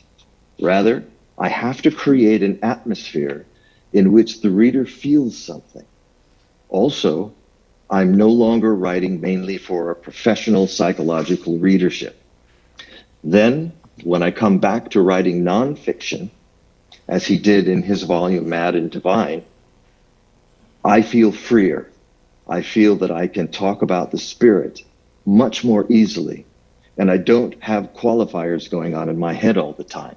So I asked Sudhir, I say to him, writing fiction frees you from the confines of analytical and more generally rational thinking. He says, yes. Writing fiction frees me and leads me to discover parts of myself that I have not come to know in rational terms. Writing enhances experience. When I think of experience rationally, I'm always quite far away from it. Through fiction, I come to experience the experience, if you will. This is fiction's great advantage when it succeeds. Often it doesn't, but when it does, it takes you close to the heart of experience. I ask him, is it like the psychoanalytic process in this sense? And he responds, it's like the psychoanalytic process when the process is going well.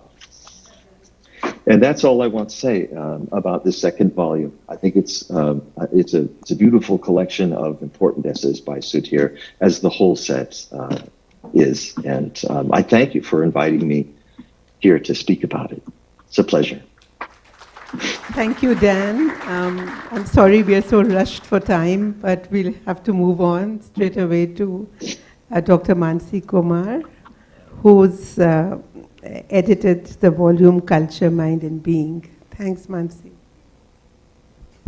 Thank you so much, and greetings, everyone. Are you able to hear me all right?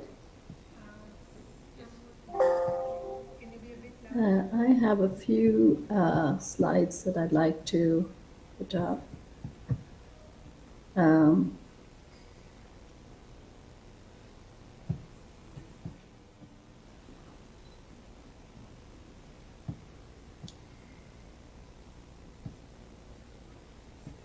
So I'm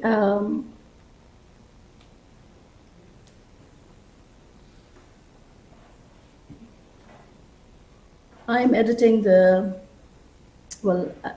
we've put together with the editors here a 4-volume series. I was responsible for volume 3, and I had, in my mind, thought that this would be, like many of you, a meeting with him. So he is deeply missed.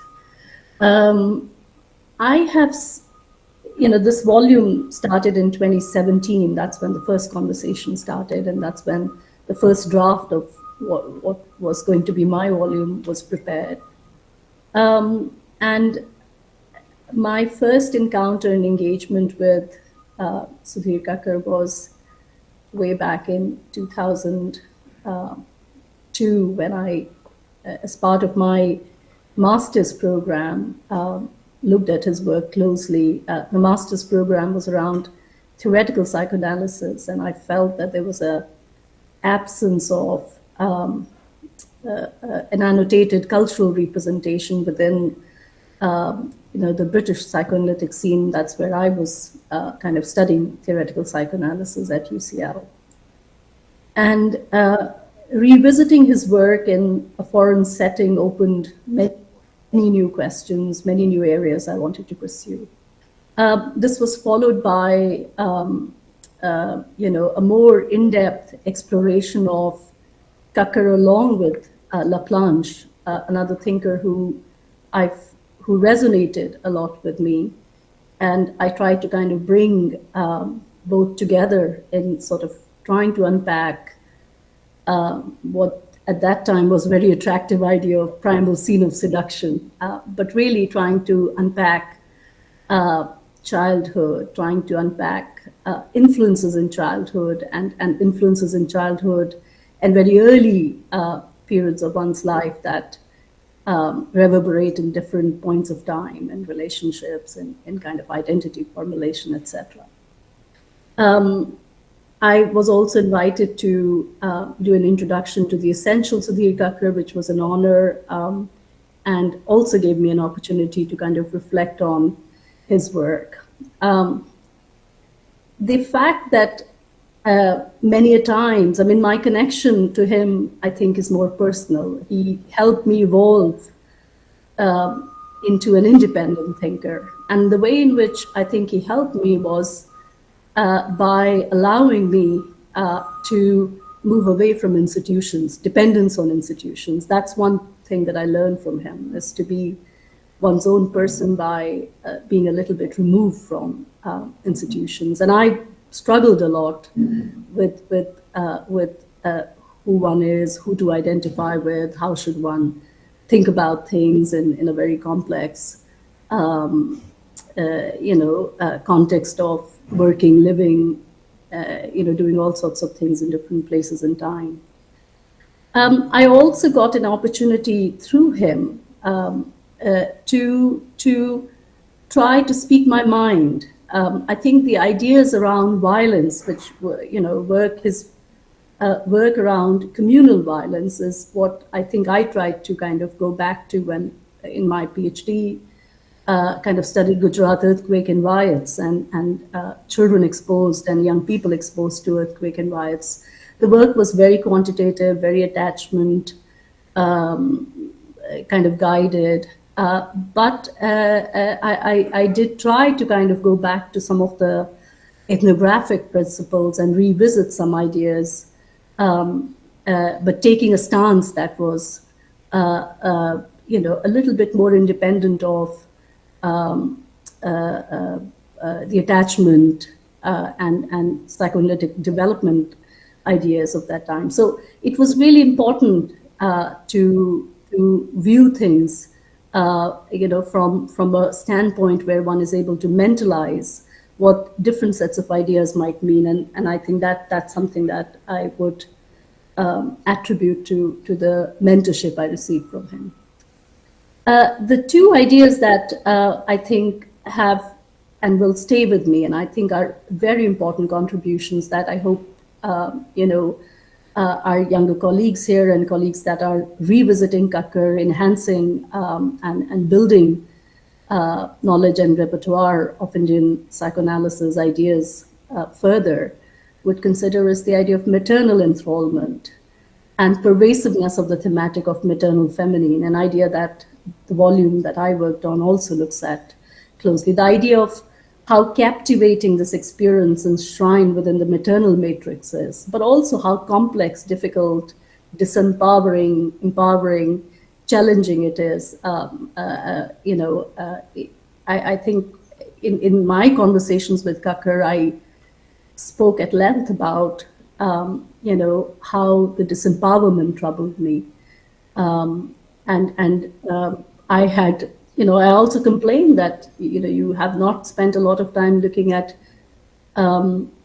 childhood of a girl or women, and we try to unpack what that might mean in terms of my own experience, but also in terms of what I was suggesting that we need to kind of, he said, you fill that gap.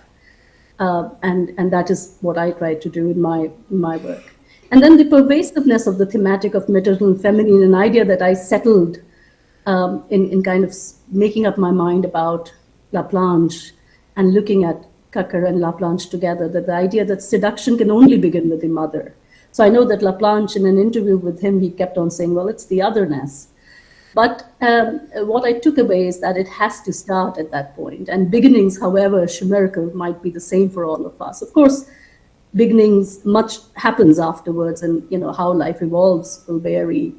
But I think it was in thinking about this that I also connected very deeply with his thesis on spirituality. That I'm not a scholar of spirituality or mysticism, but it appealed to me. I could connect to many other aspects of life and experience, and of pain and violence experiences, thinking about what kind of a higher level spiritualism, where does it come from, and what is it seeking? You know, the quest for lost object in some ways is an idea that I connected with.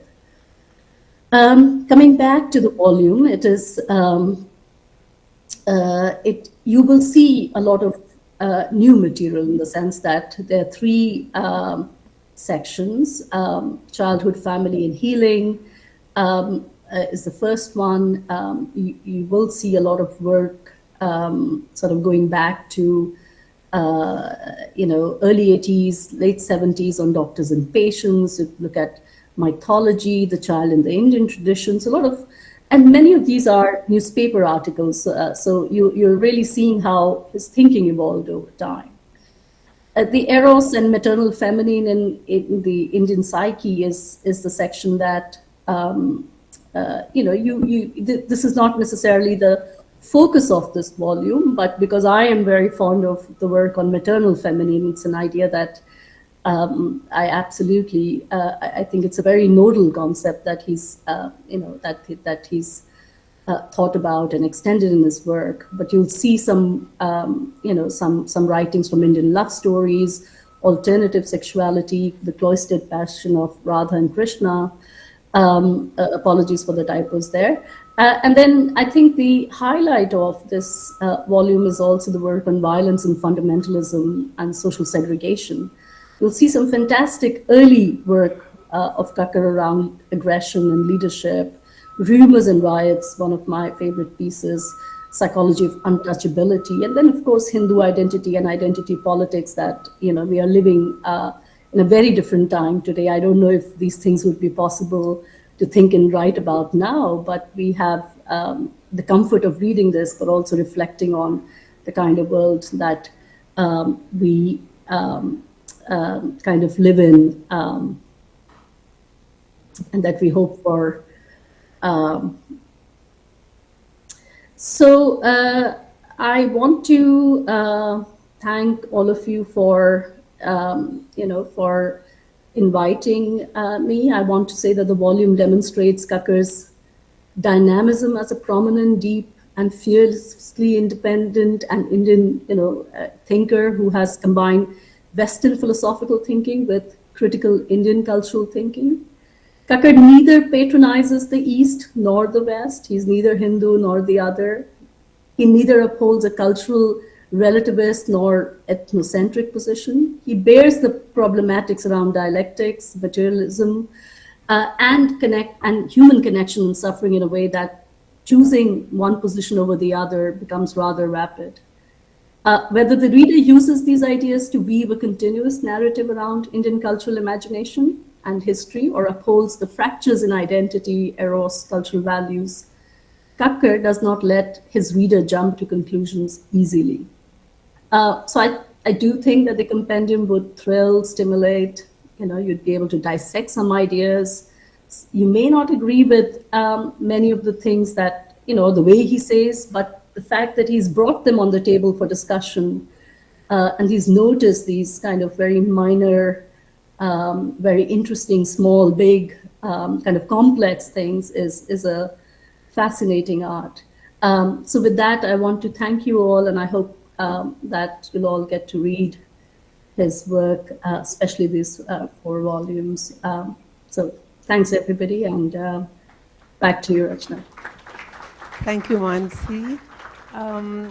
Unfortunately, Dr. Jhuma Basak, who's edited the first volume, couldn't be here with us, but she sent a short write-up, and Anshumita is just going to read that out.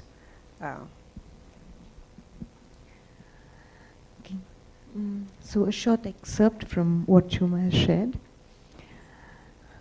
Kakar, An Imagination of Indian Psychoanalysis is the title.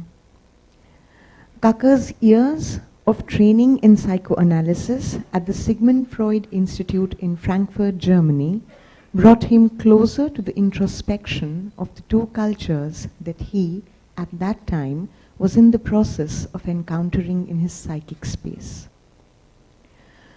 To further lead to a psychic point of integration in his own trajectory, implying the ego's capacity to contain the differences, as well as being flexible enough to travel between the two worlds of cultural imagination, Kakar's engagement with the study of Indian culture became more and more a core of his studies, the focal point of his search. In the initial phase itself of his analytic training, Kakar noticed that language and its articulation held a very pivotal position in the world of psychoanalysis in the West. This was completely opposite to his Indian belief where, quote, to speak is to be drawn into a network of mirages. Truth is unspoken, only silence is true, end quote. What a fundamental internal conflict to begin within his own analytic journey. Perhaps it equally implies a baffling errand to initiate a conversation where the unconscious, structured like a language, Lacan, is hugely coded with a dominant language of silence rather than articulation, particularly for the East. And it is this metaphysical maze that acted like a catalyst to ignite Kakar's quest into the unconscious of Indian cultural imagination. As Kakar wrote in his autobiography, A Book of Memory, Confessions and Reflections, quote, looking back, I see my 5 years of stay in Germany as comprising what Erik Erikson called a psychosocial moratorium, a deliberately prolonged adolescence and youth in which I could experiment with different identities, with patterns both juvenile and adult, in the hope of finding a niche in society which was firmly defined and yet was uniquely my own, end quote. Subsequently, Kakar's gradual clinical practice of psychoanalysis over the years convinced him increasingly of the Indian psyche to be more inclined towards being individual or being relational oriented, more dependent on the family and community rather than being individual. They are more inter- and transpersonal.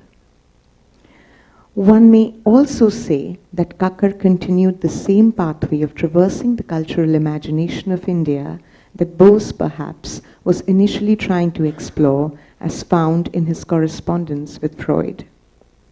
Kakar's attempt was perhaps to initiate a parallel dialectic that would at least address, if not resolve, a certain Western cultural chauvinism which resisted varied cultures with their unique ethnocentrism within the larger dominant analytic discourse. Sexuality in the Indian context poses its problem with an inherent contradictory constituent, that is, the sensual, the erotic bodily incitement, and the sensuous, eros, the romantic, intimate longing. In Intimacy and Beyond, Kakar relates desire to the erotic and longing to the intimate. He further states that without a complementary response to each other, that is, between desire and longing, in the individual or the couple, it may make the site of sexuality, quote, an arid and alien soil that cannot provide vital nutrients for the psyche, end quote. Exploring the location of sexuality within the sphere of the couple, Kakar continued in the said paper, citing Plato, quote, for the intense yearning which each of them has towards the other does not appear to be desire of lovers' intercourse, but of something else, which the soul of either desires and cannot tell, and of which it has only a dark and doubtful presentiment, end quote. Thus, he exemplified the longing for this something else, as Plato states, to be a congregation of souls rather than of bodies. Indeed, a typically Indian ethereal position of the soul which is superior to all mortal existence. Thank you. Thank you, Anshumita. And I'm afraid we are running out of time. We have run out of time, so there's no time for questions. But I imagine that these volumes will be the subject of one of our conferences that we will have in the years to come. And there will certainly be a very rich collection for anyone interested in India, in psychoanalysis, in questions of subjectivity, questions of gender, questions of culture, spirituality, and so many others which he wrote about. So thank you especially again, Mansi, Dan, and Dinesh for joining us here. And thank you, Oxford University Press. We hope to see the volumes soon. And we move on to the next session now, I think.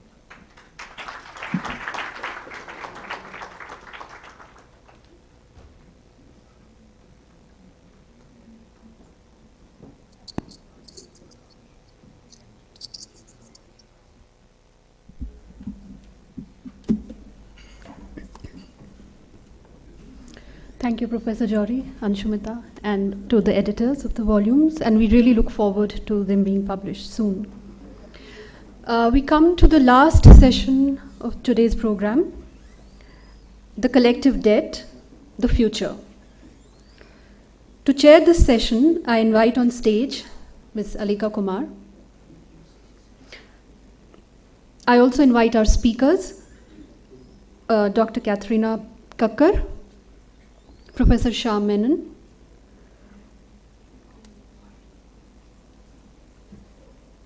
Professor Hani Oberoi, Professor Arindam Banerjee,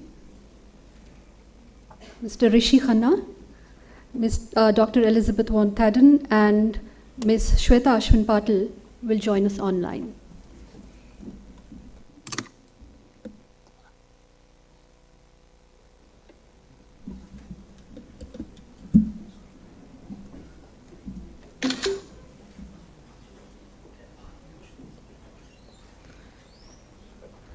I'll start by reading the concept. This one? Okay. Some of us here know that there was, Sudhir had a dream, a wish for a center to be established. And the center already, it's been worked on, it's being worked on with Munjal University. And so there was a concept note which was being prepared, which I'm reading out here.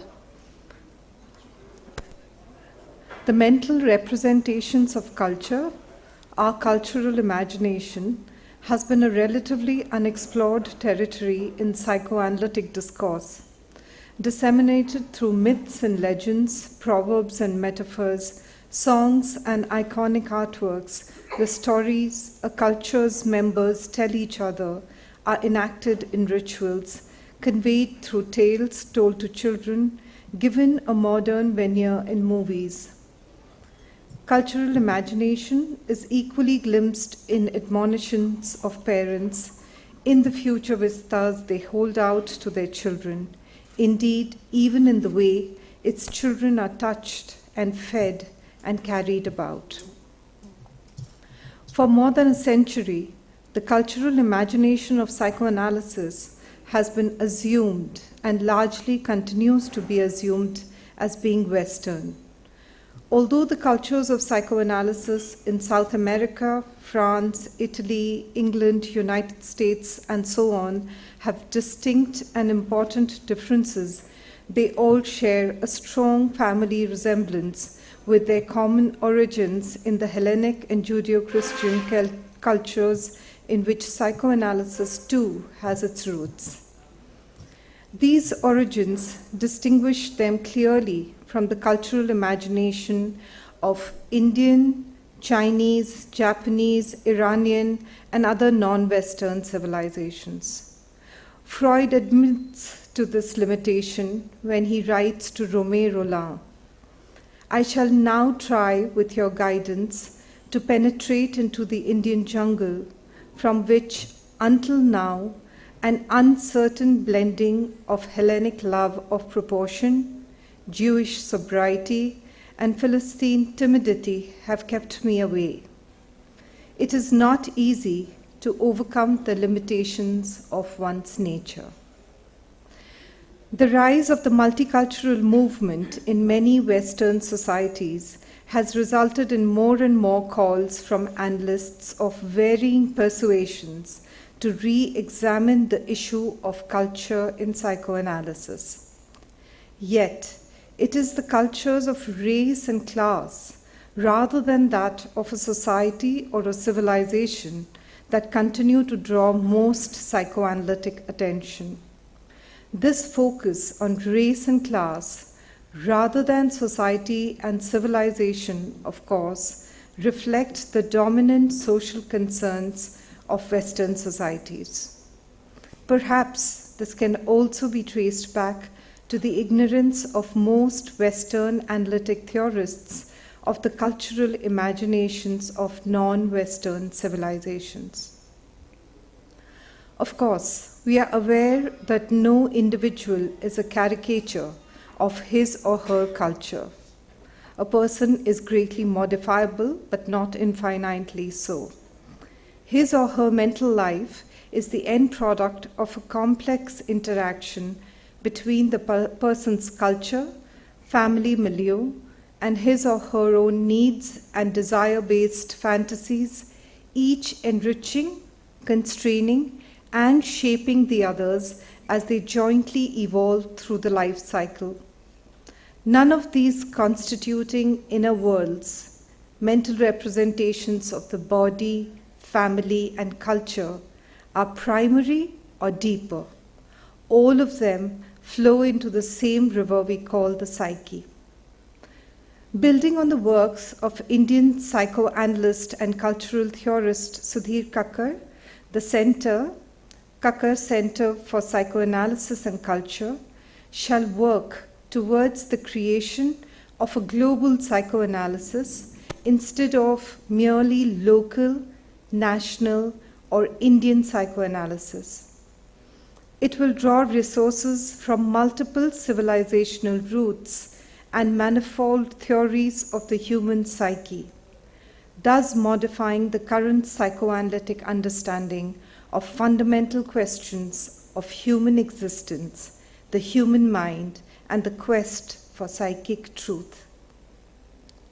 As globalization picks up pace, we must realize how different civilizations and their cultural imaginations are an invaluable resource for the reinvigoration of psychoanalysis, psychotherapy, and other disciplines connected to the promotion of mental health.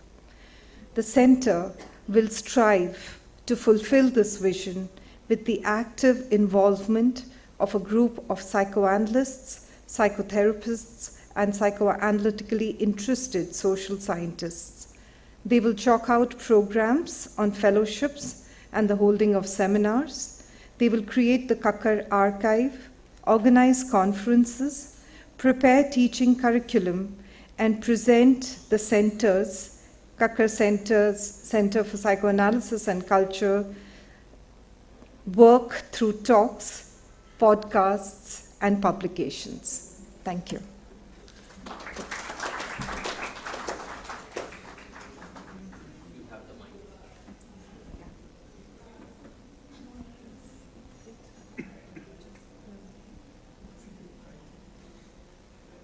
I will not take up much time, just maybe to give you a little hint or ideas how we came about the center.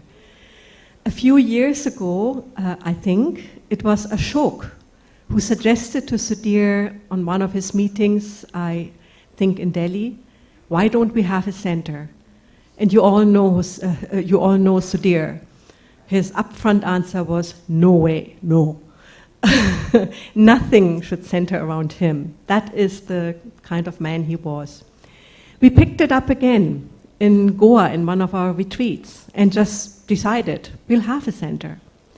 And he started to like the idea, not just as a space, so to speak, for his own legacy. He was never kind of too interested in himself, but as a space, what so many of you have touched upon today, and Alika was reading out to you, as a space where we can concentrate the idea of a global psychoanalysis, global, not universal, not national, and to give it a space for others, for new generations, for other thinkers to explore, to expand, and move forward with thoughts and ideas that Sudhir had and that others had in the field of psychoanalysis and culture. There are many. So in that spirit, it all came up. And Sudhir got very, very excited about that idea. He really wanted it now to happen. I am happy to announce that we actually signed the legal documents this week. And there will be an affiliation, as all of you already know, with the BMU. And we are very excited about the many programs to come. And we really hope we can invite a broad audience of interested people to be part of this, to build this new space, to help us to finance it, and to bring these ideas forward. As Ramin was saying, Sudhir was an animator of ideas. So let us all be animators of ideas now and kind of anchor this center in India and related cultures.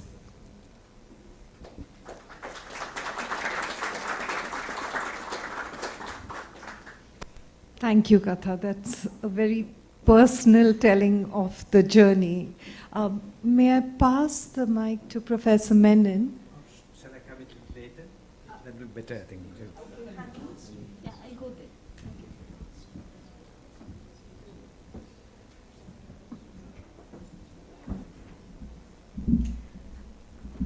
I know everybody is tired by now, and the last session is a session half dreaming, half sleeping, half listening, half forgetting.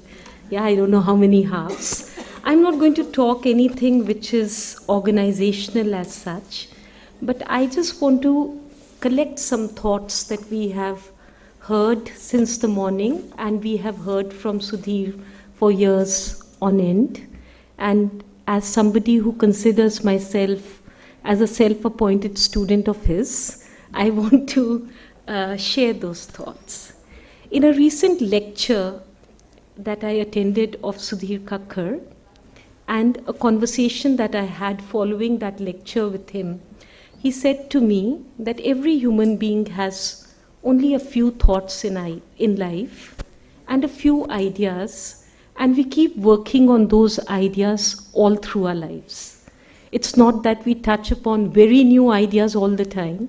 This was characteristic Sudhir for me, and the debt that we owe to him, a man who was exploring the world with humility and groundedness. This was the real Sudhir for me, who said that, in many of my papers there are iterations of the same ideas which I continue to work with till such time that an idea finds a home for itself. I think very much like the metaphor of music that he used in our last meeting, where he said, each one of you will be trained in a particular gharana of psychoanalysis, but learn the art of various gharanas that will enrich your own home somewhere.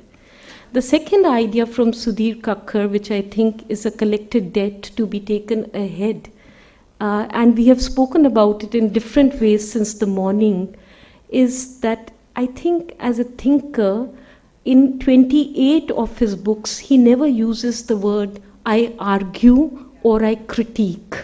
Yeah, 28 books, you can imagine.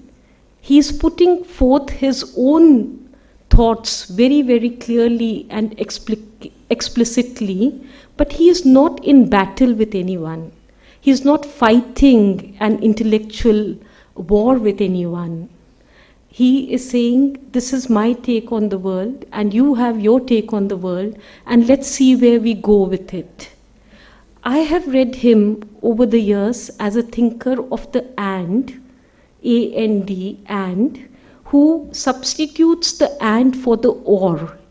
Being, having had long years as a teacher in a university, I think there's something to learn from Sudhir as to how oppositions can be mediated. That intellectual critiques are often very sharp, and in the sharpness, they often demolish the thinker who proceeds. Whereas Sudhir was a thinker who could keep many diverse binary and opposition positions in relatedness with each other. Yeah? And there was not a finality of an argument that was really needed. There was an explication and descriptive quality to his works. I think that is also a collective debt to take back to universities, to take back to intellectual discourses, that we are not at war with each other in ideas. We can remain in relatedness with one another. A related thing I would also like to share, most of us today who have heard reminiscences about him are people from psychology, and a few also not from psychology. Sudhir's book of memory starts with the death of his father. Yeah? The book is situated in 2009. The opening starts from 1982, 27 years earlier on, the moment when his father dies.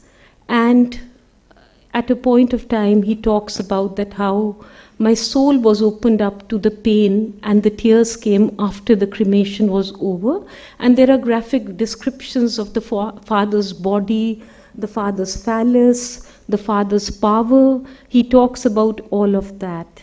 I think again, that is something to take back to, that knowledge which is born from owning up one's own life rather than one in which one's life is hidden somewhere.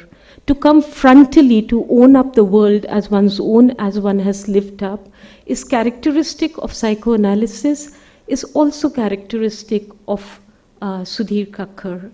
That's a third debt that I think we own to him. A fourth thought that comes to my mind is the continuums that he creates. Katha's presentation in the morning took up Tagore's poem On the Seashore, Endless Seashores, Children Play. I think Sudhir also creates these endless seashores somewhere. So Eros for him, we have spoken a lot today about sexuality and his, interventions into Eros, desire. I would think that for him, Eros does not start with the meeting of the couple's body. For him, Eros starts with the lullaby of the mother and the child who finds enchantment in life through the softness of the mother's voice, where words are not really comprehensible. Yeah, and that is the magic of life that he goes back to time and again, which tragedy cannot really destroy, because that is a faith that is coming up from there. And then he, of course, talks about adult desire and the two poles of desire as desire and longing, love and excitement. He takes us to all of that, and towards the latter years of his life, he time and again talks of that the body, the embodied being is the one container of the souls that we carry. Of course, he's skeptical with the word soul, but he brings it up in a number of his writings. So I think this range to think about the voice of the mother as something which is erotic, to the lover's embrace, to communal with the world, where everything matters and there is a loving connectedness that a human being grows with nature, plants, earth, insects. Everything can be looked upon with the loving gaze. I think that is what is Sudhir's erotic realm, actually speaking. Without taking too much of time, 2 more thoughts I will touch for today. And I would like to, maybe 3. Can I do that? Yeah, 3 briefly. Yeah, Ashok made reference to Colors of Violence and the Squatterer Child. I think those 2 pages are something to go back to really if we want to understand what Sudhir was trying to talk about when he speaks of the failure of empathy. When empathy fails, he says, take recourse to sympathetic imagination. Imaginary elaborations of life can also serve the purpose where we cannot enter into the other's pathos because it is actually too much. It's too much for intellectualization. So he cannot really imagine what this girl has gone through, but he draws a possible image about that. And he says that writing begins when it exceeds the capacity. I am reading that he's saying that writing, psychoanalytic writing or writing of lived life begins when it exceeds the capacity of the author. The author's mind cannot intellectualize it, and a different immersive form of writing takes birth from there. I will end with 2 quotes of Sudhir, which I think are important to think about the future of social sciences as well as of psychoanalysis. In the end of one of his papers, which he says, is psychoanalysis a spiritual discourse? Like Freud, he's also tentative. If he enters into the territory of spirituality too soon, will he be rejected? So it's better to keep it as a question. It's for us to see where we want to take it from here on. He says, a successful analysis would then be the one that leads to self-understanding and growth of a wisdom that encircles our life with meaning and motivates us to act beyond our narrow interests. It will then not be content with reaching the Freudian ideal of the autonomous individual, but view it as a stepping stone to the caring individual. I think caring individual is the important take from here, from him here. Whatever be the professions that we are involved in, how do they mutate into intersubjective encounters as caring individuals? And the last, he says, I quote him, I believe classical psychoanalysis has a limited future as a method of treatment. Although psychotherapy is informed by psychoanalysis, will continue to attract those who not only seek symptom relief but also meaning. Its future will be for all those who seek a deep introspection, especially biographical, into the makings of their psyches. Psychoanalysis will then be seen, as I prefer to do, as a modern meditative practice, a 2-person meditation taking its special place among introspective methods that stem from the traditions of the world. Thank you.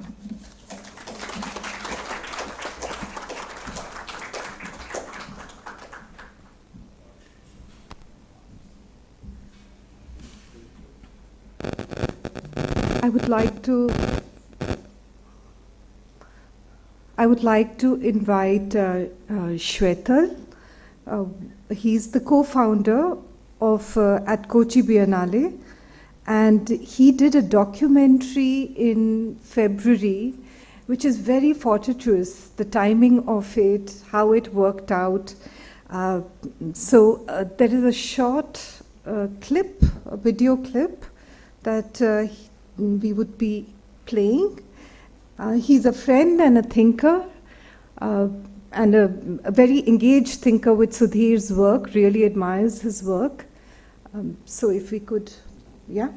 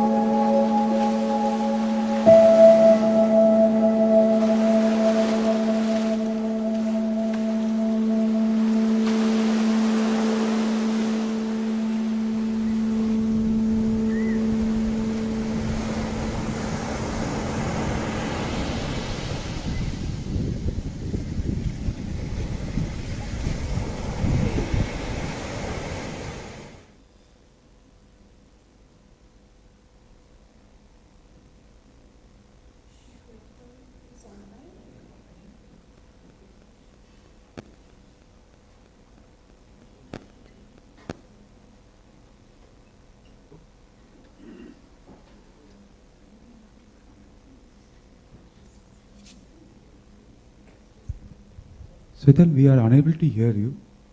Can you hear me? Yeah. Okay, great. And I hope, okay.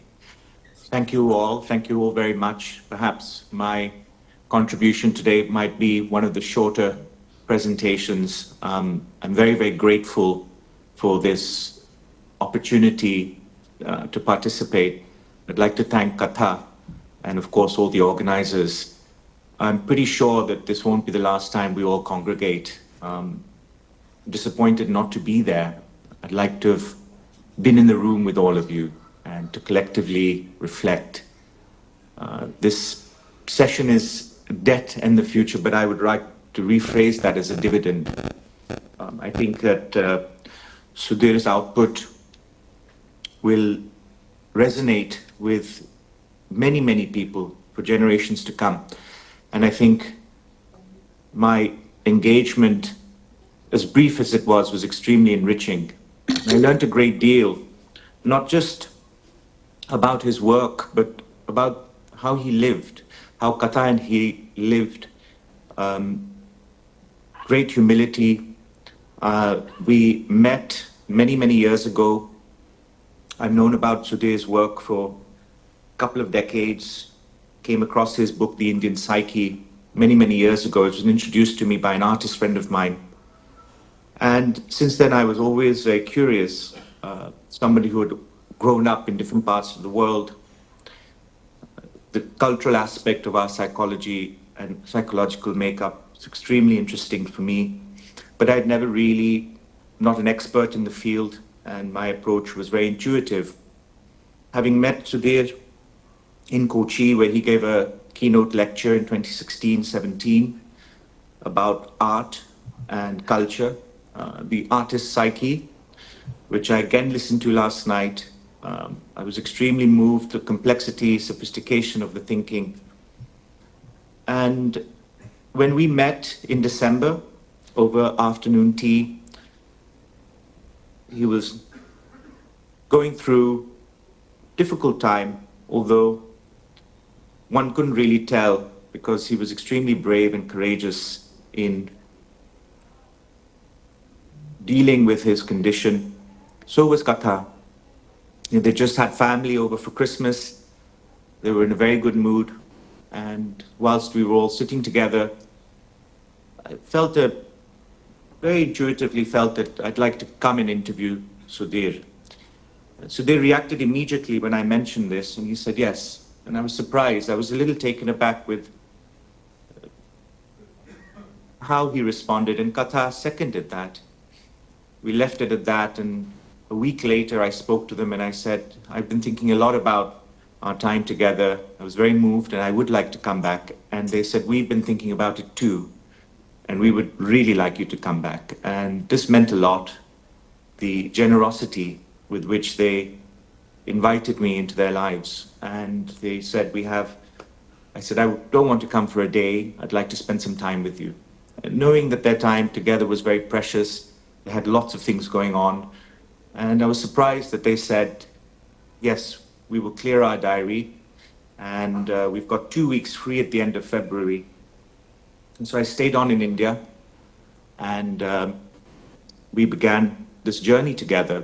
And I won't go into further detail about everything that happened, but I must say that it was an education in more ways than one. It was an education in humility, in how to live, how one lives with themselves, how one lives with others. And this documentary that I'm working on at the moment, it's not a biopic. I'm not experienced enough to take on such an important task. And I'm sure there will be others who will attempt to create further works on film, in writing, in the field of psychoanalysis, psychology, around his life and his work. But this is really a capturing, I suppose, a moment in his life, in his and Katha's life, and with their extended family, their pets, the beautiful house in Benelim. And I'm also very honored that towards the end of our trip, Katha and Sudhir, to my great surprise, asked me to be part of their center and to contribute. And I immediately agreed. I took it as a great responsibility, and that's why I'd like to return to this term, this dividend of his output, of his life, that will keep nourishing us intellectually, spiritually, in many, many other ways.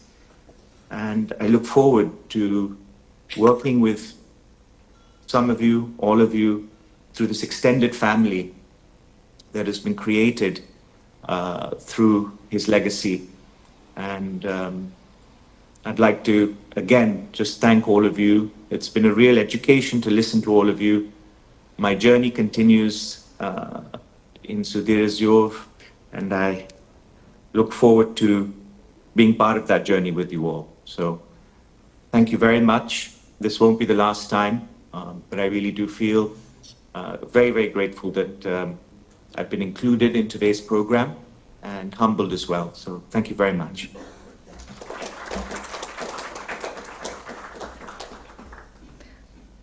Thank you, Shwetal.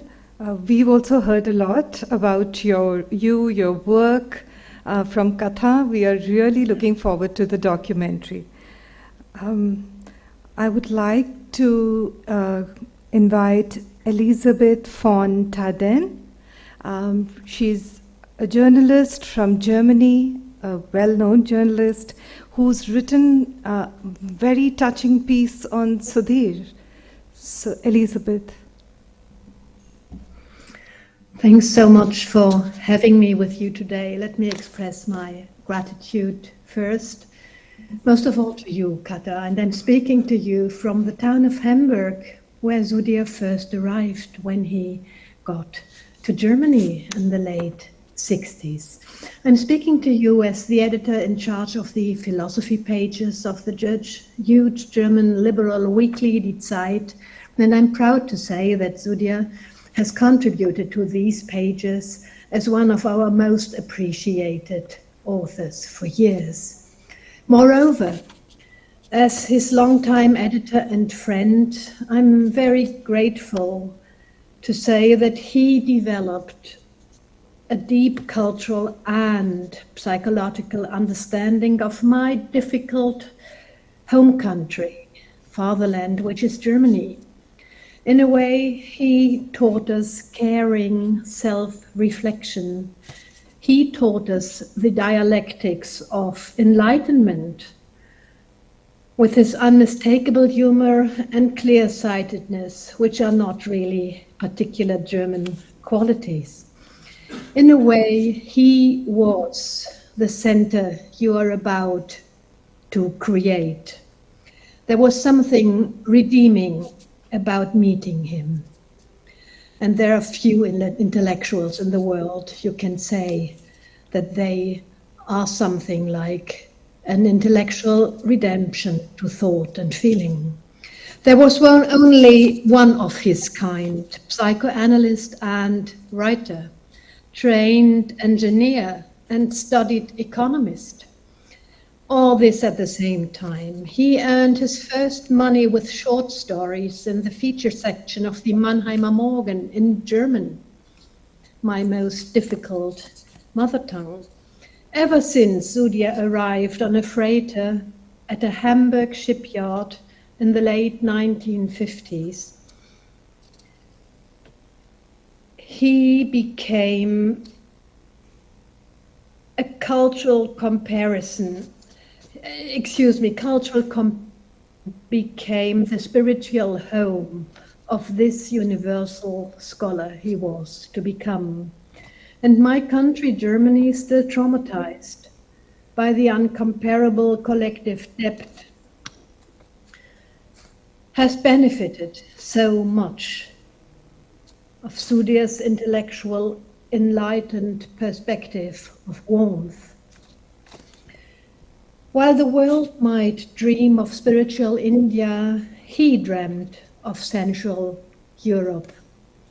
Whether this was a misunderstanding or not, he stayed with us for a while.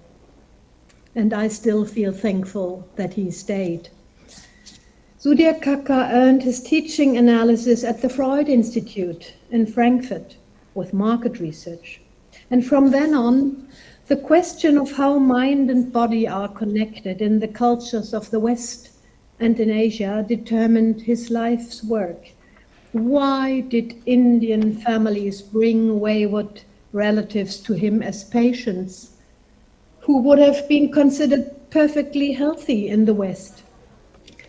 These were the kind of questions he asked us.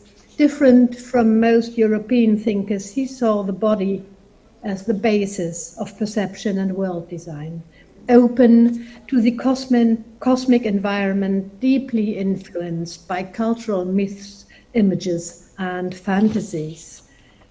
He opened up Indian intellectual history to us through books on Tagore and Gandhi and through social history, on childhood, ecstasy, violence, and desire. The older he grew, the clearer Sudhir became as a thinker of connectedness. The gods stand on feet of clay, he noted, and yet he approached the world from the possibility that every mustard seed can be charged with divine energy. In love, Kata, he recognized the highest degree of approach to the state of mystical grace. It was, by the way, a love for children, for cats, and for whatever creature you might find between earth and heaven. He was interested in the fact that Mahatma Gandhi wanted to transform sexuality into spirit, but as interested in the fact that Freud also aimed at leaving the body behind. When I once asked Sudhir for the Zeit which of these two great connoisseurs of our earthly unhappiness he was more attached to, Gandhi or Freud, he replied, both. On Mondays, Wednesdays, and Fridays, I tend to lean towards one, and on Tuesdays, Thursdays, and Saturdays, towards the other. Sudhir spoke German in everyday life. With his second wife and co-author, the German religious scholar Kata, an author of mine too, I'm proud of this, and he called her the source of love. He embodied the comparison of cultures in the light of psychoanalysis, the foundation of the new institute that bears his name gives me hope that many different cultures worldwide, globally, will benefit from the bright intellectual attention and warmth that Sudhir Kakar gave to Europe, especially to my difficult country, since he was a student. And let me end with this hope. Maybe, yes, and I'm sure Sudhir's attention is what a world of violence and misunderstanding needs most today. So I congratulate you for thinking about this new institute. And as I said in the beginning, Sudhir was this institute, and the institute will be Sudhir. Thanks a lot for your attention.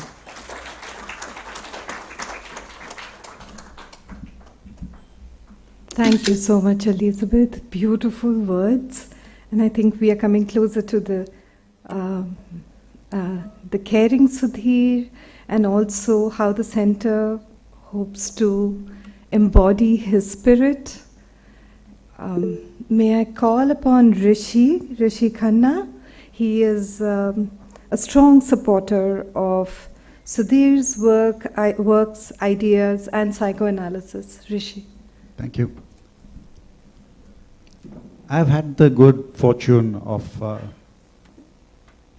being an analyst of not only Sudhir, but also of his analysts. So he was like a grand analyst to me in that sense, because his, or you can call them analysis brothers or whatever, Anup and Anurag have also analyzed me.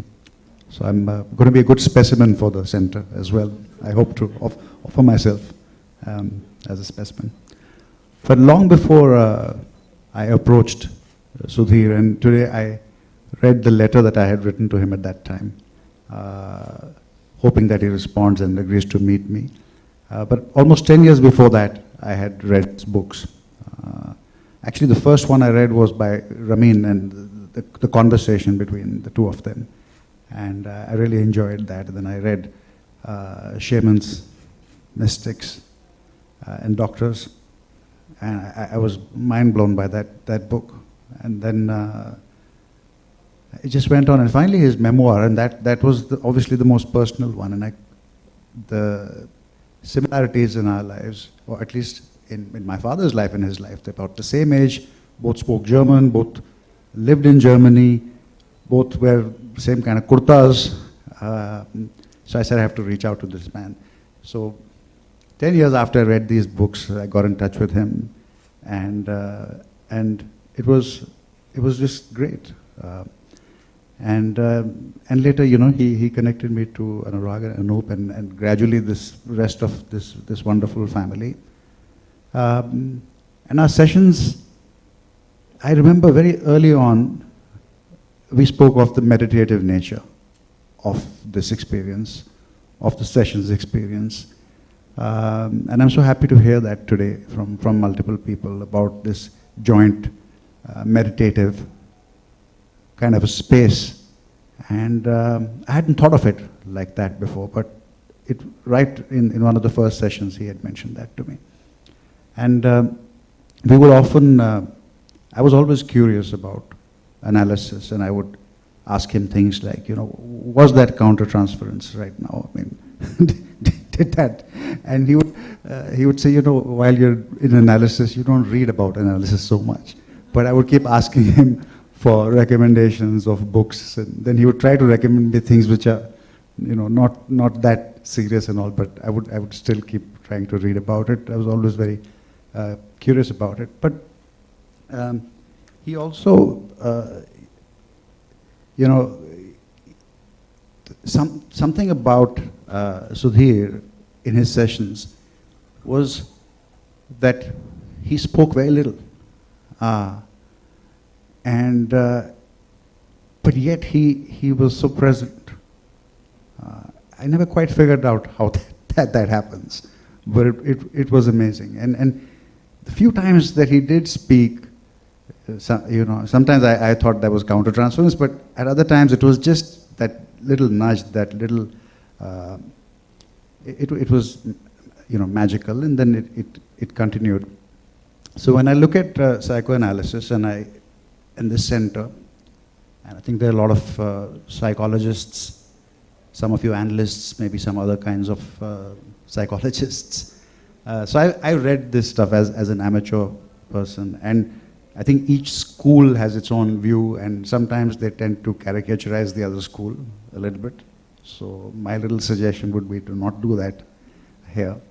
And of course it has a huge application for therapy, for everyday unhappiness of people, but it's also a great tool for sense making for the world. It's very philosophical, and there are so many angles in the world. One of my few books that I have bought, I've given one to Anup also, is on psychoanalysis and environment. And we spoke of empathy, and well, that's one of the places where we need empathy as well, is with the environment. And so I hope we can even cover things like that in the center. So the therapeutic side, philosophical side, environmental side.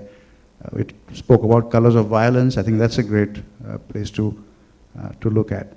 So I'm really happy, and it's just great that I could be connected to so many wonderful people, thanks to Sudhir, and also that this connection with the BMU is also a great thing, because the founders there are good friends of mine, so that's just happened by chance as well. You know, this is how when things start connecting, the dots start connecting, it just happens. So I'm very excited, and I'm very looking forward to helping build this center and be, you know, the non-analyst, the be the amateur, the non-academic in the room to give my 2 cents and do whatever I can to further this very, very precious and very beautiful legacy. Thank you. May I add that Vishy here very humbly is not telling that he is one of our supporters financially. That's the base on building this center. So thank you, Vishy, for that as well.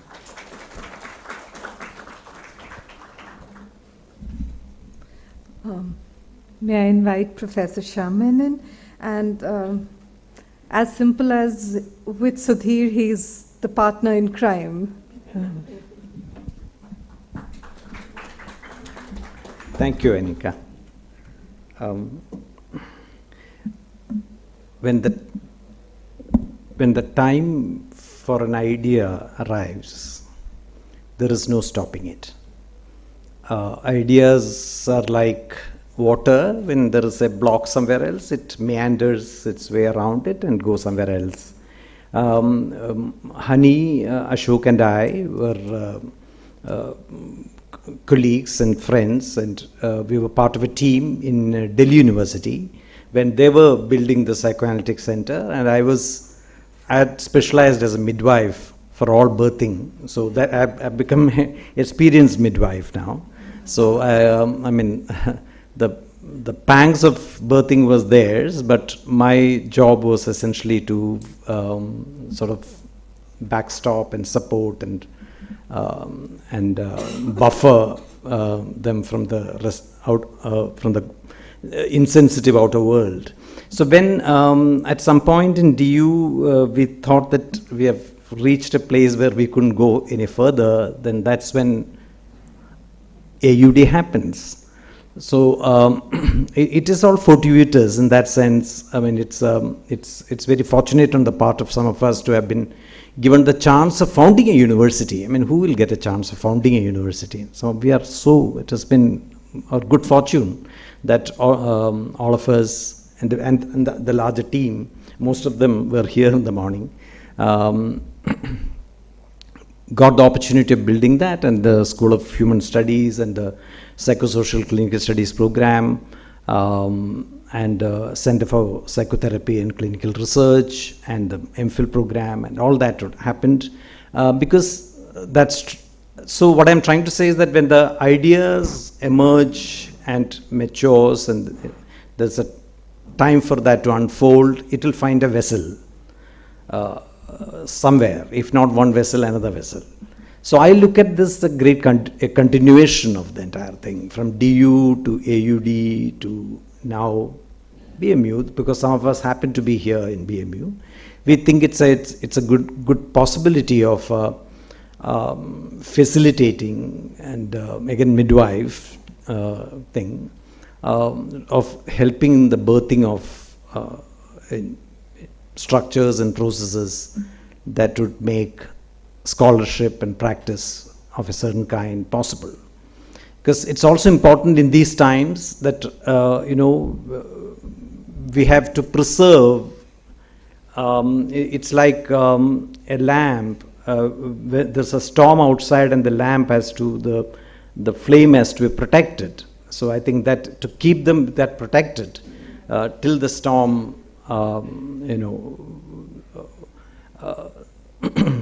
lives out its lifetime. That's very important to preserve this, because we have to keep this going till we see light at the other end of the tunnel.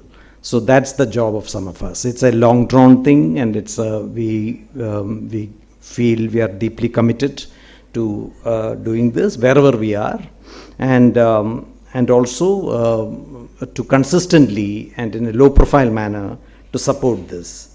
I do think that good things can happen if they are done under stealth, because it's better not to tom many things. It's better to do things quietly. When the School of Liberal Studies got initiated last year, and then we were almost doing an official launch, we thought of several inaugural programs, and Professor Kakar's public lecture was one of them. And Anup had very kindly gotten in touch with him, and he got an informal consent. So on 13th of March, I wrote a mail to him. I've had the opportunity of contacting him earlier also, because as in my capacity as managing trustee of the Economic and Political Weekly, we were in great difficulty at that point in time. I threw my hands up and approached Professor Kakar, and he very generously got some money for us. We needed that money at that point in time when COVID was going on, and we had no circulation, and we did not have money to pay salary and so on. So that's also something which he has done. He's not just he was interested in the larger the larger world of scholarship in social sciences particularly. So I wrote to him on the 13th of March, among other things. I wrote, I'm very happy to learn from Arindam and Anup that you have kindly agreed to be part of a conversation around psychology, environment and culture that BMU's School of Liberal Studies is keen to organize.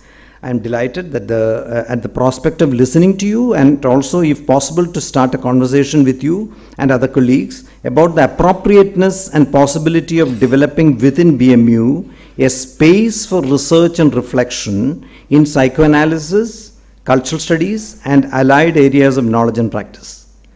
This is what I had written, and in his reply he quoted this, and he wrote, among other things, he said, I'll probably be in Delhi he wrote on the 13th itself, the very same day. I think I'm within a couple of hours, he replied. I wonder, I'll be probably in Delhi for the release function of the 4 volumes of my selected writings. I'd be glad to give the talk on psychoanalysis, environment and culture on the 25th or 27th, depending on your convenience. I wonder if we could start the conversation off, and then he quotes my words, the possibility of developing within BMU a space for research and reflection in psychoanalysis, cultural studies and allied areas of knowledge and practice, unquote. Even before that, then he brings in his sense that this has to be done in a hurry. He says even before end April, as coincidence would have it, a group of psychoanalysts, Anup is among them, have been discussing and working on the idea of setting up a Kakar Center for Psychoanalysis and Culture, which is very much in tune with your ideas, and the proposal is being prepared, and once it is done, I'll send it to you and your colleagues and for information and comments, etc. Then it goes on. We had subsequently a conversation, which fortunately we have recorded, that it should go into the archives of the Professor Kakar Center.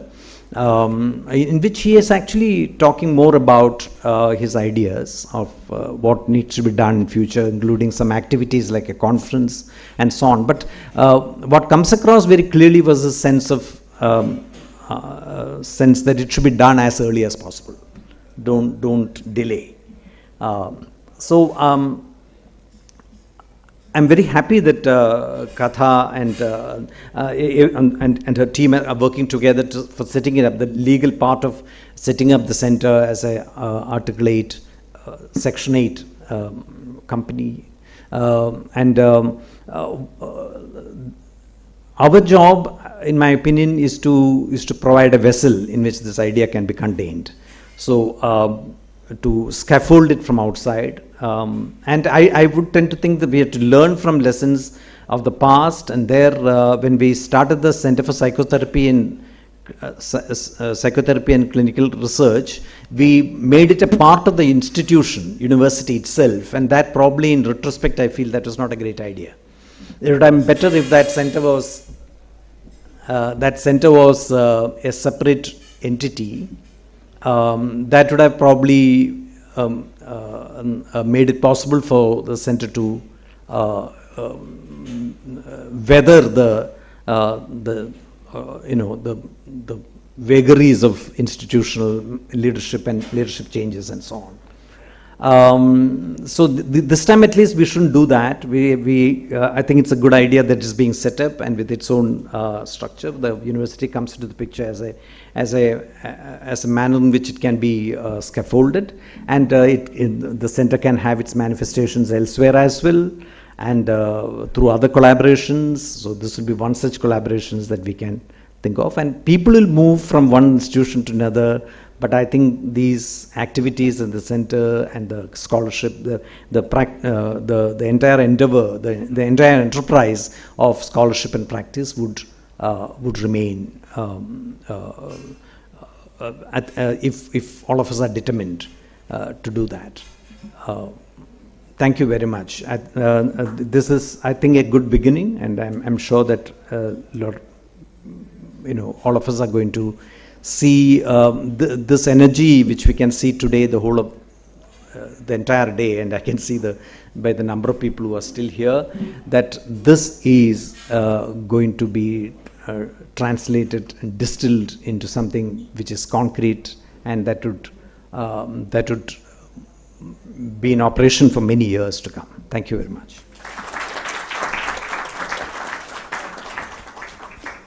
Let me spontaneously add, we are so blessed and thankful to have BMU being such a promoter and being such an important part now of the journey we are starting. It's wonderful that there will be this collaboration. Shyam, Arindam, thank you very much also for organizing this amazing event together with Oxford, and I'll hand over to you.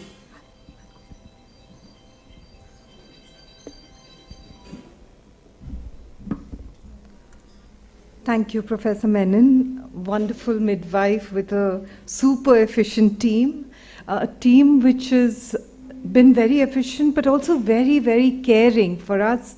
Y'all just burned the midnight lamp with us, went through every small step along the way. Arindam, Shomajit, Nazia, Shomajit, we have been so touched.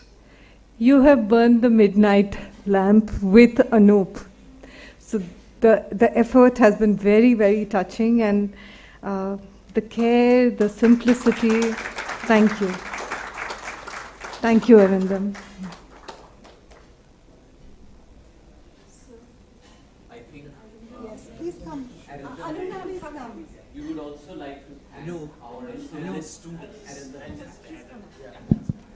No, it's been a long day, and I think we are all kind of yearning to go back, but I must say that it's been a very engaging, very reflective, emotional, long day. And just to draw upon, I am not going to take too much time, but just to draw upon the storm and the flame metaphor, yes, we should try to protect and nurture the flame, but the flame may also help us to emotionally weather the storm that's around us.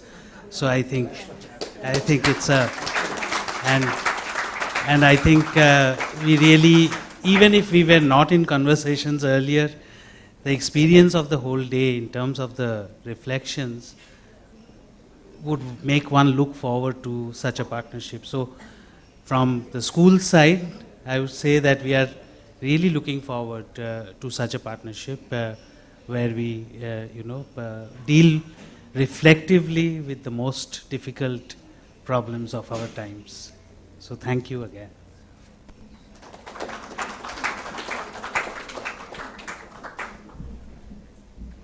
Last but not the least, a big, a round of thank yous for the students of BMU who have helped with this event. Thank you, everyone.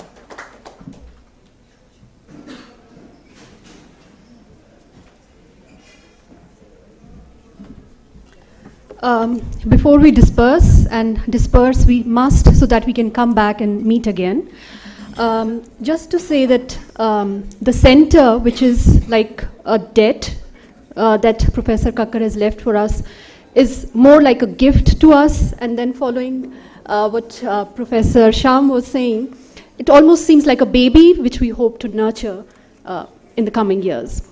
So just to end, I would like to call my colleague Somajit Par to give a vote of thanks.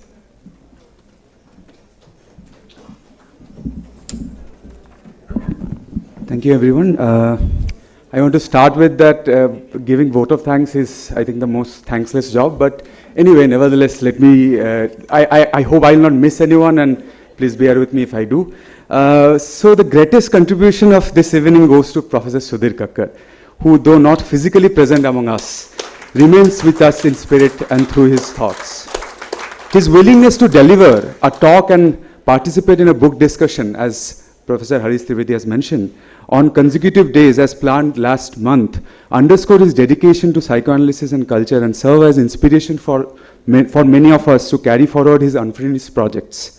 From the School of Liberal Studies, BML Munjal University, we are committed to providing both intellectual and logistical support to the Kakar Center for Psychoanalysis and Culture to ensure its smooth functioning and organization of a series of activities.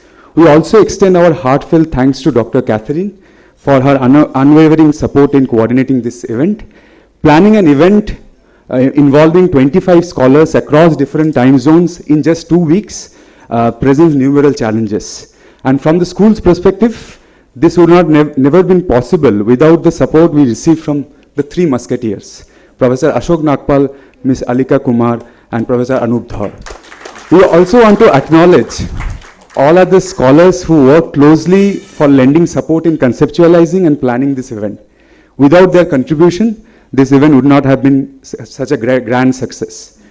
We want to extend our gratitude to all our speakers, chairs, especially those joined us virtually from the US and Germany, making themselves available at odd hours to accommodate the time differences. We would like to offer a special thanks to Dr. Jhuma Bosha, a psychoanalyst and one of the editors of the 4 volumes of collected works of Sudhir Kakar.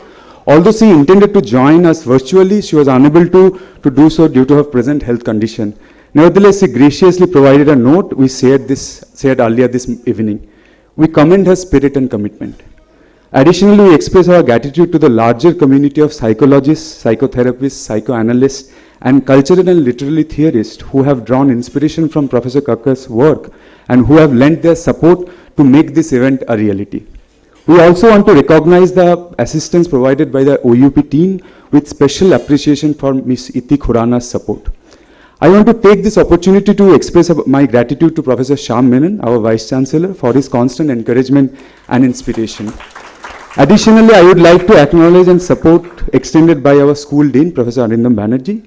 A special mention goes to our colleague from the Dean's Office, Risha, for seamlessly coordinating the logistics for this event.